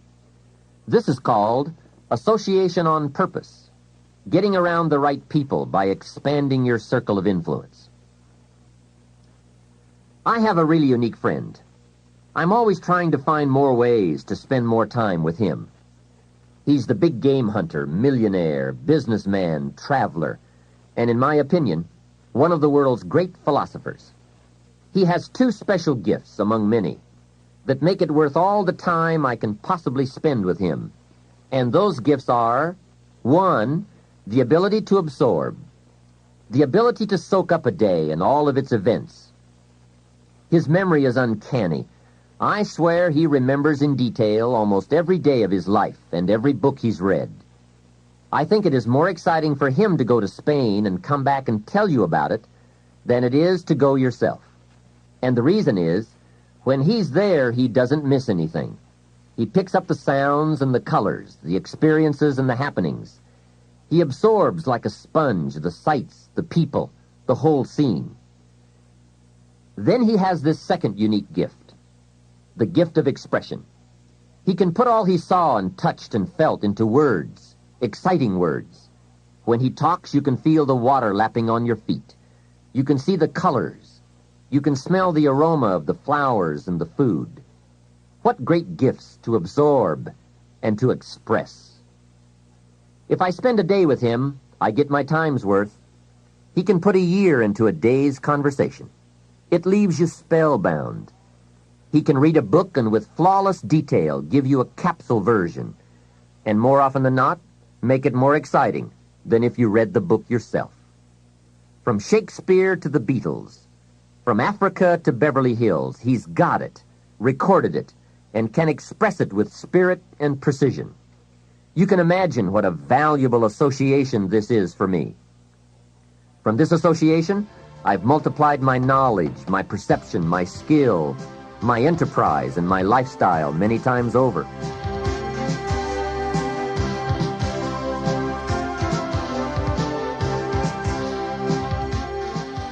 Here's another good question for you. Where do you go for your intellectual feast? Where do you go? Pity the man who has a favorite restaurant, but not a favorite thinker. He's picked out a favorite place to feed his body, but he doesn't have a favorite place to feed his mind. One way to associate with people of influence is through their writings, books, cassette tapes, whatever you can pick up. Maybe you can't meet the person, but you can read his books or listen to his cassettes. Churchill's gone, but he's left some books. Aristotle's gone, but we still have his ideas. Search the catalog for cassettes and libraries for books. Search the magazines, search the documentaries. They are full of chances for association and intellectual feasting. But in addition to reading and listening, we also need a chance to do some talking and sharing. I have some people in my life with whom I spend time on a regular basis, who help me with important life questions, who help me refine my own philosophy, weigh values, and ponder questions about success and lifestyle. We all need associations with people of substance to provide influence concerning major issues: society, money, enterprise, family, government, love, friendship, culture, taste, opportunity, community. Behavior is mostly influenced by ideas, and ideas are mostly influenced by education, and education is mostly influenced by the people with whom we associate. So don't join an easy crowd. Make sure you get around people who can ask the right questions about the latest ideas you've discovered, about your philosophy, your enterprise, your goals, your lifestyle. Go where the demands are high, where the expectations are high, where the spotlight is on to grow, to produce, and to become more than you currently are. One of the great good fortunes of my life was being around Mr. Schoaf those 5 years. During that time, he shared with me, at dinner, on an airplane, at a business conference, in private conversation, with a group, all those ideas that caused me to make the helpful and necessary adjustments in my thoughts and activities. And those daily changes, some so very slight, so very important, added up to such weighty sums in 1 year, 3 years, and 5 years. A big part of the value of this association was having Mr. Schoaf repeat the ideas over and over. You just can't hear basics, fundamentals, major pieces of the philosophy of life too often. Another part was Mr. Schoaf's unique ability to check and measure my progress. That is so important. Measurable progress, and having someone to monitor that progress. I will never forget my first list of goals that I put together after Mr. Schoaf's breakfast lecture on setting goals. My list contained only 4 or 5 items. When I showed it to him, he said, "Is this your list?" I said, "Yes." Then he started asking those very wise questions that all people of success and substance are inclined to ask.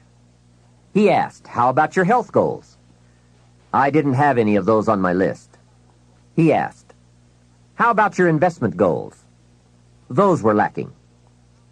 "How about your travel goals, your family goals? How about your goals for gifts and sharing? Who would you like to meet? What would you like to become? What skills would you like to develop? Did you ever want to write a book, a poem? Would you like to be a sophisticated person of power and influence and culture? How about education for your children? Would you like to be debt-free? How about a splendid library stocked with the best of books? Would you like to make some new friends? Did you ever want to parachute out of an airplane? Fly a glider? Own a music library? Would you like to see New York? Visit Paris? Explore Rome? Do you need a ranch someday? A cabin in the mountains? Is there something you'd like to prove? A mark you'd like to make? Wow, what a mind-expanding conversation that was. And this was only one of many to come over those 5 years. What fantastic help it is to have someone who can ask the right questions. Remember, it's not just the answers that are important. It's the questions. Some of the most valuable influence comes from people with the awareness and skill to ask the major questions. Here's a project you might consider. Choose 2 or 3 people for whom you have a great respect. Ask each of them to make a list of the major questions they would ask if they wanted to help someone make the best choice that would lead to a successful and happy life. If you get 3 lists, you will be surprised at the difference among them. Successful people approach life from a variety of experiences and a variety of attitudes. Now, from these questions, you may get enough homework to get busy on for years to come. Another benefit of my association with Mr. Schoaf was that I kept growing in experience, knowledge, and accomplishment, and was able to bring all that value to the same basic questions. What a learning experience that was. Some of the early questions I had shrugged off, I now saw a growing importance they had. It was really my education that was changing, not the questions. It's like reading the Bible or listening to cassettes. When you have some added, measurable experience, you now bring to the reading and listening a new worth. You now listen and read at a new level. And the substance gleaned, the wisdom gathered from that new level can well be where your fortune and the best of your lifestyle can be developed. One more thought, and that is, strive to become the kind of person that people of quality and substance would want to be associated with. Become a person of skillful language, positive attitude, well-read and well-disciplined, a person of culture and intelligence. You will be uniquely rewarded by this reputation, drawing exciting people to you. Remember, to attract valuable people, you must be attractive. Association is truly one of the 7 fundamentals to your future wealth and happiness. It has such a major effect on how your life works out. Constantly be aware of the power of influence. Continually weigh your time and your associations and put them to better work for you. Of all the parts of our life we want to work well, perhaps the most important is lifestyle. Mr. Schoaf gave me one of his strongest concepts when he said, "Don't just learn how to earn, learn how to live." And that's what lifestyle is all about, learning how to live. Here's one of the great challenges of life, being happy with what you have while in pursuit of what you want. I have found it a practice well worth exercising with skill. Now consider this. Some people have plenty of beautiful things filling their days, but they get little happiness from them. Some people have money, but they have trouble finding joy in their lives. Imagine, a father wads up a $5 bill and throws it at his son, saying, "Here, if you need the darn stuff that bad, take it." Same money, poor style. And remember, it's not the amount that counts. It's the style that counts. Mr. Schoaf taught me lifestyle in those early days, starting with small amounts. He said, imagine that you're getting your shoes shined, and the shoe shine boy has done a fabulous job. You have one of the world's all-time great shines, so you pay him for the shine. Now you consider from the change in your hand what kind of tip to give him. And the question pops into your mind, shall I give him 1 quarter or 2 quarters for my neat shine? Mr. Schoaf said, if 2 amounts for a tip ever come to your mind, always go for the higher amount. He said, become a 2/4 person. I said, what difference would that make, 1/4 or 2/4? He said, all the difference in the world. If you said, well, I'll just give him 1/4, that will affect you for the rest of the day. You will start feeling bad. Sure enough, in the middle of the day, you will look down at your great shoe shine and say, I've got to be cheap. 1 lousy quarter. That will affect you. However, if you go for 2/4, Schoff said you can't believe the feeling you can buy for another quarter. That's lifestyle. Becoming a 2/4 person and learning to get joy from the greater person you are becoming. A man came up and introduced himself to me after one of my seminars in Detroit, Michigan. And he said, Mr. Rohn, you got to me tonight. I've decided to change my whole life. I said, fantastic. He said, you will hear about it someday. I said, I don't doubt that.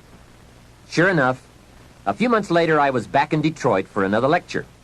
And this same man walked up and said, Mr. Rohn, do you remember me? I said, I do.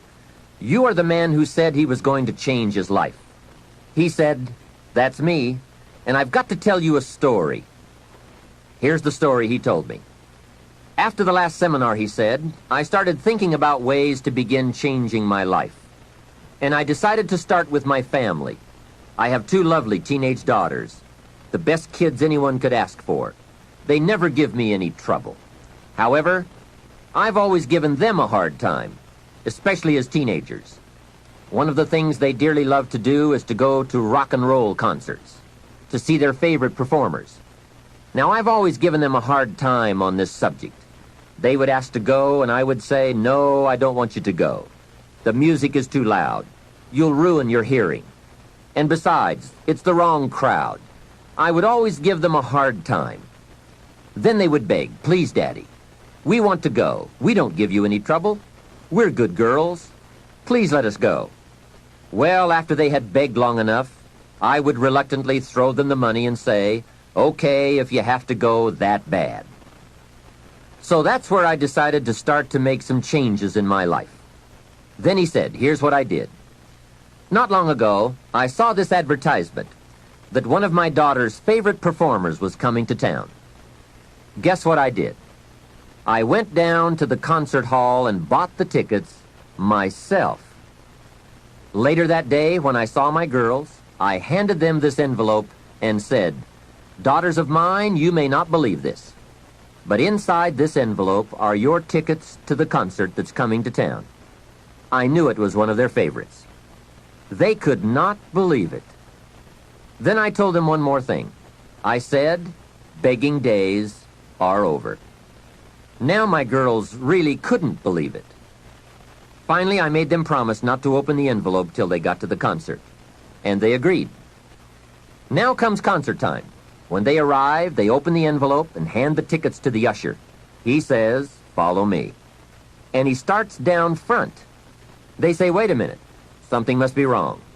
The usher looks at the tickets and says, nothing is wrong, follow me. They walk down front, 10th row, center. Now the girls really cannot believe it. He said, I stayed up a little late that night, and sure enough, around midnight, my daughters came bursting through the front door.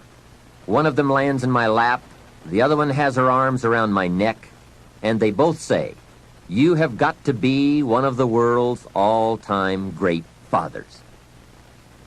What a neat story.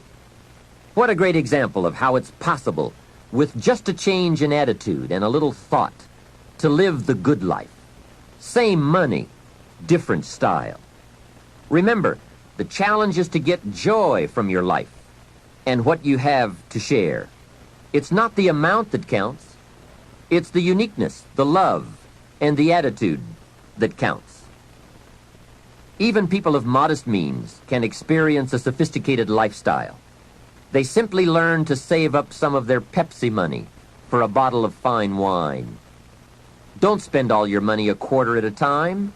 Save up and buy something of special value, something fine, or something that lasts, or something you are proud of, or a gift of value to give to someone special.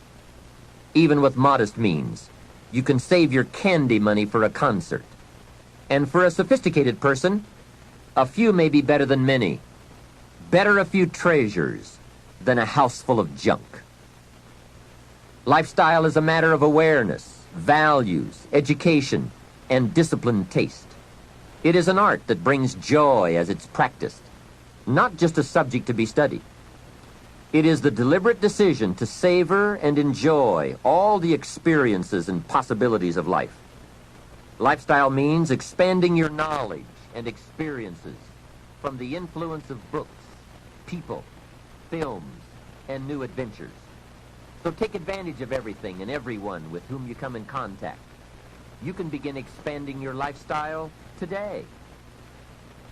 Think of something you can do today to make you feel richer and better about yourself and your life. Make a phone call. Reserve tickets to a concert. Buy some unique music records. Send flowers. Send a thank you note. Plan a trip of new discovery. Begin to read a classic. I'll bet that within 50 miles of where you are right now, there are some places you have never seen, some foods you have never tasted, experiences you've never had. I grew up in Idaho, and I've never been to Yellowstone Park.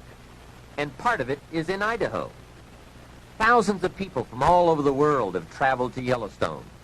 Old Faithful? Doesn't everyone know about Old Faithful? Hey, I've been to Africa, but not to Yellowstone. Isn't it easy to miss something? Isn't it often easier not to do something, see something, experience something?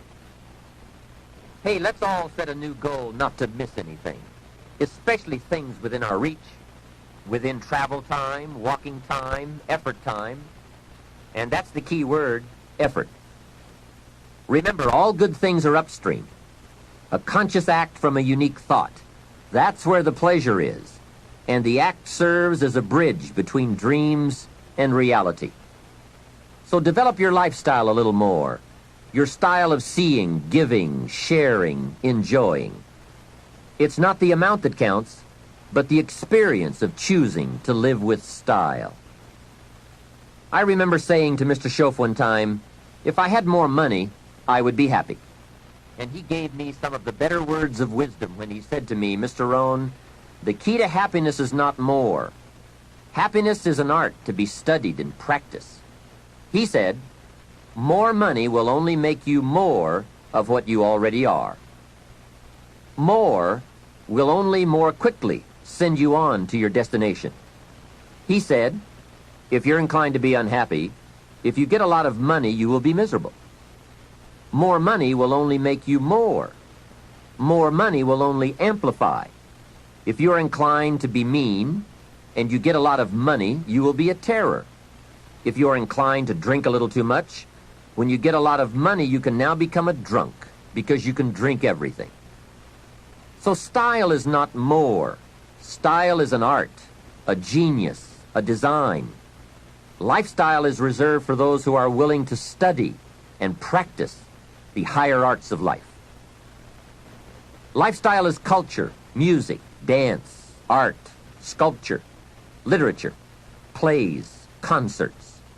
Lifestyle is a taste of the fine, the better, the best. Mortimer Adler, the philosopher, says, if we don't go for the higher tastes, we will settle for the lower ones. So develop an appreciation for the fine. That is a worthy purpose. Developing an appetite for the unique things in life. Study the art and reach for the best. To have the best in the time we have available to us, that is the quest. Remember, it's not the amount, it's the imagination.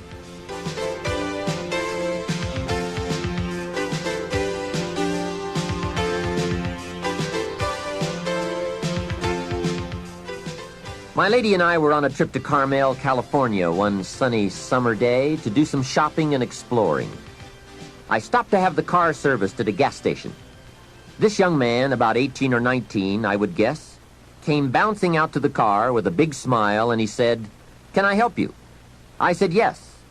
A full tank of gas, please." Well, not only did he fill the tank with gas, he checked every tire, washed every window, even the moonroof, checked everything, and all the time he was working, he was whistling and singing. My lady and I couldn't believe all the service and his obvious happiness. The young man brought me the bill, and as I was signing it, I said, "Hey, you really have taken good care of us. I appreciate it." And he said, "I really enjoy working. It's fun for me. I get to meet nice people like you." We couldn't believe it. This kid was something else. I said, "My lady and I are going to Carmel, and we want to drink one of those $2 milkshakes on the way up there. Where is the nearest Baskin-Robbins?" He said, "That's a great idea. Baskin-Robbins is just a few blocks away." And he told us where to find it. And he said, "Don't park out front. Park around to the side so your car won't get hit." What a kid. So we drove to Baskin-Robbins, walked in, and checked the flavor board, and ordered milkshakes. However, instead of ordering 2 milkshakes, we ordered 3. Then we drove back to the station. The young kid dashes out to the car again and says, "Hey, I see you got your milkshakes." I said, "Yes, and this one is for you." When I offered it to him through the window, he couldn't believe it. He said, "For me?" I said, "Sure. With all the fantastic service you gave us, I couldn't leave you out of the milkshake deal." He said, "Wow, no one has ever bought me a milkshake."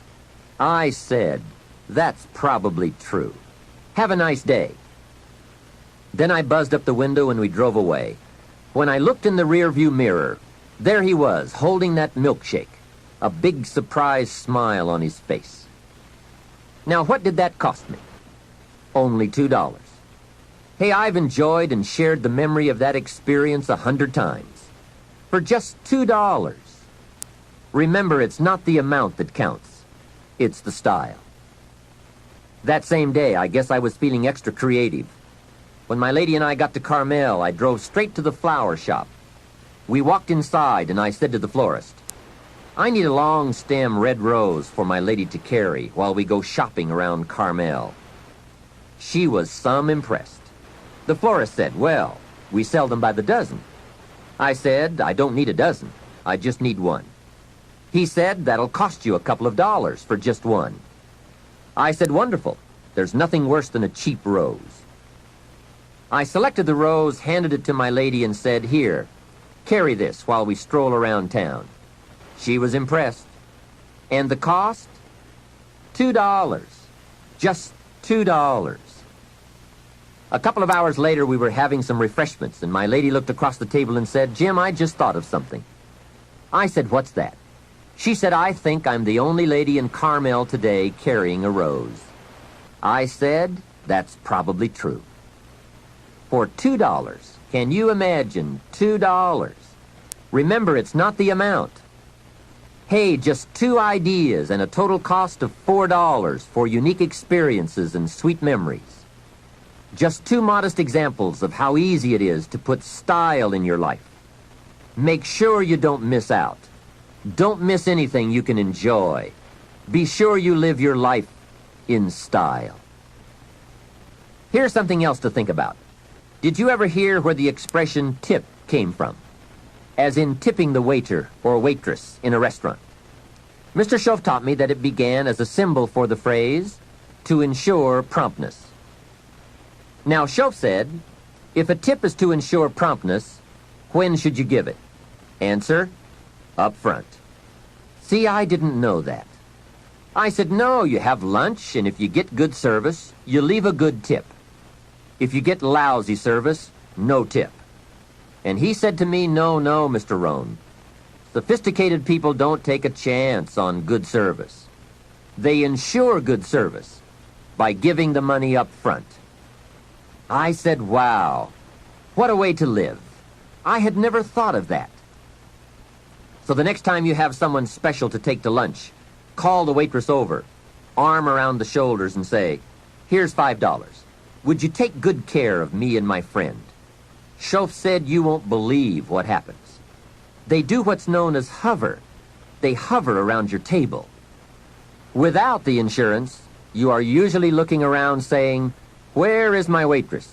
Has she gone on a break? Same money, different style. One last major point. Life in style is also life in balance. Make sure you pay attention to all the values and dimensions of your life.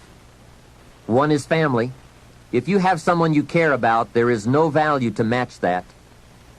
One person caring for another is life in the best of style and value. Protect it with a vengeance. If a chair gets in the way, I suggest you destroy the chair.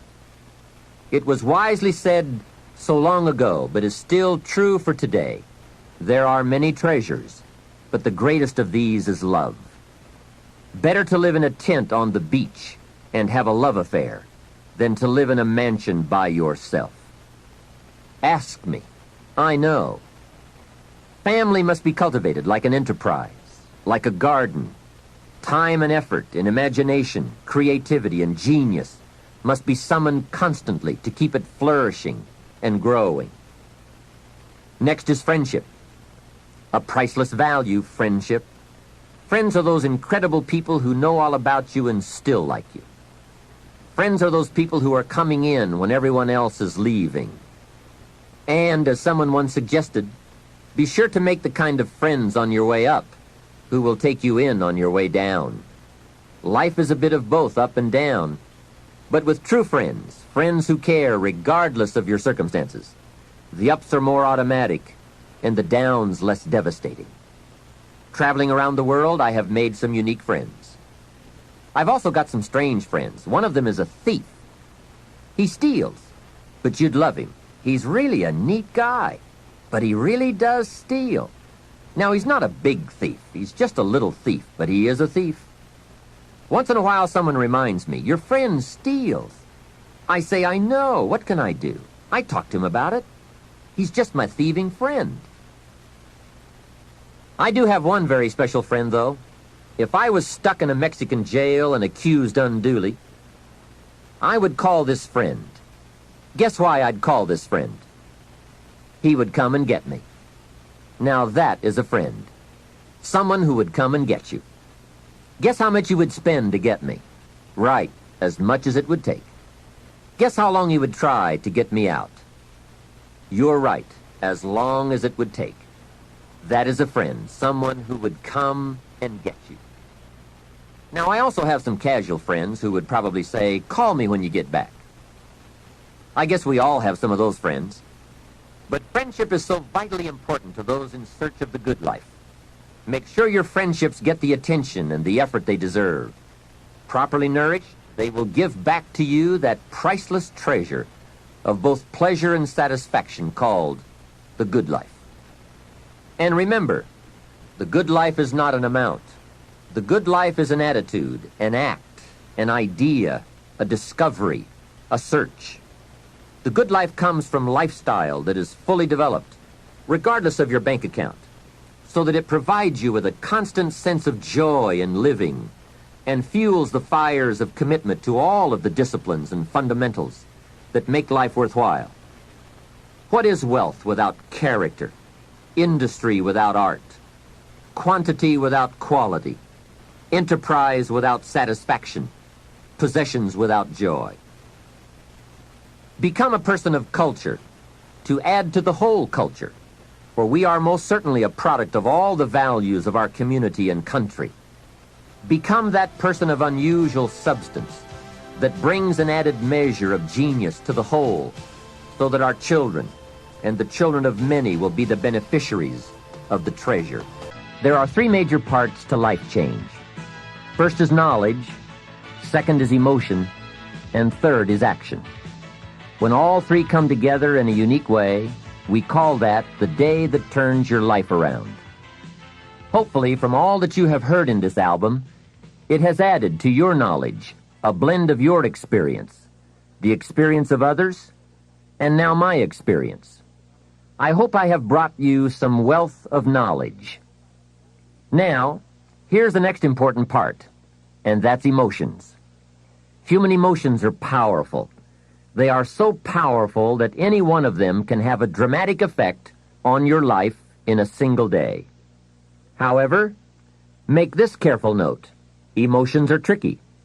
They can go either way on you. Emotions can build or destroy, weaken or strengthen, make or break. It all depends on how you use them. We call civilization the intelligent management of human emotion. That's it. The power, given an intelligent direction and objective, can accomplish spectacular things. The power, the feelings, those surges of heart and soul. What are they? What can they do?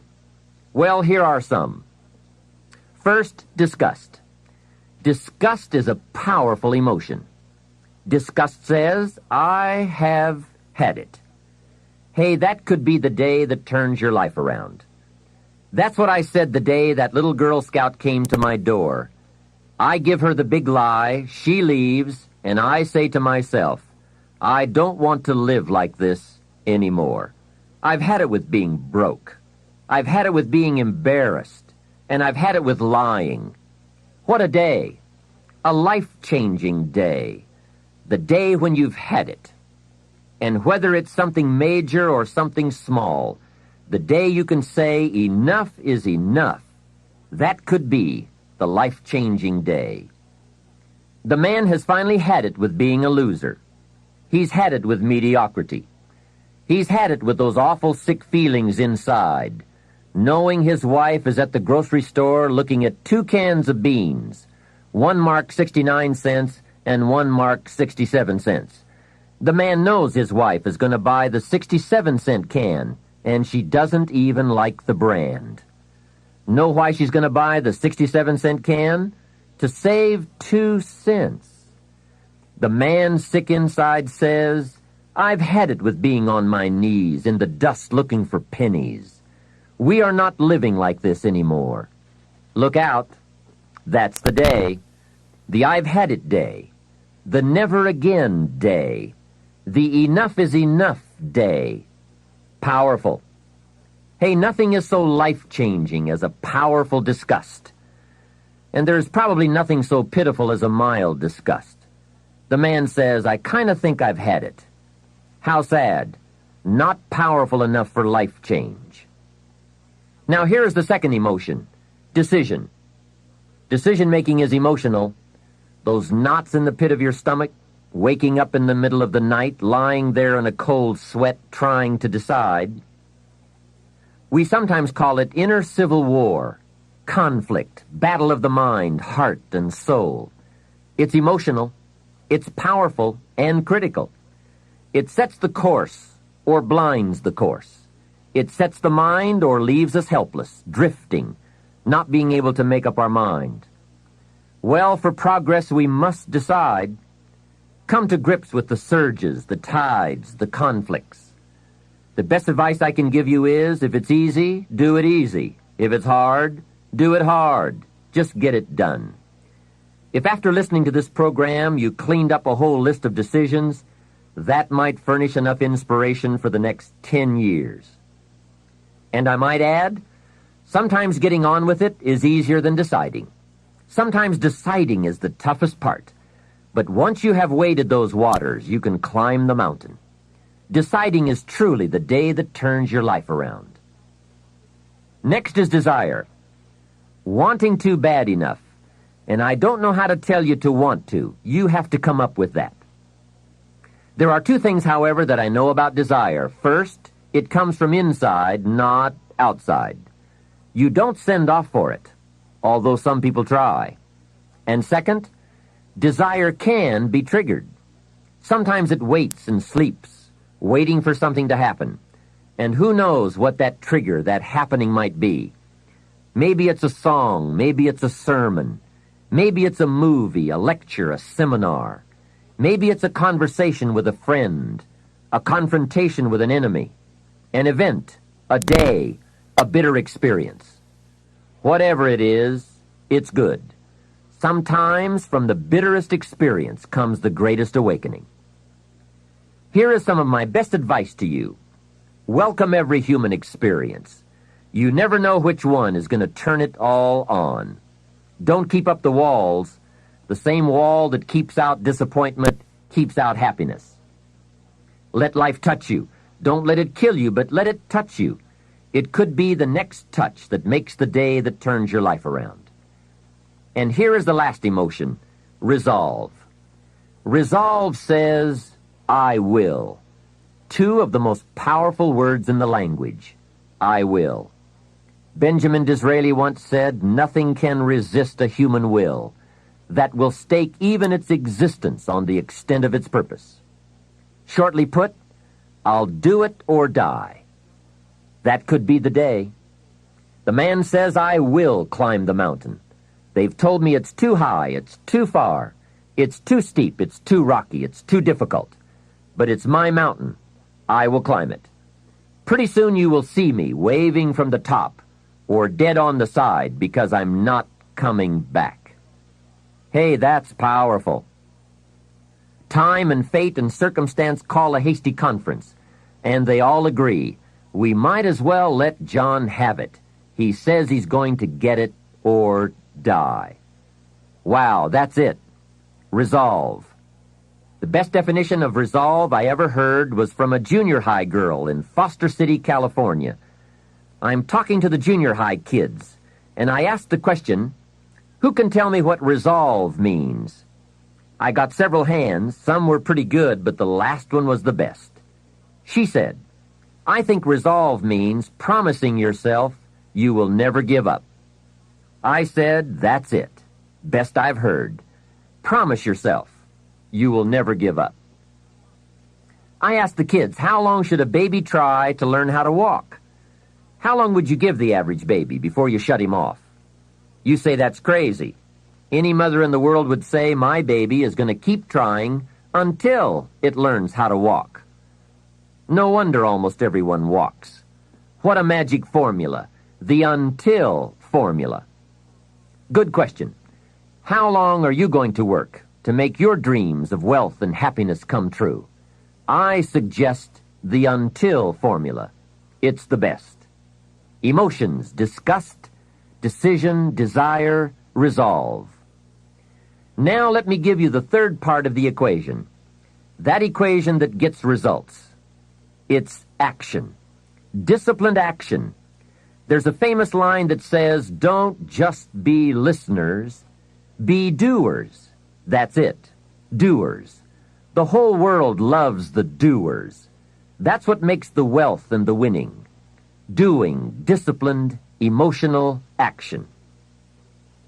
Another famous line says, faith without action serves no useful purpose. Wow, what a major piece of information. Many people these days are big on affirmations. You have to be very careful of affirmations. Remember, there is a thin line between faith and folly. Here's the best I can give you on affirmation. Affirmation without discipline is the beginning of delusion. And there is nothing worse than delusion. Walking west looking for the sunrise. It's bad. However, affirmation with discipline can bring the most incredible results. But remember, they go together. Make sure you have a game plan to match your wishes. Otherwise, they will always be wishes.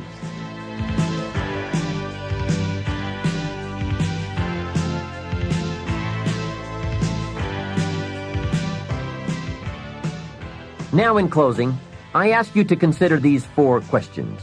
I call them questions to ponder. The first question is why? Why should you try? Kids often ask, why? It's a good question. Ask yourself, why get up that early? Why work that hard? Why read that many books? Why make that many friends? Why go that far? Why earn that much? Why give that much away? Why put yourself through all those disciplines? Why is an excellent question. The best answer I know to the question why is the second question to ponder. Why not? What else are you going to do with your life? Why not see how far you can go, how much you can earn, or read, or share? Why not see what you can become, or how far you can go? Why not? You have to stay here until you go. Why not? The third question goes a bit further. Why not you?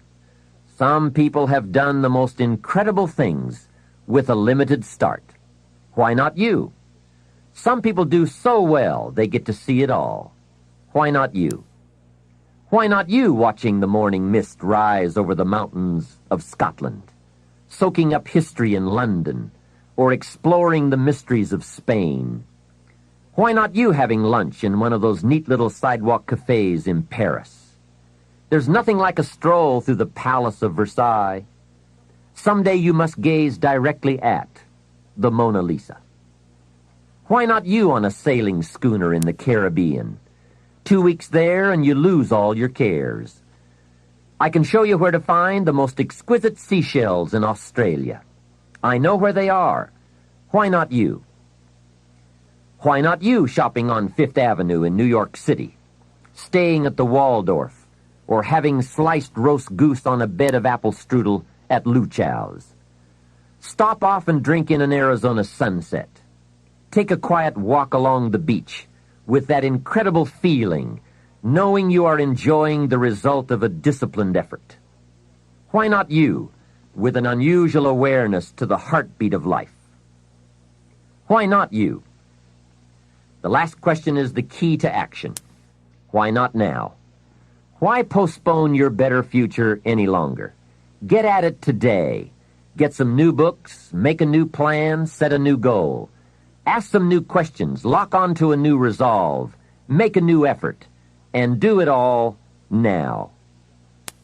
Another thing is to ask for God's help, which may sound a little strange. This is not a religious program. My personal word would be that humans are unique, but we could all use a little extra help. Of course, it's a two-way street. I think God will do His part if we will do our part. During this program, we have talked about our part. There is a story about a man who took a rock pile and in 2 years turned it into a fabulous garden, and people came from everywhere to see it. One day a man came by, saw the garden, and thought it was fabulous, but he wanted to make sure the gardener did not take all the credit. He had this deep feeling inside that a lot of people leave God out. So he toured the garden and had a chance to meet the gardener. When he met him, he shook his hand and said, "Mr. Gardener, you and the good Lord together have made this beautiful garden." The gardener understood his message and his point, so he said, "I think that's true. If it was not for the sunshine and the rain, and the miracle of the seed and the soil and the seasons, there would be no garden at all. But," he said, "you know, you should have seen this place a couple of years ago when God had it all by Himself." I think that's true. We do play an important part in this challenge called making all we can out of all we have.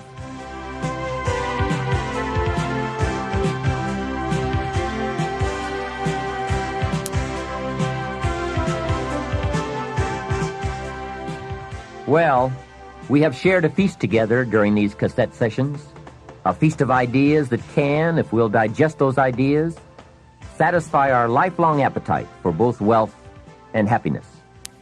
Here's what I want to offer in the way of a suggestion. Now that we've feasted on the philosophical side, the theory side of the fundamentals, let me encourage you to participate in what should always follow any feast, and that is activity, exercise, and effort. In this case, the active and intense application of all that we've learned and shared together.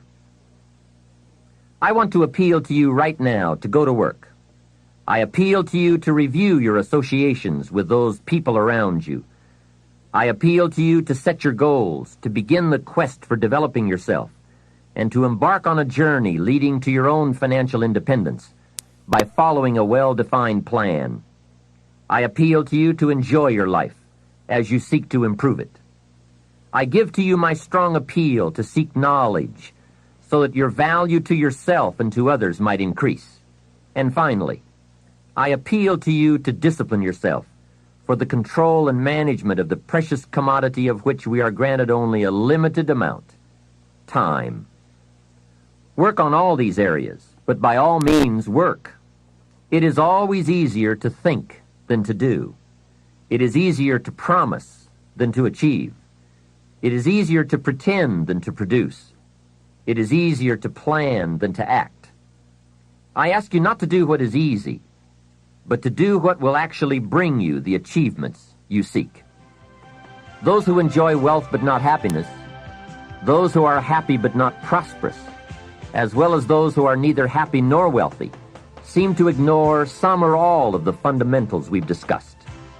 They are perhaps too busy, too tired, too preoccupied, too lazy, and perhaps even too rich to give attention to the basics. But don't let that be you. Go to work today on the fundamentals and commit yourself to yourself. The results will be well worth it, I promise. This is Jim Rohn giving you my final appeal. Let's do something remarkable.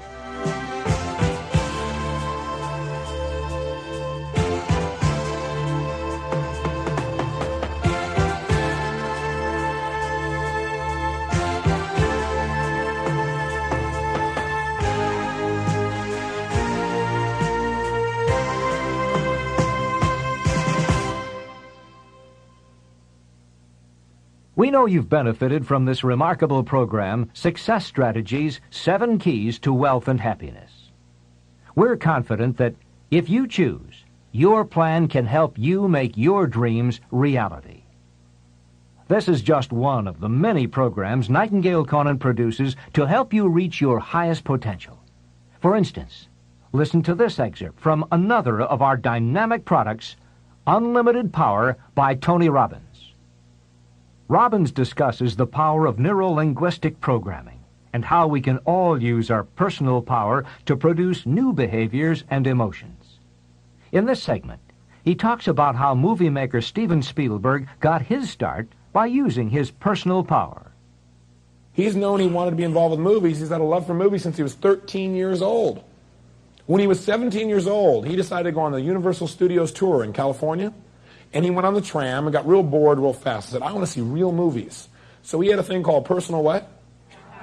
So he got himself to take action. He snuck away from the tram, and he got down to the movie lot, and he actually stepped onto a filming and actually watched some filming going on. He wasn't supposed to be there. But he also had a tool called rapport. And he developed rapport with a director and started talking with this man. And this guy liked this moxie little kid, young kid, right, who seemed to have this real desire, and he loved the creativity and the intensity that he saw in this young man. And so he told him about what it was like to be a producer and a director, and told him it was the greatest career he could ever have, and he should do whatever it took to become one. And then finally the man said, okay, now it's time for you to go, and the security escorted him off the lot. Now for most people that would have been, God, what a neat story, huh? You're 17, you get to meet a real director, watch a real filming instead of just going on the tour. But see, once again, this man was totally committed to a dream. And so guess what? Using his personal what? Power, he took action. And the next day, he came up with a plan. He showed up at Universal's lot wearing this one suit that he owned and borrowed his dad's old briefcase, threw in there a candy bar and a couple sandwiches, and he walked by purposely, congruently past the guard and went, hey, how's it going, Harry? Of course, he got the guy's name by reading his name tag. But he was so congruent that Harry just went, hi. And he walked right on by. So now he's in the lot where he now goes around meeting people, watching movies, learning, right? Knowing his outcome, taking action, getting some sensory acuting, learning what worked and what didn't work in movie making. And he went there every day after school and throughout the summer. So people began, the guard would say, Harry would say, hey, how's it going, Stephen? How are your movies coming? Hey, great, it's really fabulous. Right? He found himself an abandoned trailer. There are lots of them on Universal Studios lot. He found one, cleaned it out, got some plastic letters. On the outside he wrote, Steven Spielberg, director. People say, where's your office? He said, over there at, K9 and everything else. People come to his office. One day, finally, a director said to him, well, let's see one of your movies. So he pops out this Super 8 cartridge. He said, well, wait, we got to see a real movie. He said, you seem to know a lot about that. How did you learn so much about movies? Well, he spent 2 years or a year on the lot, right? Being there, developing acuity, developing and stuff, getting creative, letting his mind run, totally committed to his outcome. So finally he said, look, if you'll make a film and show it to us, a short film, he said, we may hire you. So he went out and convinced one of his friends who was in my seminar last week, and I told the story, and this guy got up and said, I financed that original film. It took $10,000, and Steven Spielberg made this little film about a group of teenagers that went from the desert and hitchhiked to California. And this guy financed it. It was amazing. Anyway, bottom line is, he showed at Universal Studios, and they hired him with a 7-year contract to make television programs. Not bad. Why was he there? Because he had this great gift. His great gift was commitment to an outcome. He'd do whatever it took. And out of his personal power, he took action until he found a way to make it work. That's where the power is. Commitment to practice what is important to you, to do whatever it takes, and not to accept less than you can be, not to accept results that are less than you deserve or anyone that you support or represent. That's critical. If you'd like more information about unlimited power or any of Nightingale Conant's inspiring audio and video programs, call us toll-free at 1-800-323-5552. Thanks for listening, and come hear us again.